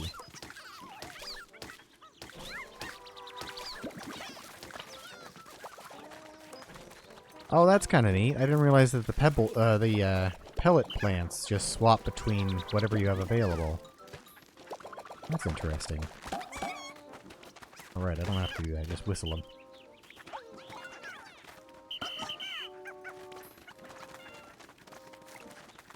More.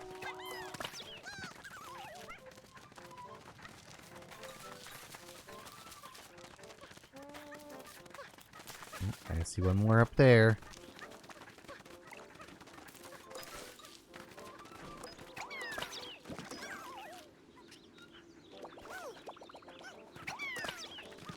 More poison, please.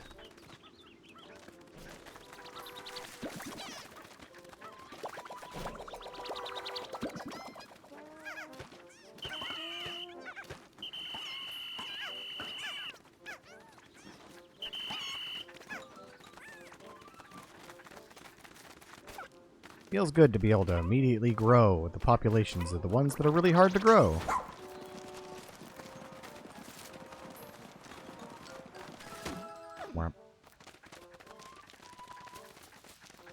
All started from here. No secrets for going back there, I see.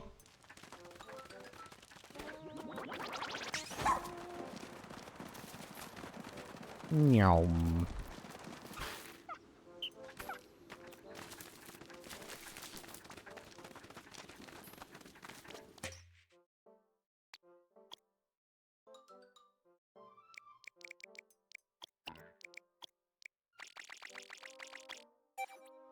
Give me my Pikmin. All that time and effort I put into making them. We weigh 4,000 pounds now.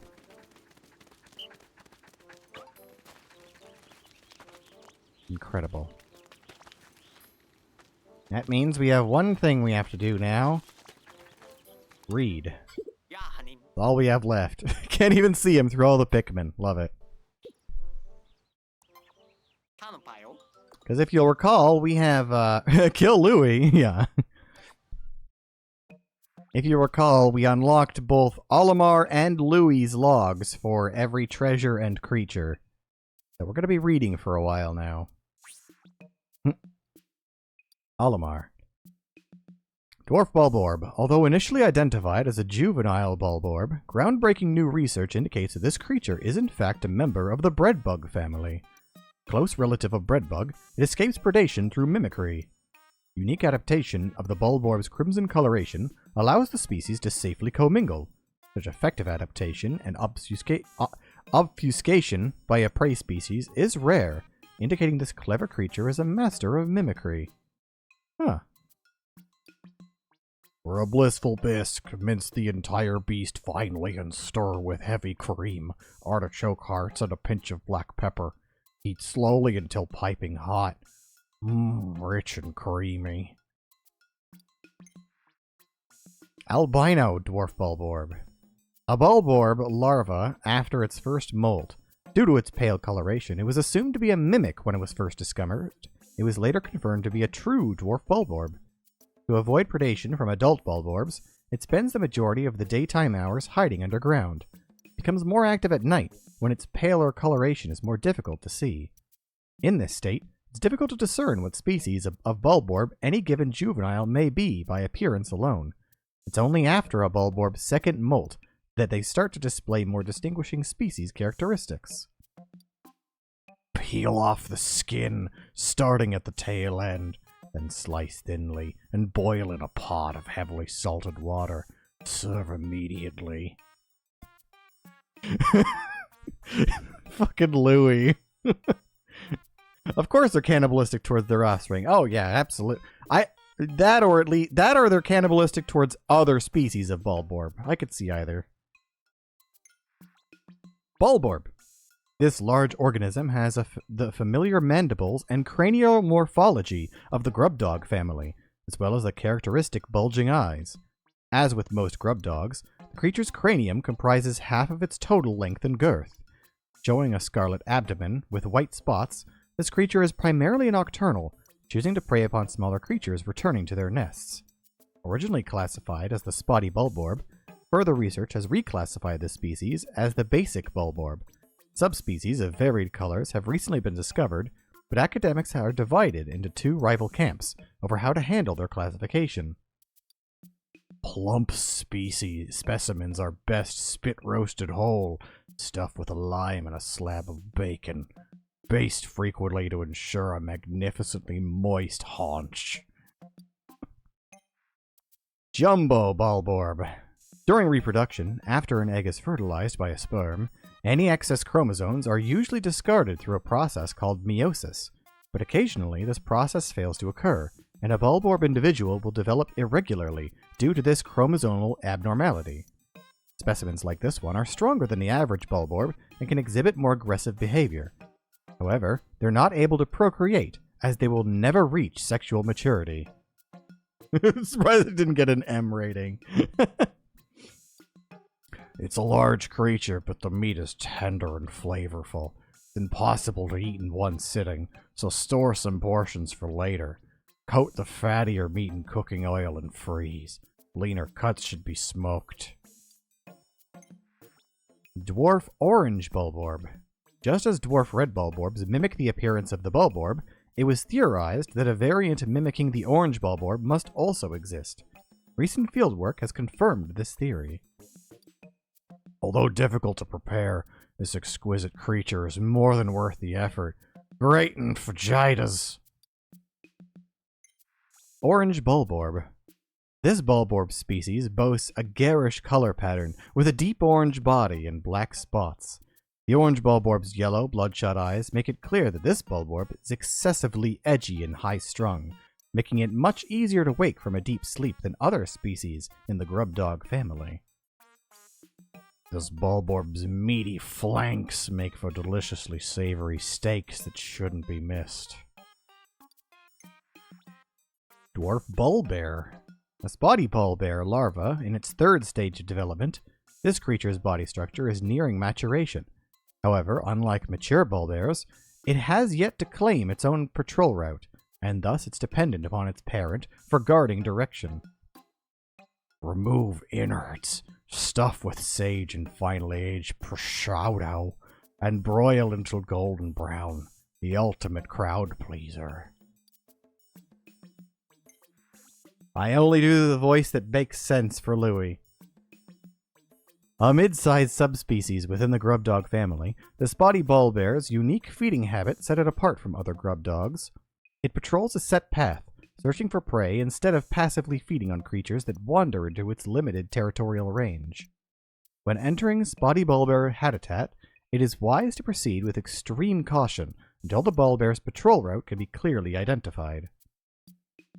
For an unrivaled green curry, peel away the spotty bulbear's skin, pulverize the juicy innards, and stew until curiously fragrant. It really does need lip balm. The lips on it are certainly something else. Also, Louis has a thing about peeling skin, it seems. Dwarf frosty bulborb. Much like a more mature specimens, the juvenile frosty bulborb is able to create and carry ice on an epidermis that promotes extracellular freezing. However, they take an extra night to regenerate their ice, which is why they're often accompanied by adults. Juveniles display a smaller number of spots than the adults, causing some to believe that this was actually a species of mimicking breadbug. However, the results of further analysis proved this was not the case. Yeah, it's like we make meat couches in the forest, but Louie's making skin couches. A sweet and savory meat that pairs well with a simple garden salad. Frosty bulborb. A bulborb with large amounts of ice and frost covering its midsection. It's unusual to find ice such as this attached to a living organism, as it's cold enough to freeze small animals and regenerates any ice mass that gets broken off. This bulborb species' intercellular stores of sugar, amino acids, and organic acids provide it with a plant-like resistance to freezing, making it possible for the bulborb to touch the ice without freezing itself. Sear the rich and fatty meat on both sides in a dab of butter, and sprinkle generously with fresh thyme. For those who prefer leaner cuts, I recommend the tip of the nose. Fiery bulblax. Bodily excretions of a highly flammable, waxy substance interact with the cell structure of this grub dog's skin, causing a chemical reaction that produces extremely high temperatures. No stove? No problem. This sizzling beast practically cooks itself. Remember to thoroughly extinguish the steaks prior to eating. But yeah, this one of all the creatures looks like it's not finished yet. Put me back! I'm on fire! Whip-tongue bulborb. Instead of the gnashing jaws usually found in related species, it uses its extensible, viscous tongue to capture prey. Even before it opens its mouth, it's recognizable by its tapered snout and black spots against its white back. Some theorized it evolved its long tongue to snatch prey drawn to the high-blooming flowers, but a recent finding confirmed that until its second molt, this creature feeds with its teeth, much like other grub dog species. It'll begin to use its tongue once it reaches adulthood. I do agree, I like the whip tongue. Whip tongue reminds you almost of the long-nosed dogs. The borzoi.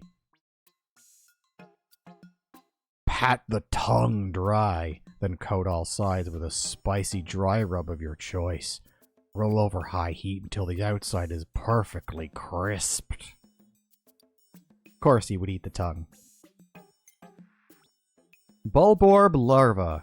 As its name implies, this creature is a bulborb in the early stages of development. Its distinct bulborb coloration is yet to appear, but it already exhibits other uniquely bulborb characteristics. It's capable of hunting nourishment independently without the help of its parents.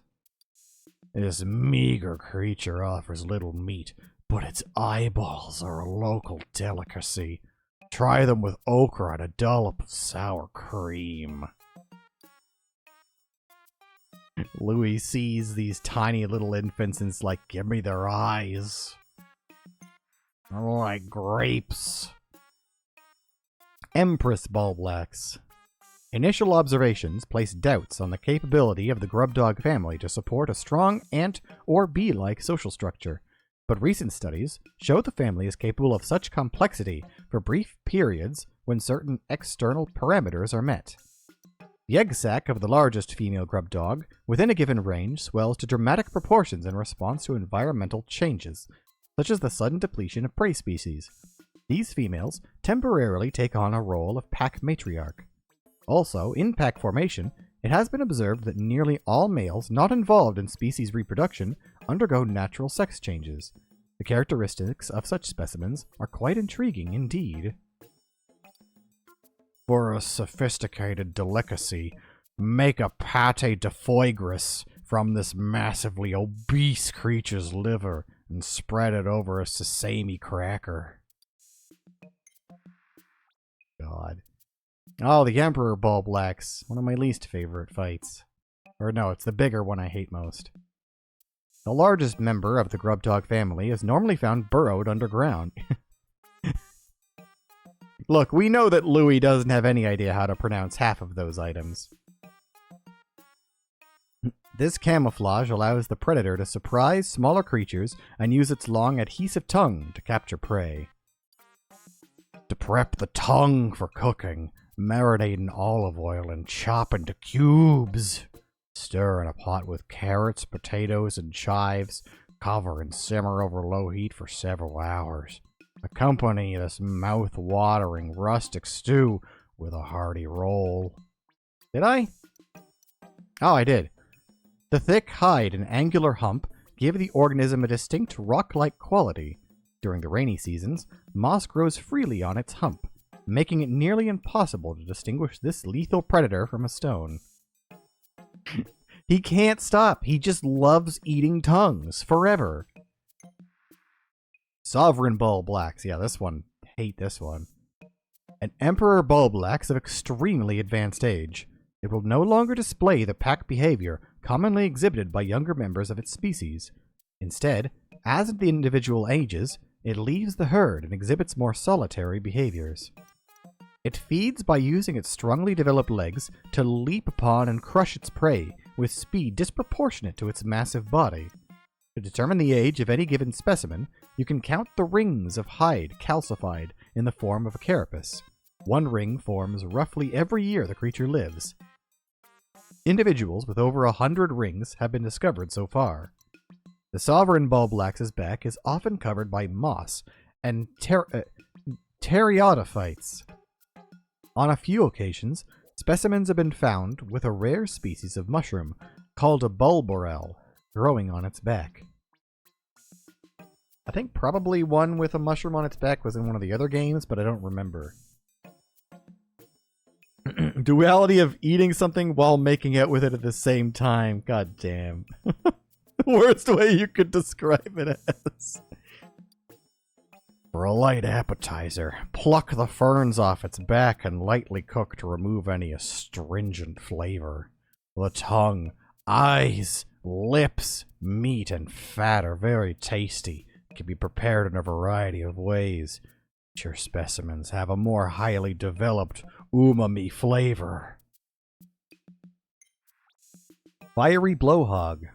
This creature expels a volatile phosphorus compound from its snout that combusts upon contact with air. This fire-breathing ability is dependent on the air-to-fuel ratio at its mouth, catalyst reactions within the expelled compound, and purification of the compound.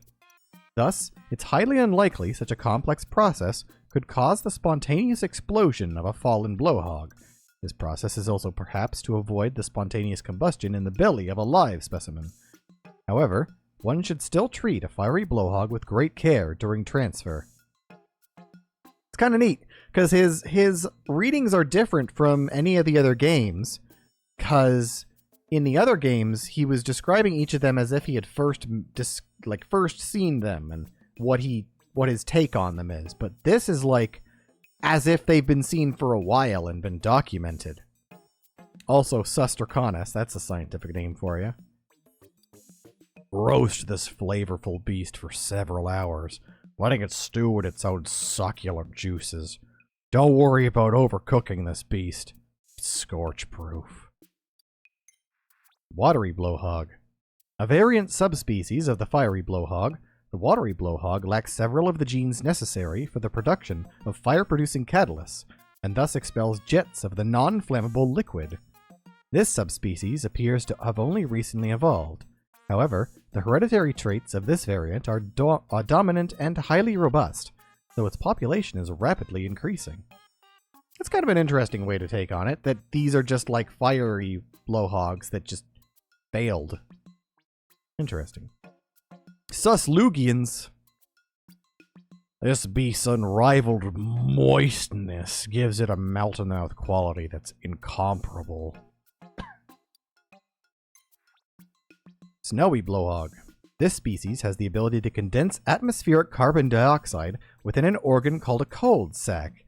The cold sac creates dry ice, and its vapors are then expelled as icy breath.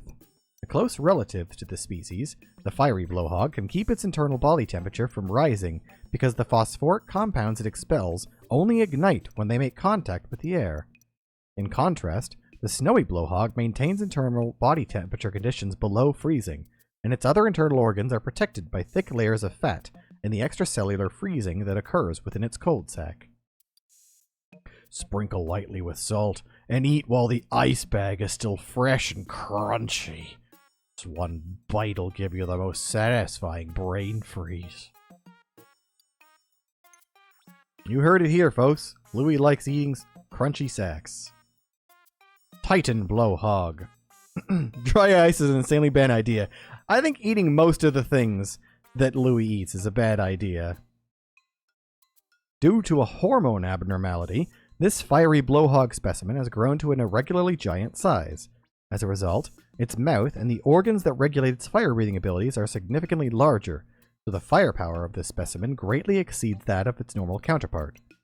The fire it produces is actually so strong that the stress it places on the creature's internal organs is magnified, thus reducing its overall lifespan. This specimen is also unable to reproduce. Creature too large to easily carve. Bigger is not better in this case. Blizzarding blowhog. This specimen is actually a snowy blowhog, that lethal expeller of icy air. However, it's grown to a gigantic size thanks to an endocrine abnormality. Yeah, something he doesn't bother eating. Well, he didn't necessarily say he doesn't eat it, just that it's a pain in the ass to eat. Unlike the Titan blowhog, this condition does not sentence the blizzarding blowhog with the shorter lifespan. In fact, its lifespan is actually much longer than that of the average snowy blowhog. The organs that produce the dry ice are also enlarged in this specimen, perhaps in order to make the production more efficient. Yeah, he definitely tried. Scrape the interior of its elongated nose with a spoon for a quick dessert of meaty shaved ice. Add a drizzle of sashimi-grade soy sauce to take it up a notch. Louis, what the fuck? Do not spoon scrape out the blowhog's nose. Tusked blowhog. Frozen boogers. Meaty boogers, so he's scraping real deep. Similar to an ancestor species of the fiery blowhog, this creature has a pair of sharp tusks it uses to charge enemies with vigorous violence. It demonstrates its aggressive nature when it pursues its prey and when it's attacked by a predator of its own. In the case of the latter, the tusked blowhog will attack its attacker, causing them to balk while it can dash away to safety. This species also has an extremely sharp sense of smell, which it uses to detect the pheromone-like scent of its favorite food, underground mushrooms. Stew with root veggies, wild greens, and a bit of miso for a mouth-watering and rustic flavor. Drain all the blood beforehand to avoid that gamey smell. Armored cannon larva. This specimen is a lithopod larva. Lithopods, like flint beetles, use internal metabacteria to aid chemical digestion. These metabacteria can only survive in certain environments, such as within the body of certain insects. The lithopod larvae do not contain any metabacteria immediately after hatching. Larvae feed on partially digested ore regurgitated by mature lithopods, ensuring the larvae obtain metabacteria that would otherwise not have been acquired. Carefully remove every grain of sand, peel back the exoskeleton, and slurp heartily. Or deep fry it too. God. Horned cannon beetle. Males of this species are known for their horn-like blowholes. When females reach maturity, their blowhole closes and they lose the ability to launch rocks. At the start of breeding season, the females lay eggs on rocks launched by a male. The rocks then become food for the growing larvae. Though once mistaken for adult armored cannon beetles, this species is actually a naturalized non-native species that migrated here from another continent. The horned cannon beetle can breed with adult armored cannon beetles, but only about half of the eggs will actually hatch. This hybrid species has the potential to seriously pollute the gene pool. Furthermore, it exhibits aggressive territorial behavior, sometimes launching boulders at young armored cannon beetles, which has driven the latter species to the verge of extinction. A spider in disguise, yep. Drop into boiling water and let it cook until the shell turns red. Remove from the pot and peel. Sprinkle the drained meat with rock salt. Arctic cannon larva. Like other... several spiders in a costume. Like other members of the lithopod family, its internal bacteria are specialized to form ice compounds from ambient moisture, which it then expels as projectiles. It technically doesn't rely on cold temperatures to create this ice, which is formed from pressurized internal fluids that act as a coolant. While the projectiles rapidly expand, they absorb ambient heat, lowering the air temperature enough for the moisture in the air to freeze. Peel back the shell and sprinkle the tender meat with a dash of salt before slurping it up raw. For a refreshing dessert, pour fruit juice over the snowballs. God damn it. Arctic cannon beetle. Upon reaching maturity, the blowhole on its head closes, leaving in its place the pointed crest of the Arctic cannon beetle's shell. In order to get enough food in nutrient-deficient environments, adult specimens start breathing through their mouths. Ah, real mouth breathers, I see. Some experts have posited that this adaptation causes the species to lose territorial competition with the armored cannon larva, driving it into colder environments.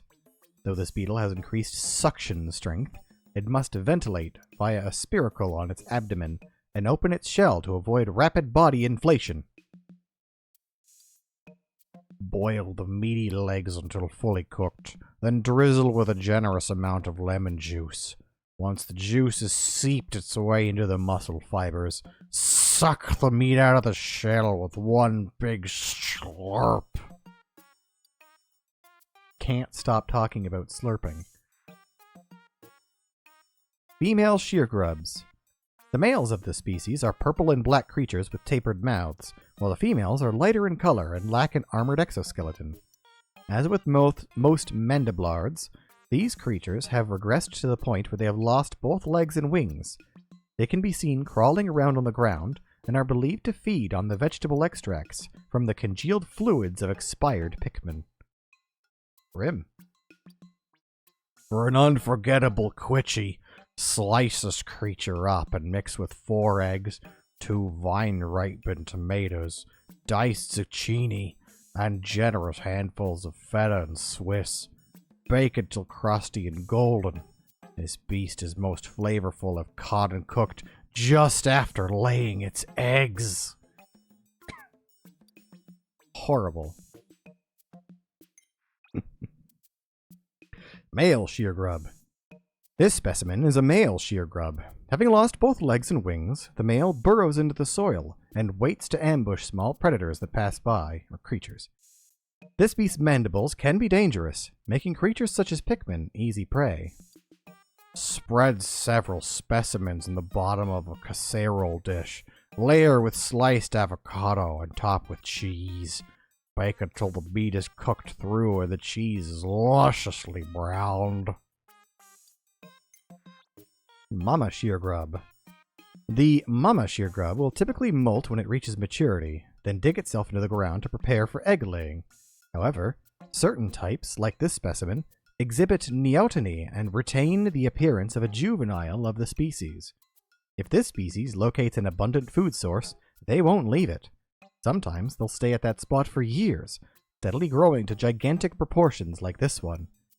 Though this specimen has the look of a juvenile, it has fully developed reproductive abilities and can achieve impressively high birth rates. Its offspring, however, are the same size as the typical sheargrub. Best enjoyed when big and round and full of eggs. Salt lightly and then grill. The squishy, sticky mouthfeel will have you coming back for more. It's just knives stabbing.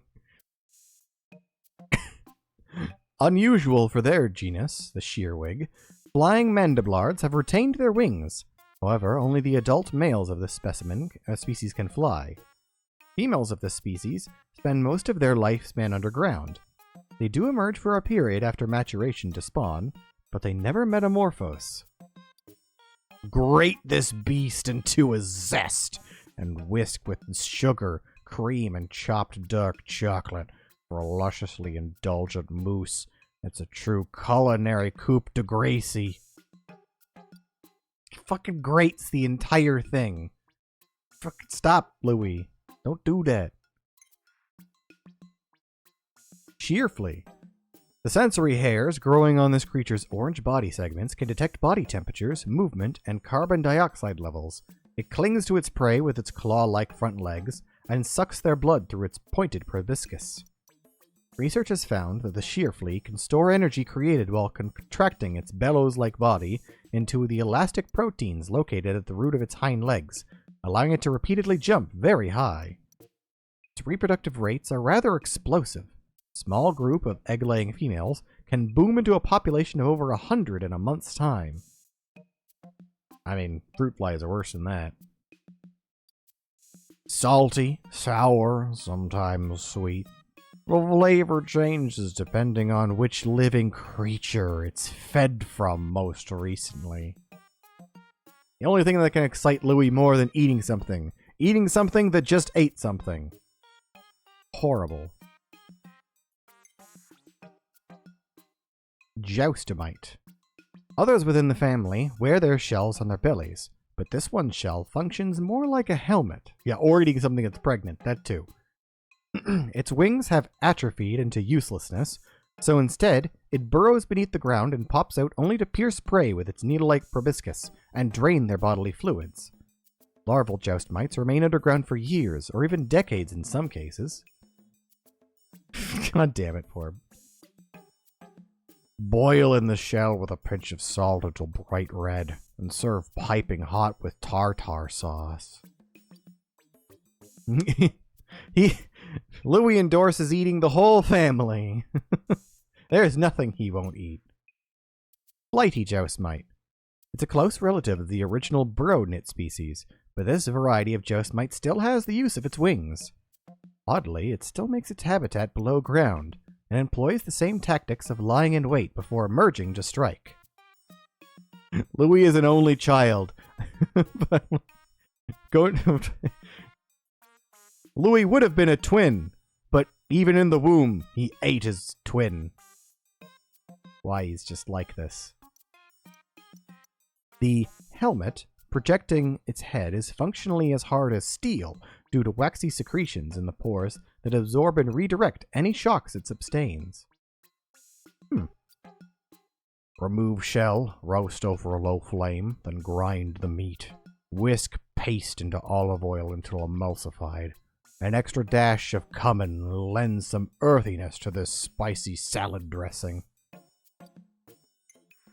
Swooping snitchbug. The scarpinids originally lived on the ground, sporting poorly developed vestigial wings. This species developed enlarged antennae that can be used as makeshift wings. Scarpinids are attracted by the sight of large groups of Pikmin in cavalry formation and will swoop down to seize them. However, scarpinids do not eat Pikmin, and they will drop any seized Pikmin after a short time. The reason for this behavior is unknown. I look forward to future research in this area. Yeah, this enemy's just annoying. They just plant your Pikmin. Remove the wings. Marinate the well-marbled steak for several hours in a chipotle marinade, then charbroil to perfection. Skitterleaf. I guess it's a salad. The skitterleaf is a relative of the pond skater that sheds its wings and adapted to life on the ground. With no residual traits of its airborne past, the skitterleaf can neither fly nor skip across the surface of the water. Yeah, fuck you, unpicks your min. The wings have since evolved into the leaf-like structure on its back, which serves to hide the skitterleaf through mimicry. It appears quite effective, as few predators can see through this clever disguise. The superb amalgamation of juicy meat and leafy greens ensures the skitterleaf will be the new spinach. Desiccated skitterleaf. The skitterling variant that resembles dead leaves. Its legs have developed in specific ways. The front claws capture prey, while the flat hind legs are suited for running and swimming. Its highly tuned senses keep it still for any creature but Pikmin. Once it gets its claws on its prey, it doesn't easily let go. Recent research has revealed that its camouflage has a second purpose beyond hunting. Scavengers are fooled by its disguise into carrying its eggs, thereby expanding its population. No preparation needed to enjoy this flavorful beast. Its natural crunch gives way to an intriguing mouthfeel. The fiery dweevil. Members of the dweevil family are known for carrying objects of astounding size on their backs, then mimicking them. The fiery dweevil is one of these species. Tony Rami. Generally, this is a very gentle insect that feeds on grass nectars, but when faced with danger, the fiery dweevil ignites flammable internal gases, juts out its jaw, and spews scorching flames. As this clearly makes it a rather dangerous insect, it's best not to linger directly in front of it. The search for a gourmet, high-protein salad topper alternative to bacon bits is over. Grind the spicy dweevil into tasty micro-chunks and toss them generously over your salad to add instant flair and flavor. Bacon spiders. At least he eats salads? I guess. Oh, we shouldn't be finding upsides to Louis. Members of the dweevil family are known for carrying objects of astounding size on their backs and mimicking them. Hey, is that the same as... Hey, you just copied that. They seem to have no particular preference for which objects they carry on their backs, as they will carry anything they can lift. They boast an internal organ that generates electrical charge, which the anode dweevil releases when it senses danger. And nothing is safe from his insanity.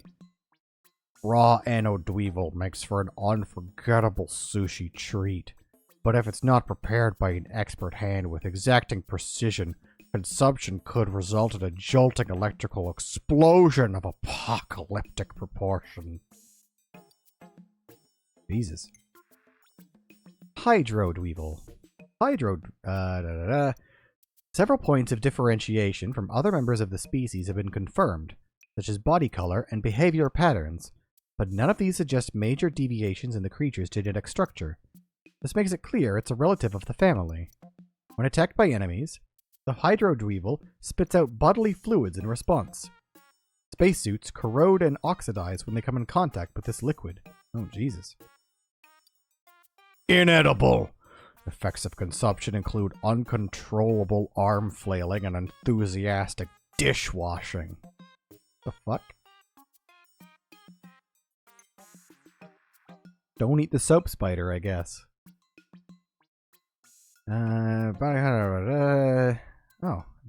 Varying body colors in response to their feeding habits.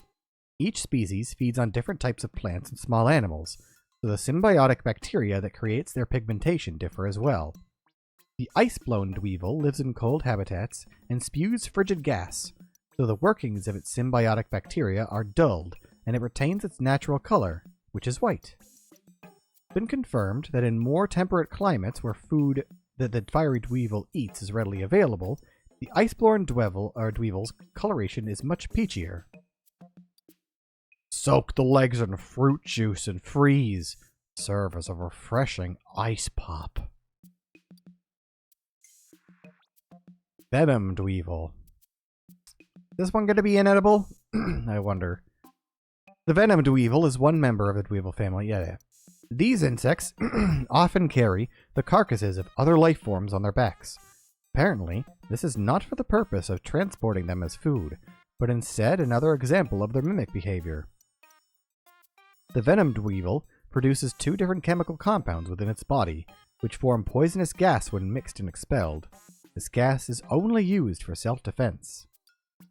Exposure to even extreme heat doesn't seem to rid this creature of deposits of potent gas. It's probably best for everyone if you avoid eating this hazardous fare. My god, we found one he doesn't eat. 'Cause it kills you. Not that he didn't try. Arachnode. This spider-like creature has distinctive yellow stripes on its black carapace. It spins webs in high-traffic areas and waits for prey to blunder into them. Yeah, miracles do happen. Unlike its relatives in the arachnorb and dweevil families, it's ambisexual and has 8 legs. Some theorize that its gynandry is meant to aid in reproduction, though of course it cannot reproduce on its own. There is another theory that this species is in fact 2 organisms of opposing gender stuck together, but since no one has ever found the 4-legged single-sex species, this remains speculative. Yeah, Louis died on the way to his home planet. Pluck off the legs, crack open and savor the meat inside. Dip them in soy sauce first for a nice mix of sweet and salty. Baldy longlegs. Crunch. A shaggy longlegs that has lost its hair. It has similarities to the beady longlegs, but it doesn't secrete wax from its exoskeleton, and thus lacks its cousin's unique patterning. The absence of wax also allows small insects to climb its legs without slipping. Its central orb splits horizontally, but researchers have yet to determine the significance of this difference. Not as tasty as it looks. Completely inedible. Oh, another. Man-at legs. Well, clearly he's not eating this one. It's a goddamn robot. This species of the arachnorb family fuses with machinery at a crucial point in the maturation process, giving it the ability to fire energy bursts from the launcher beneath its orbicular torso. It's a cyborg! Okay, sure. However, the man-at legs itself is not in control of this weapon. Instead, the mechanical portions of its structure appear to automatically acquire and attack targets. The man-at legs has a gentle disposition. Okay. And as a member of the arachnorb family, it has no natural enemies. Not with a machine gun on it, no. It is particularly difficult to understand why this species would develop such awesome offensive capabilities, leading to rumors among the scientific community that it was the machinery that approached the arachnorb and proposed the symbiotic relationship. The symbiotic? What? So, when a spider gets hit on by a robot, they fuse and fire guns. Sure, man. Although the meat is a bit on the metallic side, the oil makes a mouth-watering gravy or lubricative vinaigrette. God damn it, he does eat the fucking robot. Oh, Louis, why? You are drinking oil and calling it gravy. Christ. He eats the robot. Groovy long legs. This species has some remaining organic internal organs, but its carapace and eyes are made up of inorganic material. All 19 of its eyes are actually photoelectric sensors that the species uses to precisely locate its prey. The gas emitted from the posterior of its front leg joints includes a chemical substance that, after making contact with another organism's brain, temporarily controls that organism's actions. The groovy longlegs uses this natural phenomenon, called the endless dance, to make its prey jump between its legs while it moves around in bizarre rhythms. The entire interaction is seemingly odd for a living organism, but the line between organic and inorganic on this planet is not always clear. He can eat literal metal. He's like that one French guy who ate a bike and a plane. Except he survives. This creature is mostly tendon, so it often gets stuck in your teeth. Smells like burnt plastic, or possibly metal. Louis himself is a cyborg. He is 95% microplastics. They become macroplastics at this point. Just like pulling strands of plastic out of his teeth. Horrifying. Anode beetle. This specimen is representative of an insect hybrid that uses electricity in addition to glycogen for its energy. Although difficult to confirm due to their microscopic size, tiny hairs on the creature's leg causes a friction that generates the electrical charge. The electrical charge is processed by the creature's internal battery structure and then stored as an electrical field. As this field reaches critical levels, surplus electricity is emitted, resulting in a low voltage current that's transmitted between specimens. It can shock other creatures in the immediate vicinity. Considering this process, it can be surmised that the largest impetus to pack behavior is not so much for the synergetic effects of producing as a pack, as it is to take advantage of this most effective means of group preservation. Man, I had a stroke there for that second half. Jesus. Drain the electrical charge before boiling. Although it's possible to eat an anode beetle while it's charged, doing so may result in an unpleasant tingling sensation. Iridescent flint beetle. Flint beetles are known to hide in the grass until approached, at which point they jump out and scurry around. These creatures keep undigested food pellets in their stomach to sustain them through winter, but given the right stimulus, they will spit them out. Recent research has revealed that these pellets are enveloped in a membrane that seals and preserves them in a sterile, airtight environment. If kept at room temperature, it seems this pellet membrane will keep its contents fresh for up to 6 months. The membrane may be made from the same substance that gives the exoskeleton of the flint beetle its beautiful sheen. Oh, I actually know what that count means. An essential flavor accentuating ingredient in gumbo and jambalaya. Also delicious in soups, broths, and marinades. Doodlebug. While life forms that excrete foul musks to warn of danger aren't rare, the doodlebug is the only species known to release flatulence when active above ground. Interestingly enough, since it is merely releasing the gas created by the decay of the contents of the creature's intestines, it does not have a special musk-producing organ. This means the creature is in fact merely farting. Spectral analysis of the rank gas indicates it contains not only methane, but hydrogen sulfide as well, making the flatulence a grade 13 biohazard. Yep, fart bug. Don't breathe this, it'll kill you. Looking for a flavor that'll surprise and delight your guests? This beast's aroma may surprise your guests, but it won't be delightful. Okay, he doesn't eat this one at least. Louis eats robots, but he'll eat a robot, but he draws the line at fart bugs.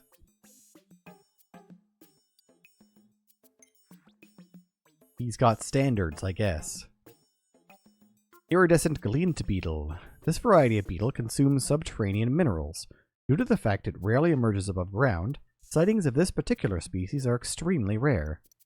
While minerals are the beast's primary source of food, the beetle itself does not have the ability to digest these minerals. Instead, metabacteria living inside the beetle's stomach chemically break down the minerals.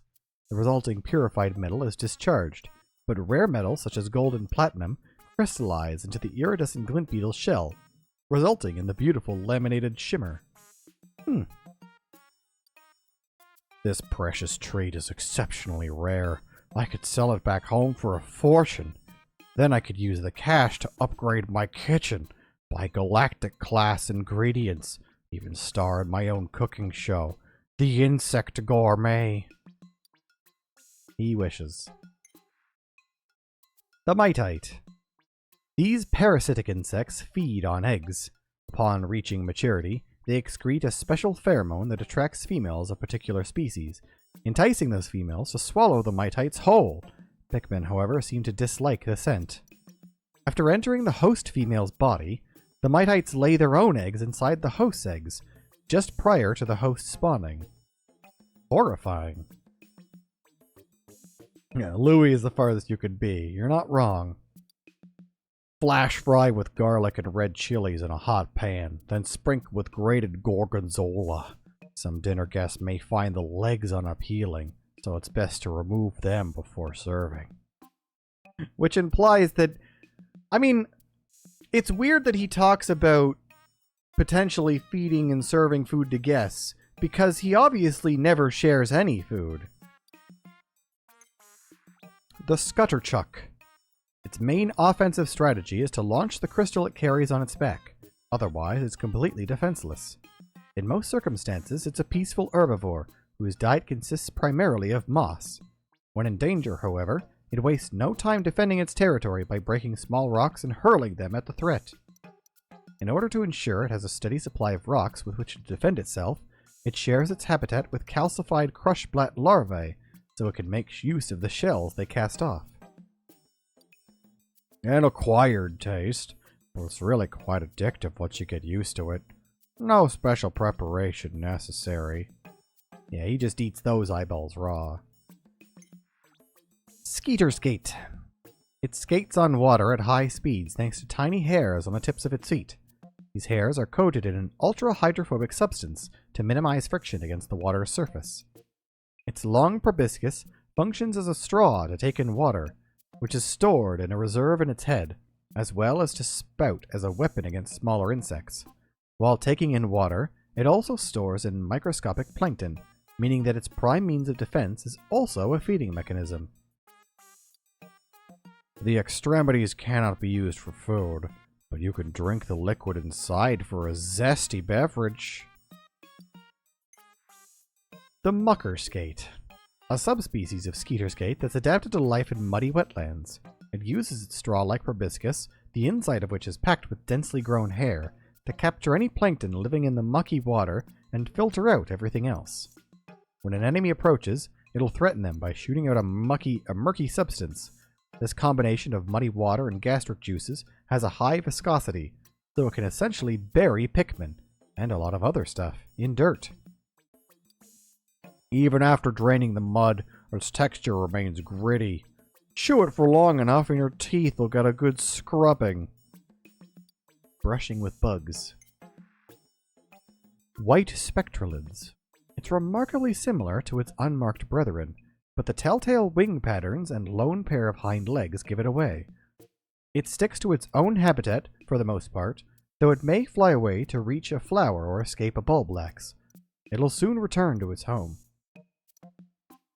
The white variety gathers no nectar, but sometimes may be found carrying raw material. Remove the wings and drop straight in a deep fryer. Cook until golden or until the enticing aroma starts to sting your eyes. Serve immediately. Mud and robot oil. What a mix.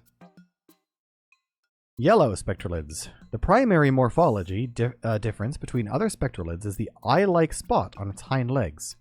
When crossbred with red spectralids, its offspring have a 25% chance of inheriting these spots on orange-colored wings. Would this count as a new subspecies? For a tasty appetizer, dip the wings into the batter and fry. Can also be used to season stews and soups. Remember to first remove its bitter innards. Red spectralids. Its red wings have several spots, unlike the lone spot on each wing of the yellow variety. Its scales contain trace amounts of ultra-spicy flakes, which are mixed into its saliva as it sucks up the nectar from flowers.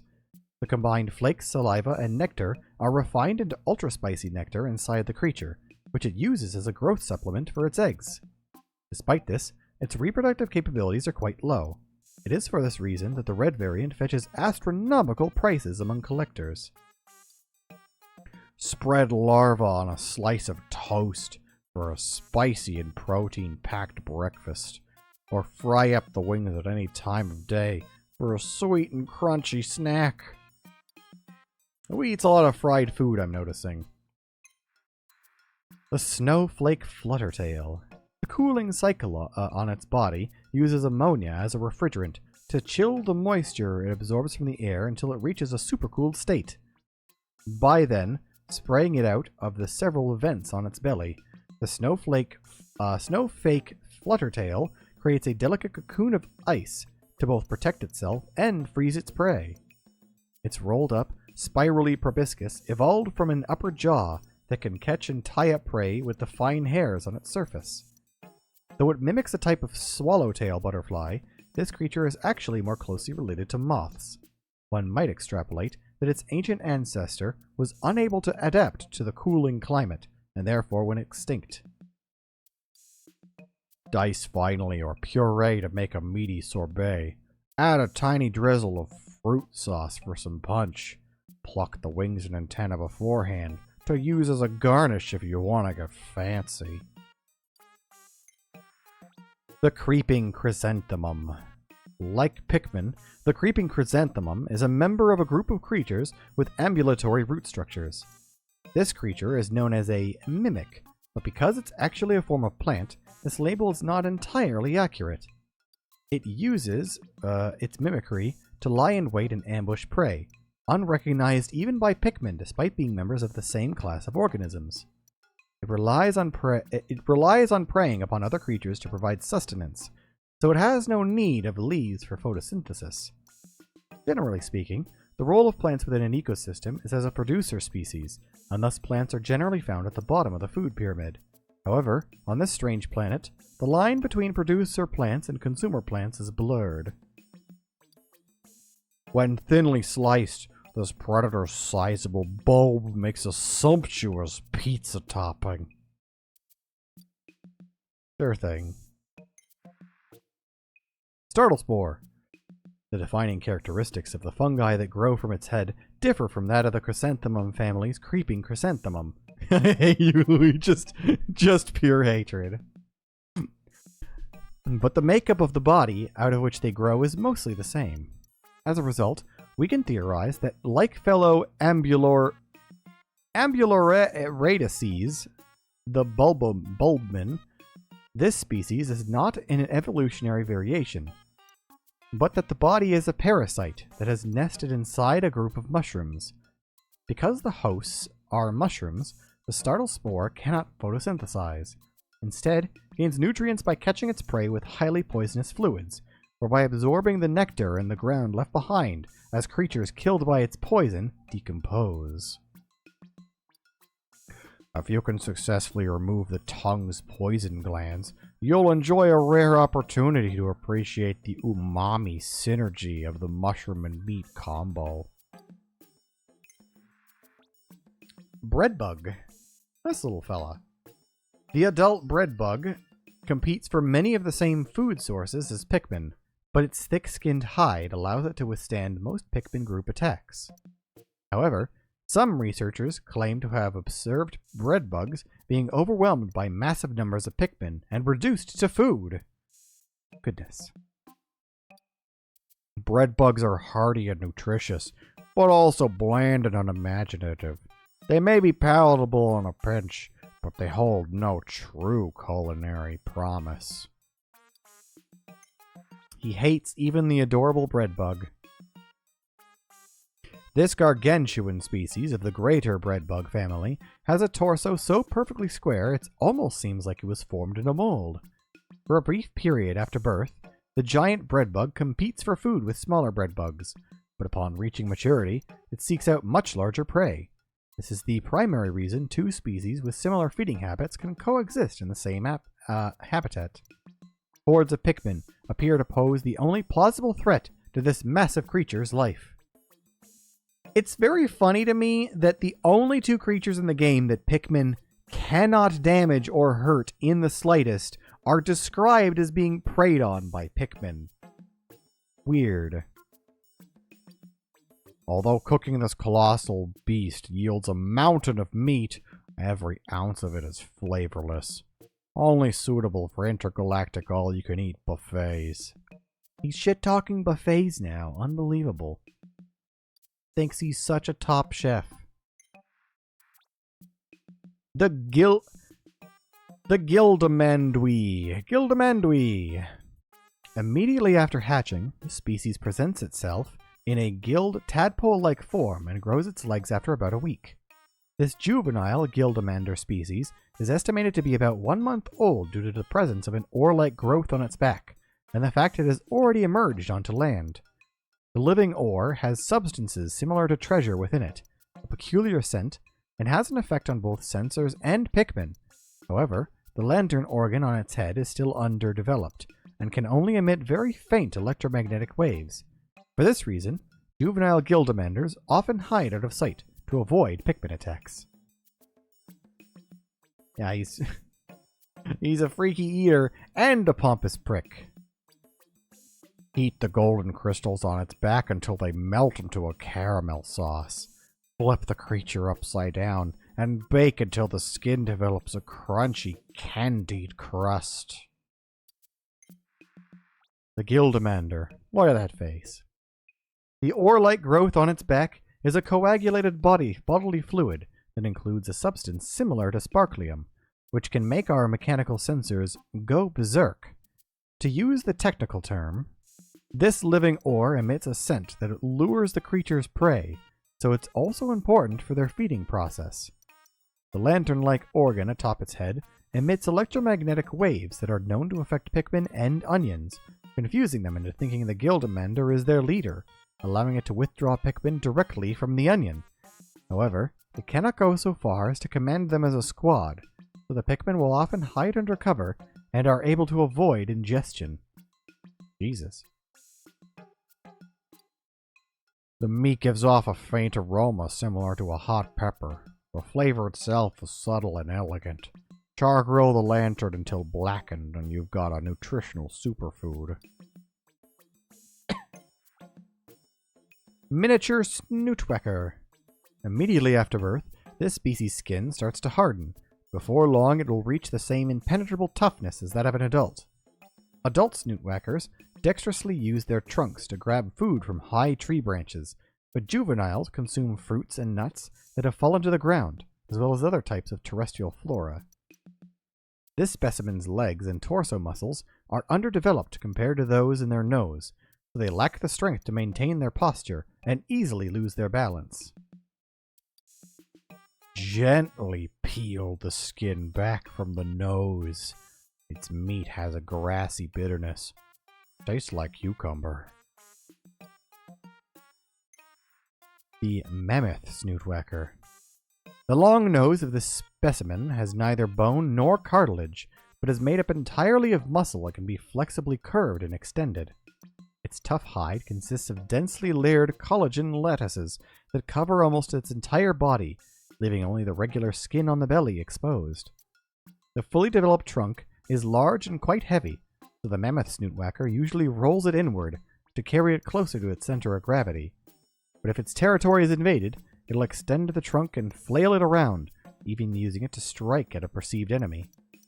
Just like a juvenile Snootwhacker, their nose comprises a disproportional amount of their body weight, resulting in poor balance. If attacked from behind or from the side, even an adult of the species is easily knocked over. The bitter flavor fades as they grow, replaced by a sweet, mellow aroma. Stew the base of the trunk, grill the middle, or smoke the tip. Possibilities are endless. The sun squish. A type of primitive organism called a protochordate. In its juvenile state, it has a skeleton-like structure called a notochord. It flaps its finned tail to move and lives within other creatures' eggs as it grows. As its body develops, it starts to exhibit mollusk-like qualities, but its highly exposed external stomach can directly digest prey on contact and can also be used for locomotion. Oh, that's its stomach. Gross. Seasoned with salt and pepper. Okay. That one made me laugh. Fucking over the top with every single thing, and this was just like, fucking salt and pepper. Oh lord, so basic. So much for being a master chef.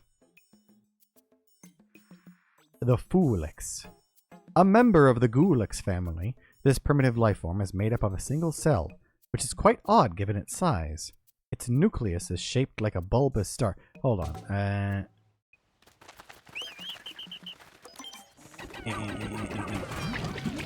Yeah, that thing.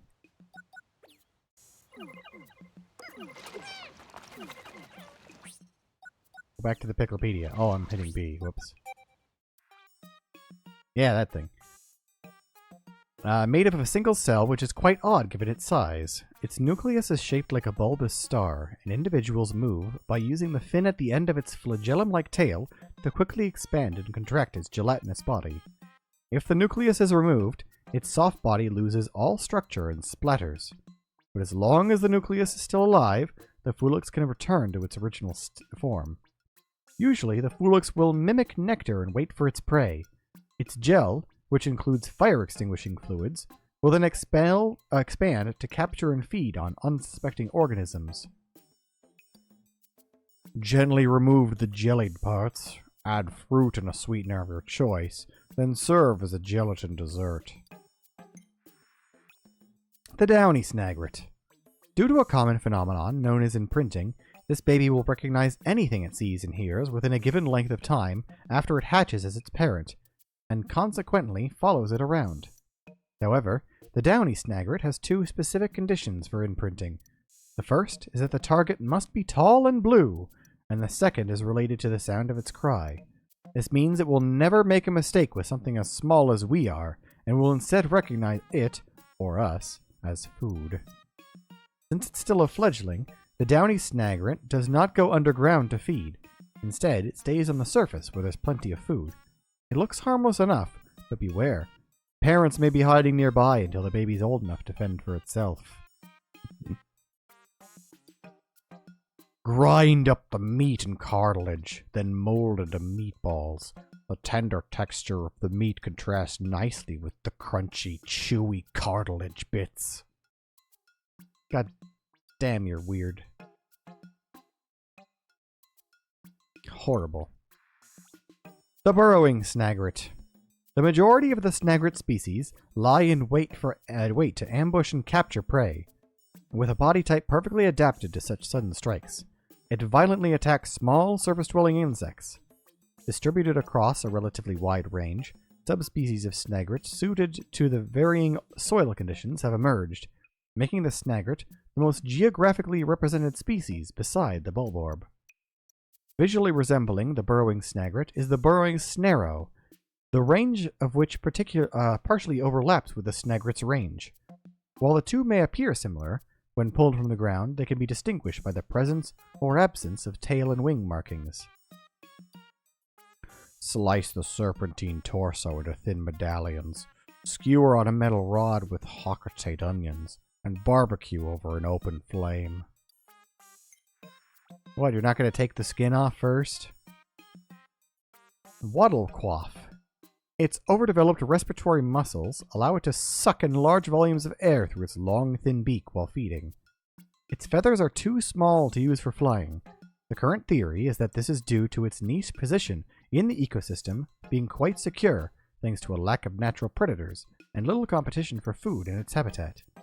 However, with the expansion of Pikmin territory, recently its numbers have been gradually declining. Breasts, thighs, and wings could be baked, roasted, or fried. The rest of the carcass is great for flavoring a rich soup stock. I mean, it looks like a chicken, so I guess. Scorch cake. Related to bivalves, it uses its internal muscles to dexterously manipulate its upper and lower shells. This ability allows it to squash eggs in small ambuloridices like Pikmin, thus returning nectar to the ground, and then feeds off the microorganisms and moss that benefit from this nectar. To further facilitate the growth of its food, the scorch cake will secrete oils from its body through its shell and onto the ground. Then, it sets that area on fire, perhaps as a way to improve soil fertility. Remove the internal meat and place directly on the shell while it's still smoldering to cook. It almost smells better than it tastes. Cooks this thing on its own back. Shock cake.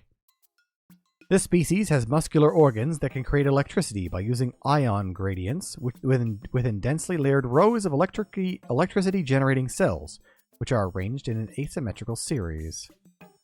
He is, yes. It uses its plug-like protrusions to instantly shock its prey, and then squashes it. The squashed prey act as fertilizer, improving the quality of the soil, so the microorganisms and moss the shock cake feeds on can thrive. Saute in butter and cover with a sauce made from the green liver paste. Anyone with a highly developed palate will enjoy the slightly bitter flavor profile. Freeze cake.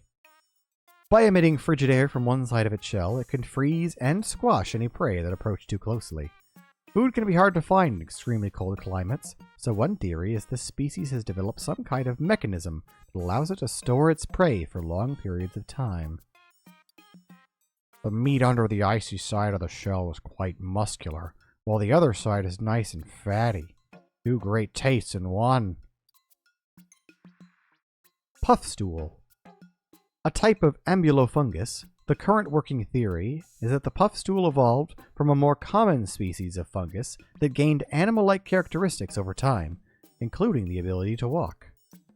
When it senses danger, it'll scatter spores from under its cap, releasing a hallucinogen that confuses its attackers.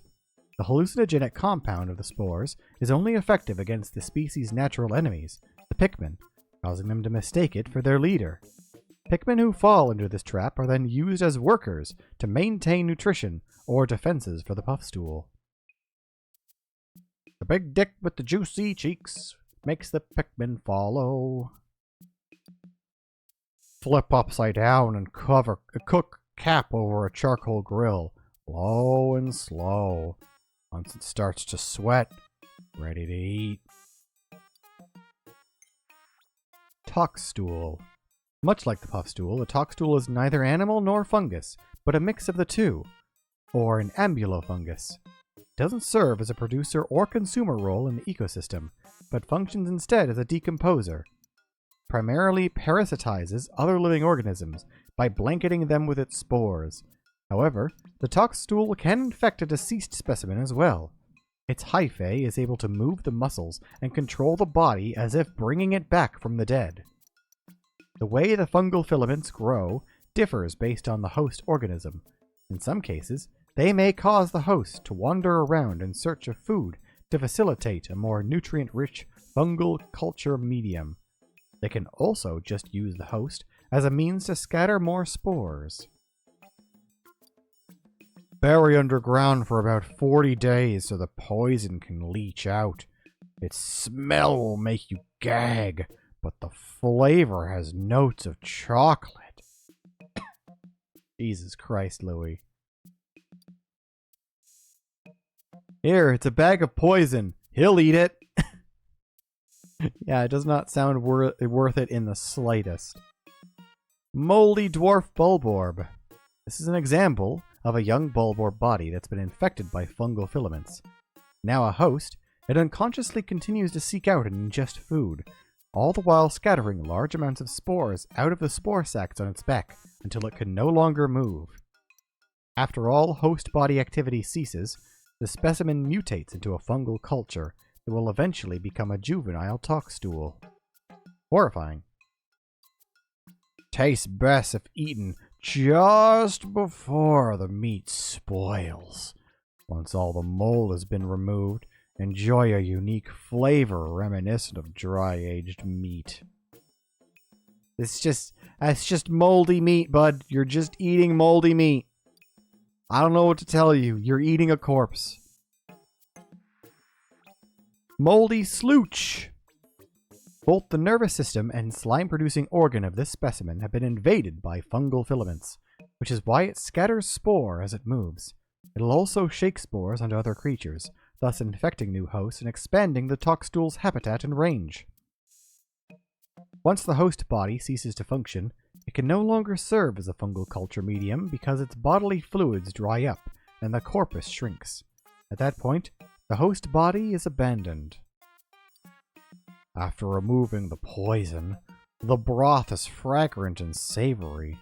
Don't drink too much, or you'll find yourself with a crippling tummy ache. Again, you're giving yourself food poisoning because you drank poison, you dumbass. Pyroclasmic slooch.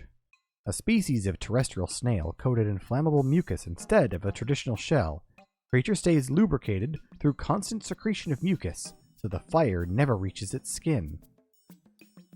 Remove tongue and discard the rest. Cook over a charcoal grill until medium rare. Always with the tongues. Bearded ampret. The hair covering its face works as a capacitor. It charges electricity by rubbing the hair to build static, then discharges it at enemies intruding on its territory. It's more territorial than aggressive, attacking only when threatened rather than to hunt prey. It has several qualities unique to this ecosystem, such as breastfeeding its young, which may someday give rise to a whole new taxonomy of fauna here. Pan roast the thighs with sprigs of rosemary and whole garlic cloves. Finish it with a squeeze of fruit juice to highlight the subtle notes of the lingering electricity. Mamuta. I like Mamuta. Shame you have to keep fighting them. The imbalanced, asymmetrical arms of the Mamuta are among its most notable features.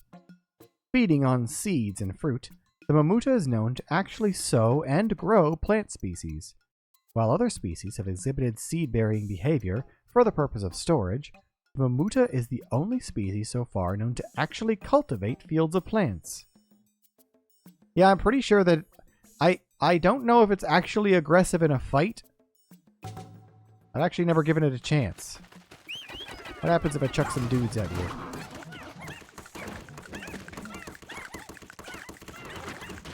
Jesus Christ, you're weak, bud.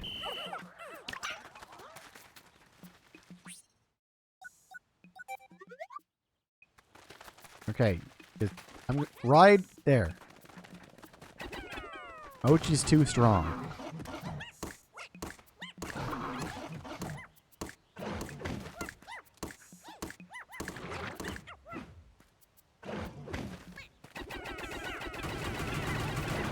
Oh, Jesus!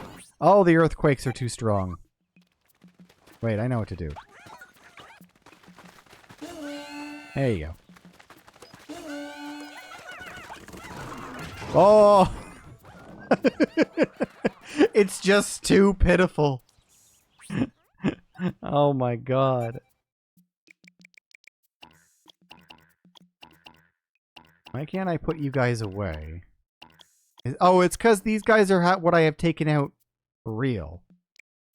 It is kind of a wimp, yes.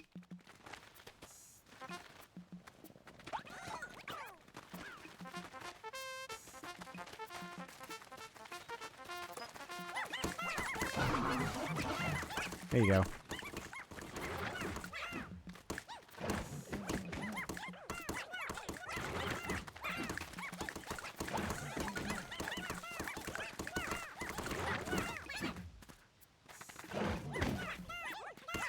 Yeah. Like I thought, it does not hurt your Pikmin. Not ever. It just plants them. It's just a gardener that you beat the shit out of. The imbalanced, asymmetrical arm... I guess we're just leaving it dead here on the screen. Sure, that's how it spends most of its life. The imbalanced, asymmetrical arms of the Mamuta are among its most notable features. Feeding on seeds and fruit is known to actually... Oh, yeah. We read that. Inedible. Tastes like chicken. Just reading that with its fucking corpse next to flowers. Oh, God. Contradictory, but alright. Yeah, like, chicken is a flavor. So, again, Louis sucks. Porquillion. Its needle-covered armor is soft and quite exposed. Furthermore, it has a cowardly disposition. So when it senses even the slightest danger, it shoots out its spikes. Regenerating new spikes requires significant amounts of caloric energy, so this creature requires significant amounts of food. This likely explains why, when it scrounges through garbage, it sucks up not just the insects it finds, but also the trash itself. They have ingested a few of the SS Dolphin's parts, too, but those could never be mistaken for trash. Cut the meat into 4 even slices. Dip slices into a beaten egg, then dredge in breadcrumbs. Fry over low heat. Honeywisp. This floating lifeform drifts effortlessly on the wind. Upon death, its physical structure instantly collapses, and as the creature is particularly elusive and difficult to catch, no sample specimens have been acquired as of yet. If we could simply recover a live sample, research on this species would likely proceed more smoothly. Although the eggs are quite small, the yolk has a distinctly bold and tangy flavor. Try tossing a few in a pan along with your choice of meat and fresh vegetables, and cook up a country scramble. Puffy blowhog. This species of blowhog uses internally generated hydrogen to inflate a flotation bladder and hover above the ground. The creature's electrified pulse creates a sash of color that flows along the surface of its body, making it a particularly beautiful species of the blowhog family. Precisely how it's able to internally stabilize its highly explosive hydrogen and simultaneously generate electricity remains a mystery.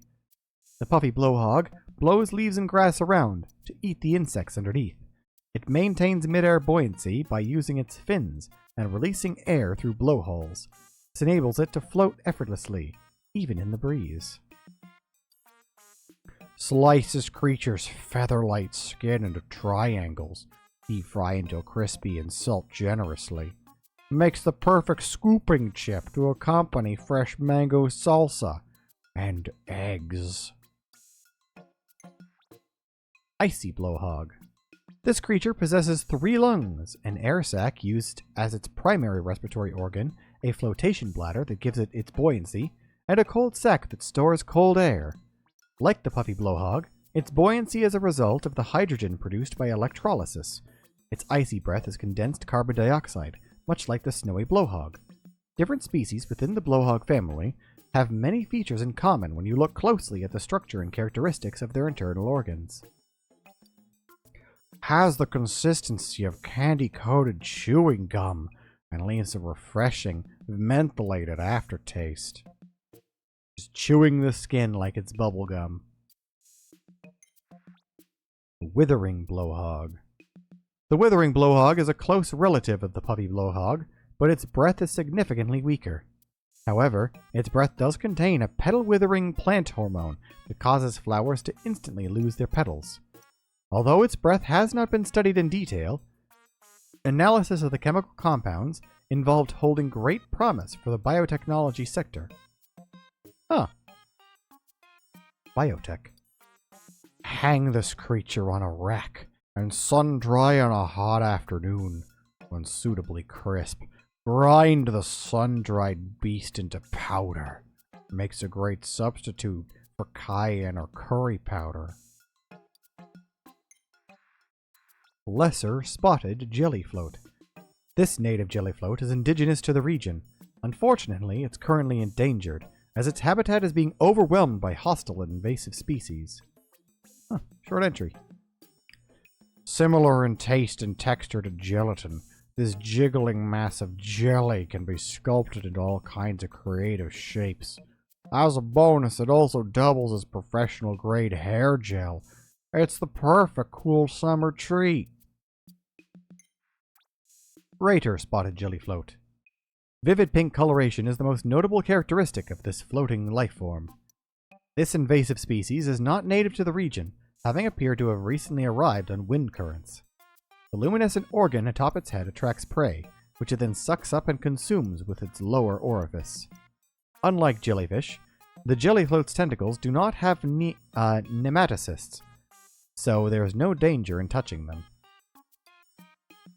Like a fine cheese, the aroma of this fluid floater can be oppressive, but its flavor must be experienced to be believed. Also makes an unforgettable non-dairy spread. A walpole. The yellow wollyhop spawns in early spring, layering its eggs on low-hanging tree branches and shrubs growing in or near lakes and ponds. Such unorthodox amphibious behavior is a defense mechanism, protecting the eggs from predation by blue Pikmin and water dumples. The wollyhop's wild hopping near the shoreline in early spring is thought to be a method of driving predators away from the walpole eggs. Walpoles can be eaten raw, but they're much more flavorful when steamed or grilled. Also heavenly in risotto. Feel free to experiment with this lush ingredient. The yellow wollyhop. This magnificent specimen has remarkably bright coloration compared to the rest of the amphituber family, as well as 3 lateral spots. This species seems to have lost some swimming proficiency, with the evolutionary adaptation that granted it greater jumping ability. The yellow wollyhop inhabits aquatic shallows and shows an instinctive drive to jump upon and squash smaller creatures. Coat in a thick batter or deep fry for a down-home flavor you won't soon forget. Wollyhop. Believed that juvenile wollyhops were once carried by underground currents into caverns, where they thrived in the dark habitats. This troglodytic species of wollyhop's coloration results from generations of cave dwelling and lack of sunlight. Comparative differences between the size and shape of this wollyhop and other species are thought to be the result of natural selection at work, choosing traits better suited to life in a subterranean environment. Wollyhops are best ground up, shaped into a patty, and flame-broiled on a grill.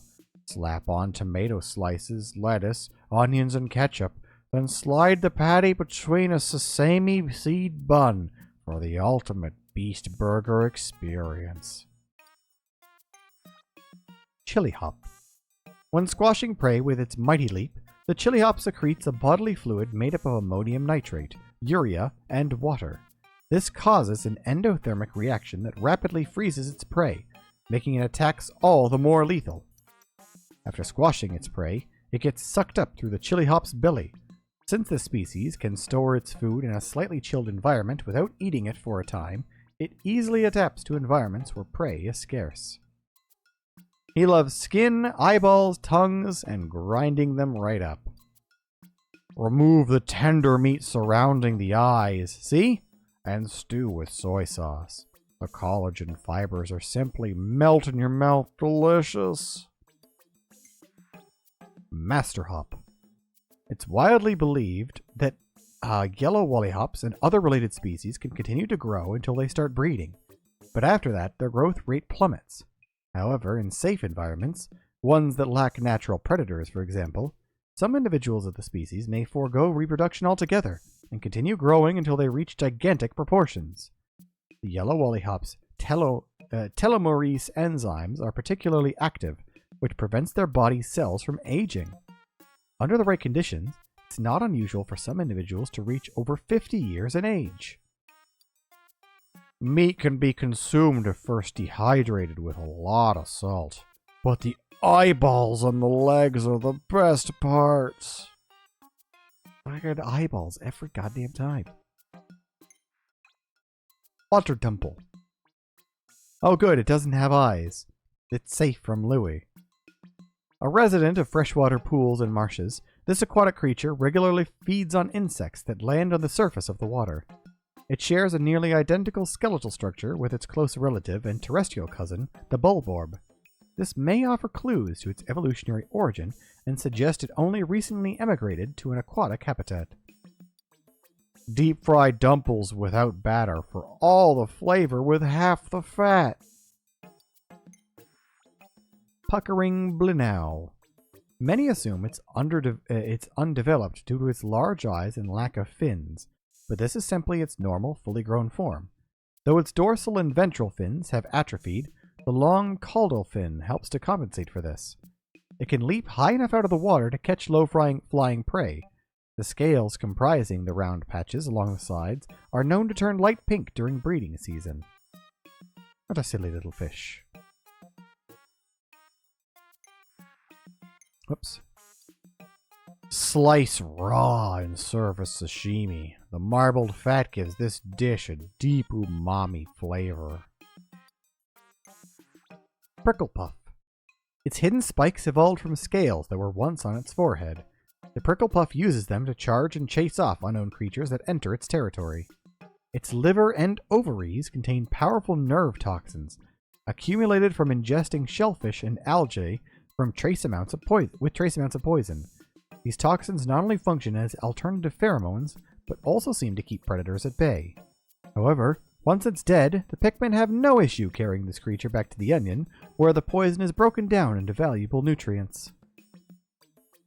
Remove the poisonous internal organs, then slice thinly to serve as sashimi. The firm meat is brimming with umami flavor. Pairs well with a light, refreshing citrus vinaigrette. Waddlepus. Its eyes and stubby feet make it look like an octopus, hence the name, but it's closer in anatomy to a starfish. It sleeps during the day, but will stay alert for approaching predators, which it drives off by puffing itself up and releasing bubbles. Closer research suggests the true purpose for the bubbles is to protect its eggs during spawning season. Perfect for make-ahead meals. Marinate the boiled meat in balsamic vinegar and chill for a few hours. The longer you let it sit, the richer the flavor. Aristocrab offspring. A juvenile peckish aristocrab. Small in size, its right pincer is only half grown. Because of this, it often hunts by hiding underground and lying in wait to ambush its prey. Generally, crabs pass through the larval stages Zoeo and Megalopa as they approach juvenile crabhood. Instead, the peckish aristocrab is born with a body shaped like an onion, absorbing its nutrients through the ground and sprouting legs as it grows. Perhaps it's a close relative of species in the Ambuloridaceae class.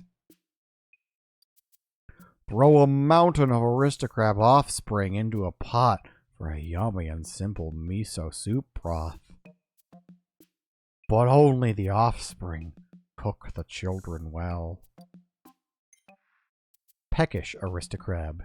Its unnaturally large claw is used for catching prey, for self-defense, and most surprisingly, for its mating call. Hey, that's Louis for you. Most aspects of the aristocrab's life revolve around it, which may explain why they become fearful and docile when the claw is damaged. It would also account for the claw's remarkable regenerative capabilities, which can restore it completely in a single night. It's also known to blow bubbles when under attack, but this is a result of venting from the wrong discharge valve under extreme stress. Loves to boil them babies. Great for a hot pot. Remove the shell and cook the legs in a hot broth. When they turn nice and red, pull them out and slather in liver paste before eating. The grub chucker. This bipedal creature walks upright, so its motion is notably slow, but the long reach of its pincers is useful for catching prey and tossing it into the wide mouth on top of its head. When young, its mouth stays closed, and the grub chucker lives on things like shellfish, nuts, and fruit, eating using a small trophy located behind the feelers below its eyes. As it grows, the sincipital mouth opens, and it can start eating larger quantities of food. It has few natural enemies, primarily due to its height. However, it's often found in dimmer wetlands, or underground to protect the soft top of its shell from the sun's rays.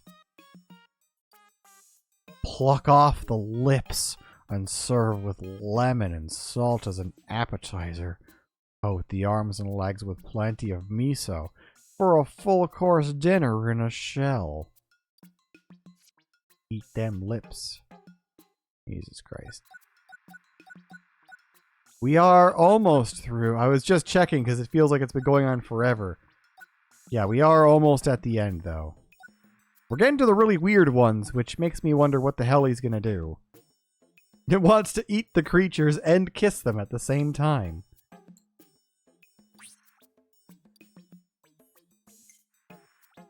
Hermit Crawmad. Looking at the eyes and sickle-shaped legs characteristic of squillas, one would think this is a squilla relative. In fact, it's a relative of the hermit crab. This species, however, has migrated from seaside life in a shell and instead inhabits burrows in the ground. While its legs appear sickle-like, there are pincers that have evolved into a fin shape. This beast feeds on small creatures that pass by its lair, drawing them inside to eat them. Shuck from the shell, bake on high heat until crispy, then dip in a pot of melted milk chocolate, lips smacking sweet, like the lips of the crab. Mmm, crab lips. Bug-eyed Crawmad. Like its cousin, the hermit crawmad, it makes its home in a burrow rather than a shell. It has abnormally overdeveloped eyes, with which to detect prey in cloudy water or low-visibility mud. These enormous eyes can perceive circular polarized light, as well as the ultraviolet and infrared spectrum. Let me just snooze that. It is well protected from predators, allowing it to live for upwards of 50 years and grow to immense size by repeated ascetus. Something like that. When grilled, serves as an excellent filling for an offbeat po' boy.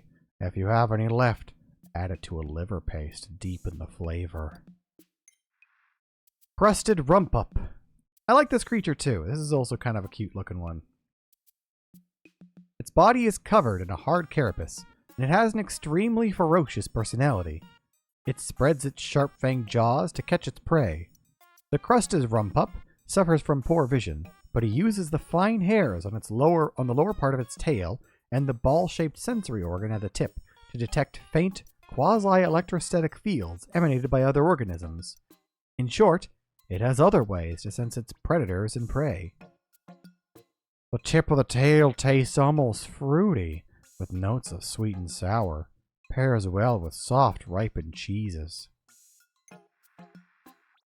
The Pearly Clam Clamp. Using the pearl that takes shape inside its body as bait, this creature lures prey into its interior and traps it within its shell to feed. It's also worth noting that this pearl may just be an amalgamation of outside materials wrapped in a viscous gelatin exterior. On the frequent occasion when it cannot gather food for itself, this creature can also obtain nutrients when the symbiotic algae within its body photosynthesize. For this reason, it can often be found with its mouth open on shoals or sandy beaches that get lots of sunshine. Heat in the shell over a strong fire to bring out the umami-rich juices. Finally mince the mantle and toss with noodles. Top with sesame seeds. The Toady Bloister. This species of creature has yet to complete its evolution from bloom-cap bloister to the more advanced ranging bloister. Compared to the latter, this creature is substantially smaller. The fact that its mandibles do not protrude as significantly as the ranging bloisters is due in part to the fact that like most mollusks, its vital organs are located deep within the creature's carapace. The flower-like appendage on its back is actually a gill. It prefers a watery habitat from which it can capture unsuspecting prey with its sticky tendrils. Pan-sear with herbs and oil until lightly crusted on the outside and rosy on the inside. Complement the savory flavors with a light and buttery cream sauce. Bloom-cap Bloister. The origin species for which the ranging and toady Bloister evolved. It still carries a large shell on its back.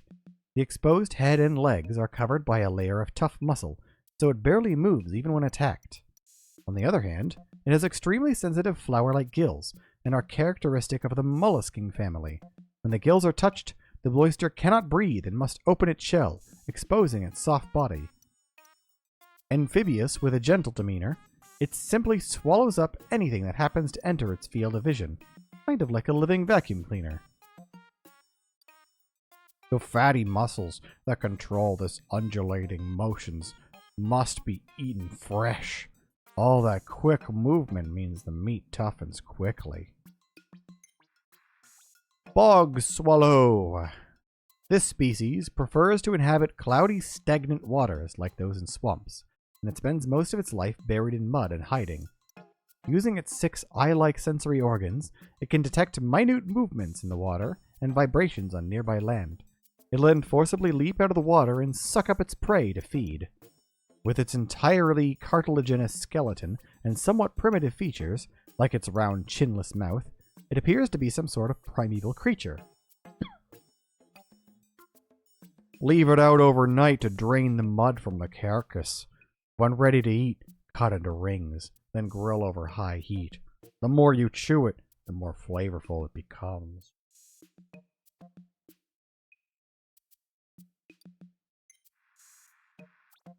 The water wraith. Oh, hey, look. The thing that's not a creature and probably like an alien or something. All that is known about this creature stems from a few sightings deep underground. All reported sightings feature the same core set of details.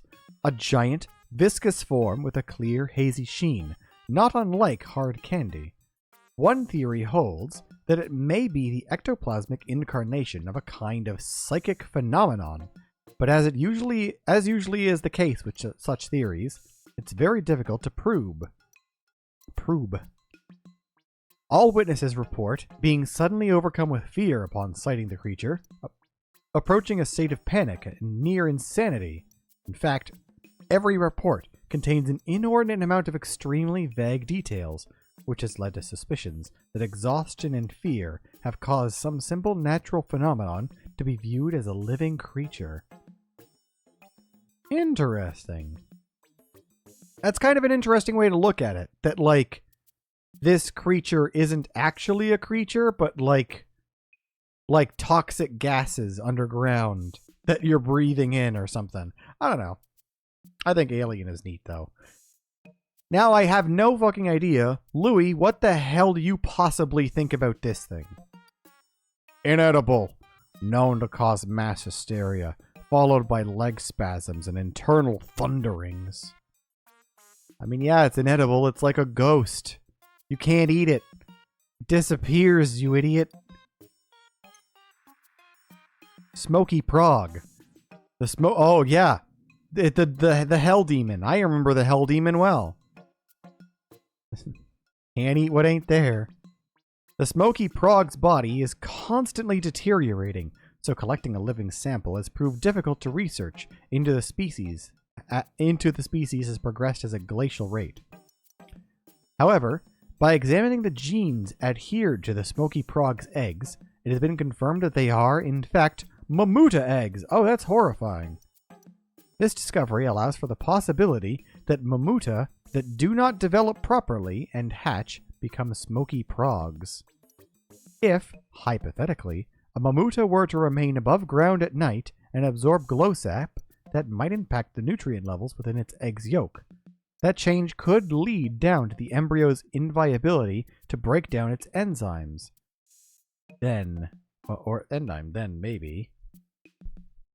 maybe what? I mean, that's pretty fucked up to think that, like, the peaceful Mamuta that just plants also can become the Hell Demon that spews poison and instantly kills anything nearby. Very haunted. Louis, how are you going to try and eat the Death Ghost? Egg tastes best when smoked. The flavor of the belly and the head is pleasantly warming. Jesus Christ. I feel like it's almost worse that it sounds like a normal review as he eats the Hell Demon Ghost. Sure thing, man. Ancient Sire Hound. Oh yeah, big dog. Hey look, we finally found something that Louis isn't eating. Presumably.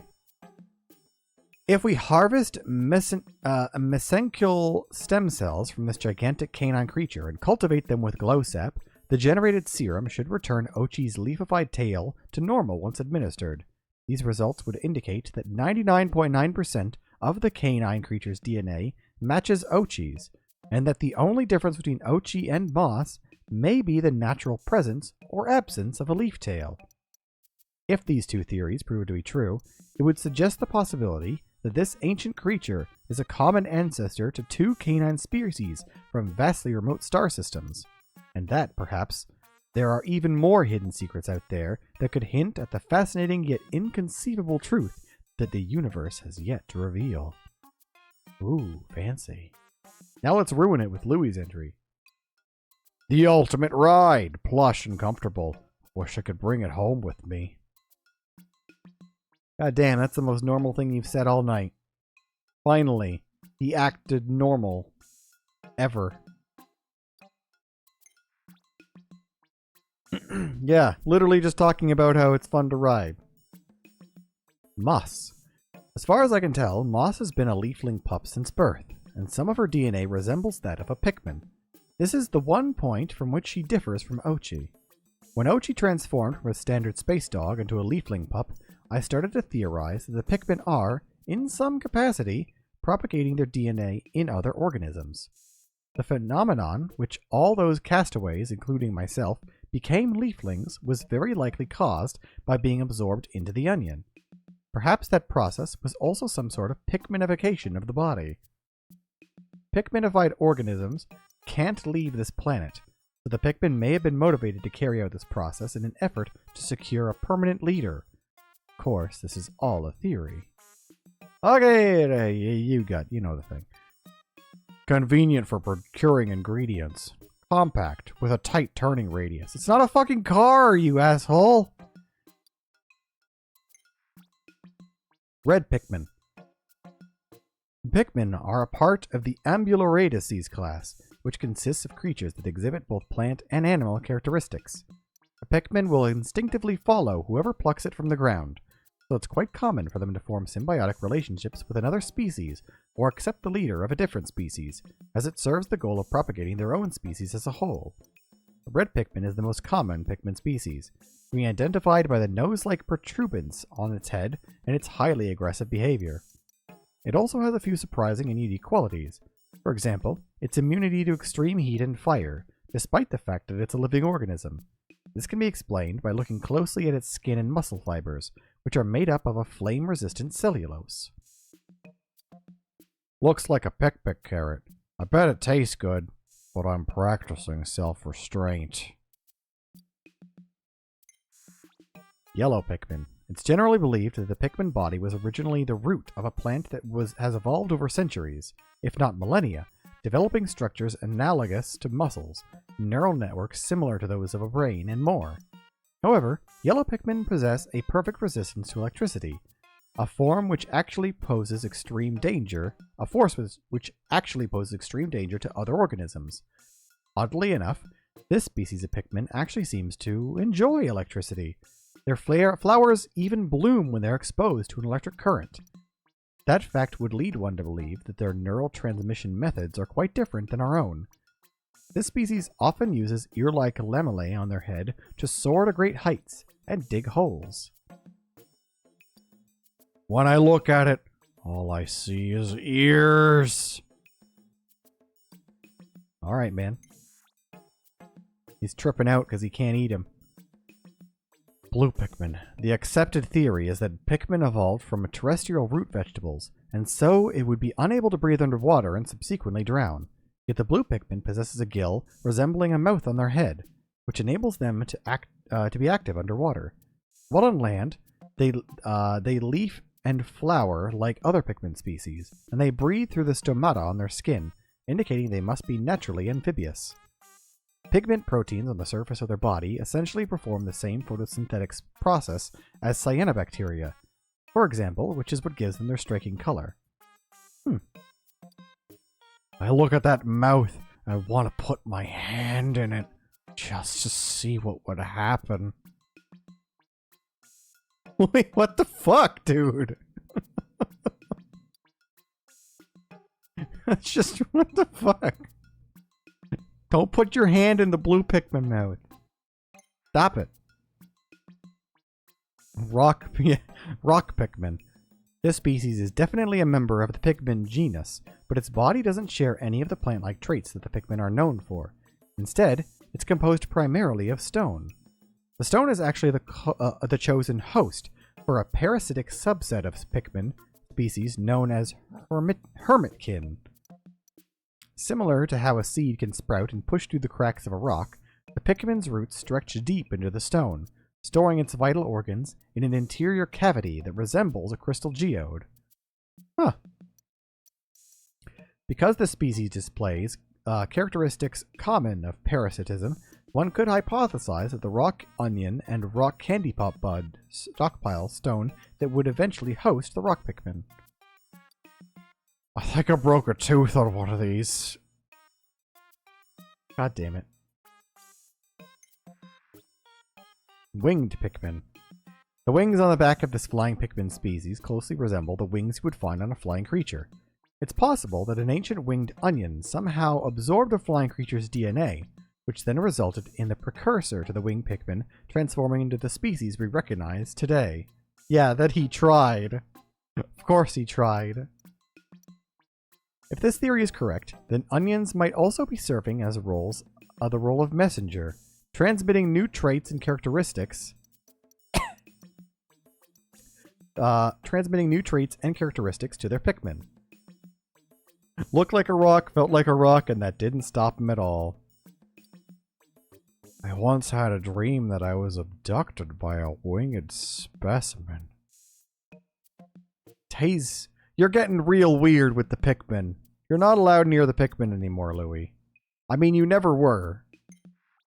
Ice Pikmin. Pikmin supposedly evolved from plants, yet there are also Pikmin species with bodies made of ice, known as Ice Pikmin.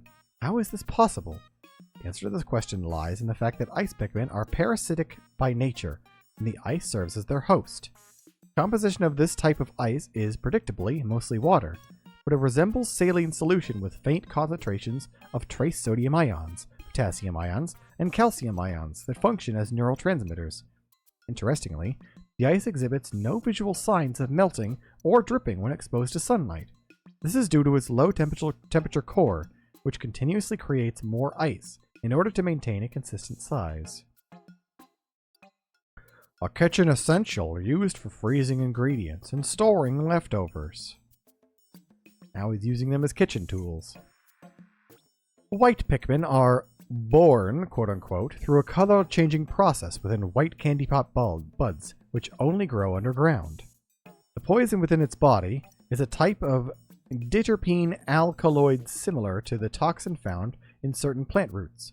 If ingested, it can lead to vomiting, respiratory distress, and complete organ failure, ultimately resulting in death due to cardiac arrest. Though strong, this poison also has medicinal uses, sometimes going by the name aconite. The Pikmin are ambularidaceae and evolved from plants, but it seems some species retain more of their plant-based evolutionary heritage than others. Not meant to be ingested. Best used as bait. Fucking hate this man. Despise this man. Purple Pikmin. Slightly larger in size, purple Pikmin can weigh up to 10 times as much as the other Pikmin species, and when thrown to the ground, their impact creates gravitational waves that can actually warp space-time. Jesus Christ. It's astonishing. The density of their muscle fibers is also much higher than that of other Pikmin, allowing them to transport 10 times as much weight as their average-sized counterparts.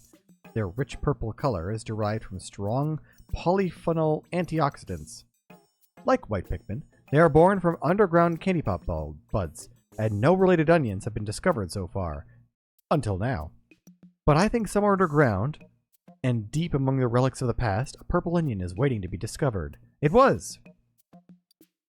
Very heavy. Tenderizing the meat would be way too difficult. I guess that's your excuse for not eating them. You still suck, Louis. Onion. Sometimes it lies dormant, much like a bulb, but dig it up from the ground and provide it with the right stimulus. For example, a good hard shake, and it'll activate, sprouting 3 root-like legs.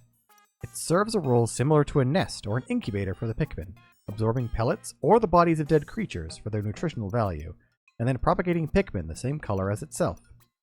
Onions also seem to greedily attempt to replicate certain characteristics of the matter that they absorb by combining with or absorbing other onions, sometimes of the same type. It's been confirmed that just like Pikmin, an onion has muscle fibers in its body, and though it is unable to walk, it is capable of a small range of motion. However, when one breaks down the biological matter it's absorbed, a fuel similar to bioethanol is created. Onions spray this fuel out of the mouths of their underbellies and are able to fly using the flower-like propellers for stabilization. Fascinating. If you look closely, you can see its legs are sprouting a dense layer of hair. I don't want to do that. Larlic. While it doesn't sprout or create Pikmin, this specimen is still a type of onion. A bulb like this one can be divided into 7 segments, is highly nutrient-dense, contains strong energizing and anaphylactic effects. Saute in oil to add a fragrant spice to your dish, but eat too much and you'll smell like it for days. Candy pop bud. What looks like the interior of a flower is actually an insectivorous leaf that developed into an organ. This organ releases a sweet scent from its central pistil, luring small insects into its interior and trapping them.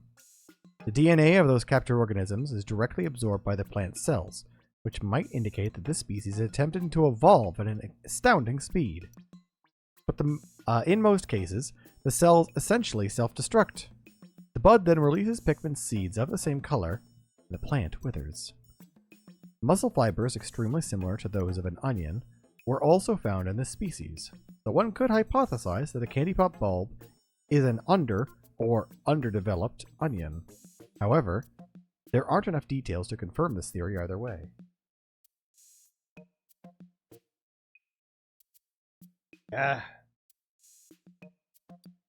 Way too spicy for a salad, no matter what color bulb you use. Coward. Pellet posy. In the stem of a pellet posy, one can observe the muscle fiber unique to half-plant, half-animal species, such as the Pikmin and candy pop bud flowers. The pellet posy is a species that can be considered a close relative. Although the ability to crystallize nectar is unique to a small group of the pelletweed family, the fact that these plants reach maturity so quickly and that their pellets contain such high concentrations of the natural nutrients in the soil explains why the Pikmin and so many of the other native species are so reliant on these pellets for sustenance. And their fancy numbers. On the quest for the perfect hors d'oeuvres, slow cook this plant in a wood fire oven, but be careful to only serve the tender palate. Burgeoning spiderwort. Like the pellet posy, while nectar is its primary source of nutrients, the burgeoning spiderwort produces fruit with high amounts of super spicy compound. Both this plant and the pellet posy are part of the pelletweed family, but the spiderwort does not crystallize nectar because of the different fungi that parasitize its roots. Instead, it produces alkaloids that contain those extra piquant compounds. The alkaloids are then extracted and collected by way of the plant's fruit. Whether or not a plant produces super spicy or super sweet compounds seems to depend on the type of fungus with which it interacts. Dry out the fruit and grind it to a fine consistency. Perfect for adding a touch of spice. The glow Pikmin. The fascinating glow Pikmin. Although they've been named glow Pikmin, it's not entirely clear whether or not this species is actually a type of Pikmin. These creatures possess the same fundamental behaviors as Pikmin, like carrying things, propagating, and fighting. They also share special characteristics, such as the leaf atop their head. Yet they do not spawn from an onion, but a luminol, and they're only active at night or underground. During the day, they revert into seeds and enter a resting state. What's even more surprising is they exhibit no signs of life. When a glow Pikmin dies, if that word can even be used, it does not expire in the typical sense. Instead, it just becomes a form of light, or perhaps a photon, and returns to the luminol. Putting aside my scientist hat for a moment, it seems to me this creature or entity may not be a living organism at all, some manner of spiritual substance. Yeah, they're ghosts, dude. What I've been saying. Fighting with weird ghosts that Louie's probably going to be eating.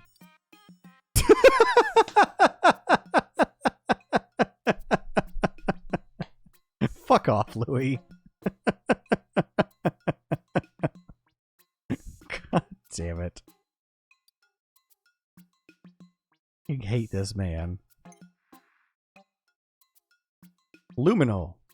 Besides the fact they serve as incubators and nests for glow Pikmin, we know very little about the luminol's ecology. When nocturnal creatures die, a luminol can break them down into glow pellets through its strong dissolving enzymes. This matter, when condensed, becomes glow sap. One might assume glow sap is then an extremely dangerous substance, but it has hardly any negative effects. In fact, I've had it administered to me personally as a curative medicine to break down growing leaves. Luminols will only appear in places where an onion was located earlier in the day, and since they propagate glow Pikmin, one can surmise that they are ribosomes from those onions. Perhaps, using its dissolving powers, it returns the nectar that supports the ecosystem back to the soil. Smells a lot like an onion. The green juice is particularly delicious. Oh shit! We got back to the top. We did it. Oh my god, we found out all the weird shit that Louie eats. I'm mostly free. I forgot I had the army out here. I'm gonna just save reading the treasure catalog logs for another time. My throat is killing me and it's an hour past when I should be asleep. So, for tonight at least, I'm free of the Pikmins. Probably spend like an hour. I know it's my fault. I was like, when 1:30 hit, I was like, oh, I should just like pause reading these and continue later. But I foolishly didn't actually check to see how long or how far I was through the list. I could have done that and then paused halfway through the species and creature list, but I didn't. And my throat's paying for it. Oh, I'm going to feel that in the morning. Well, thanks for stopping by and sticking around, all those that did. Discord's where it always is. No, I'm not a bronze medal. Shut up. Shut. Rude. Oh. Oh. Well, now I'm going to leave sad. And we'll do Smash Bros on Monday, I suppose. Maybe more Pikmin next week.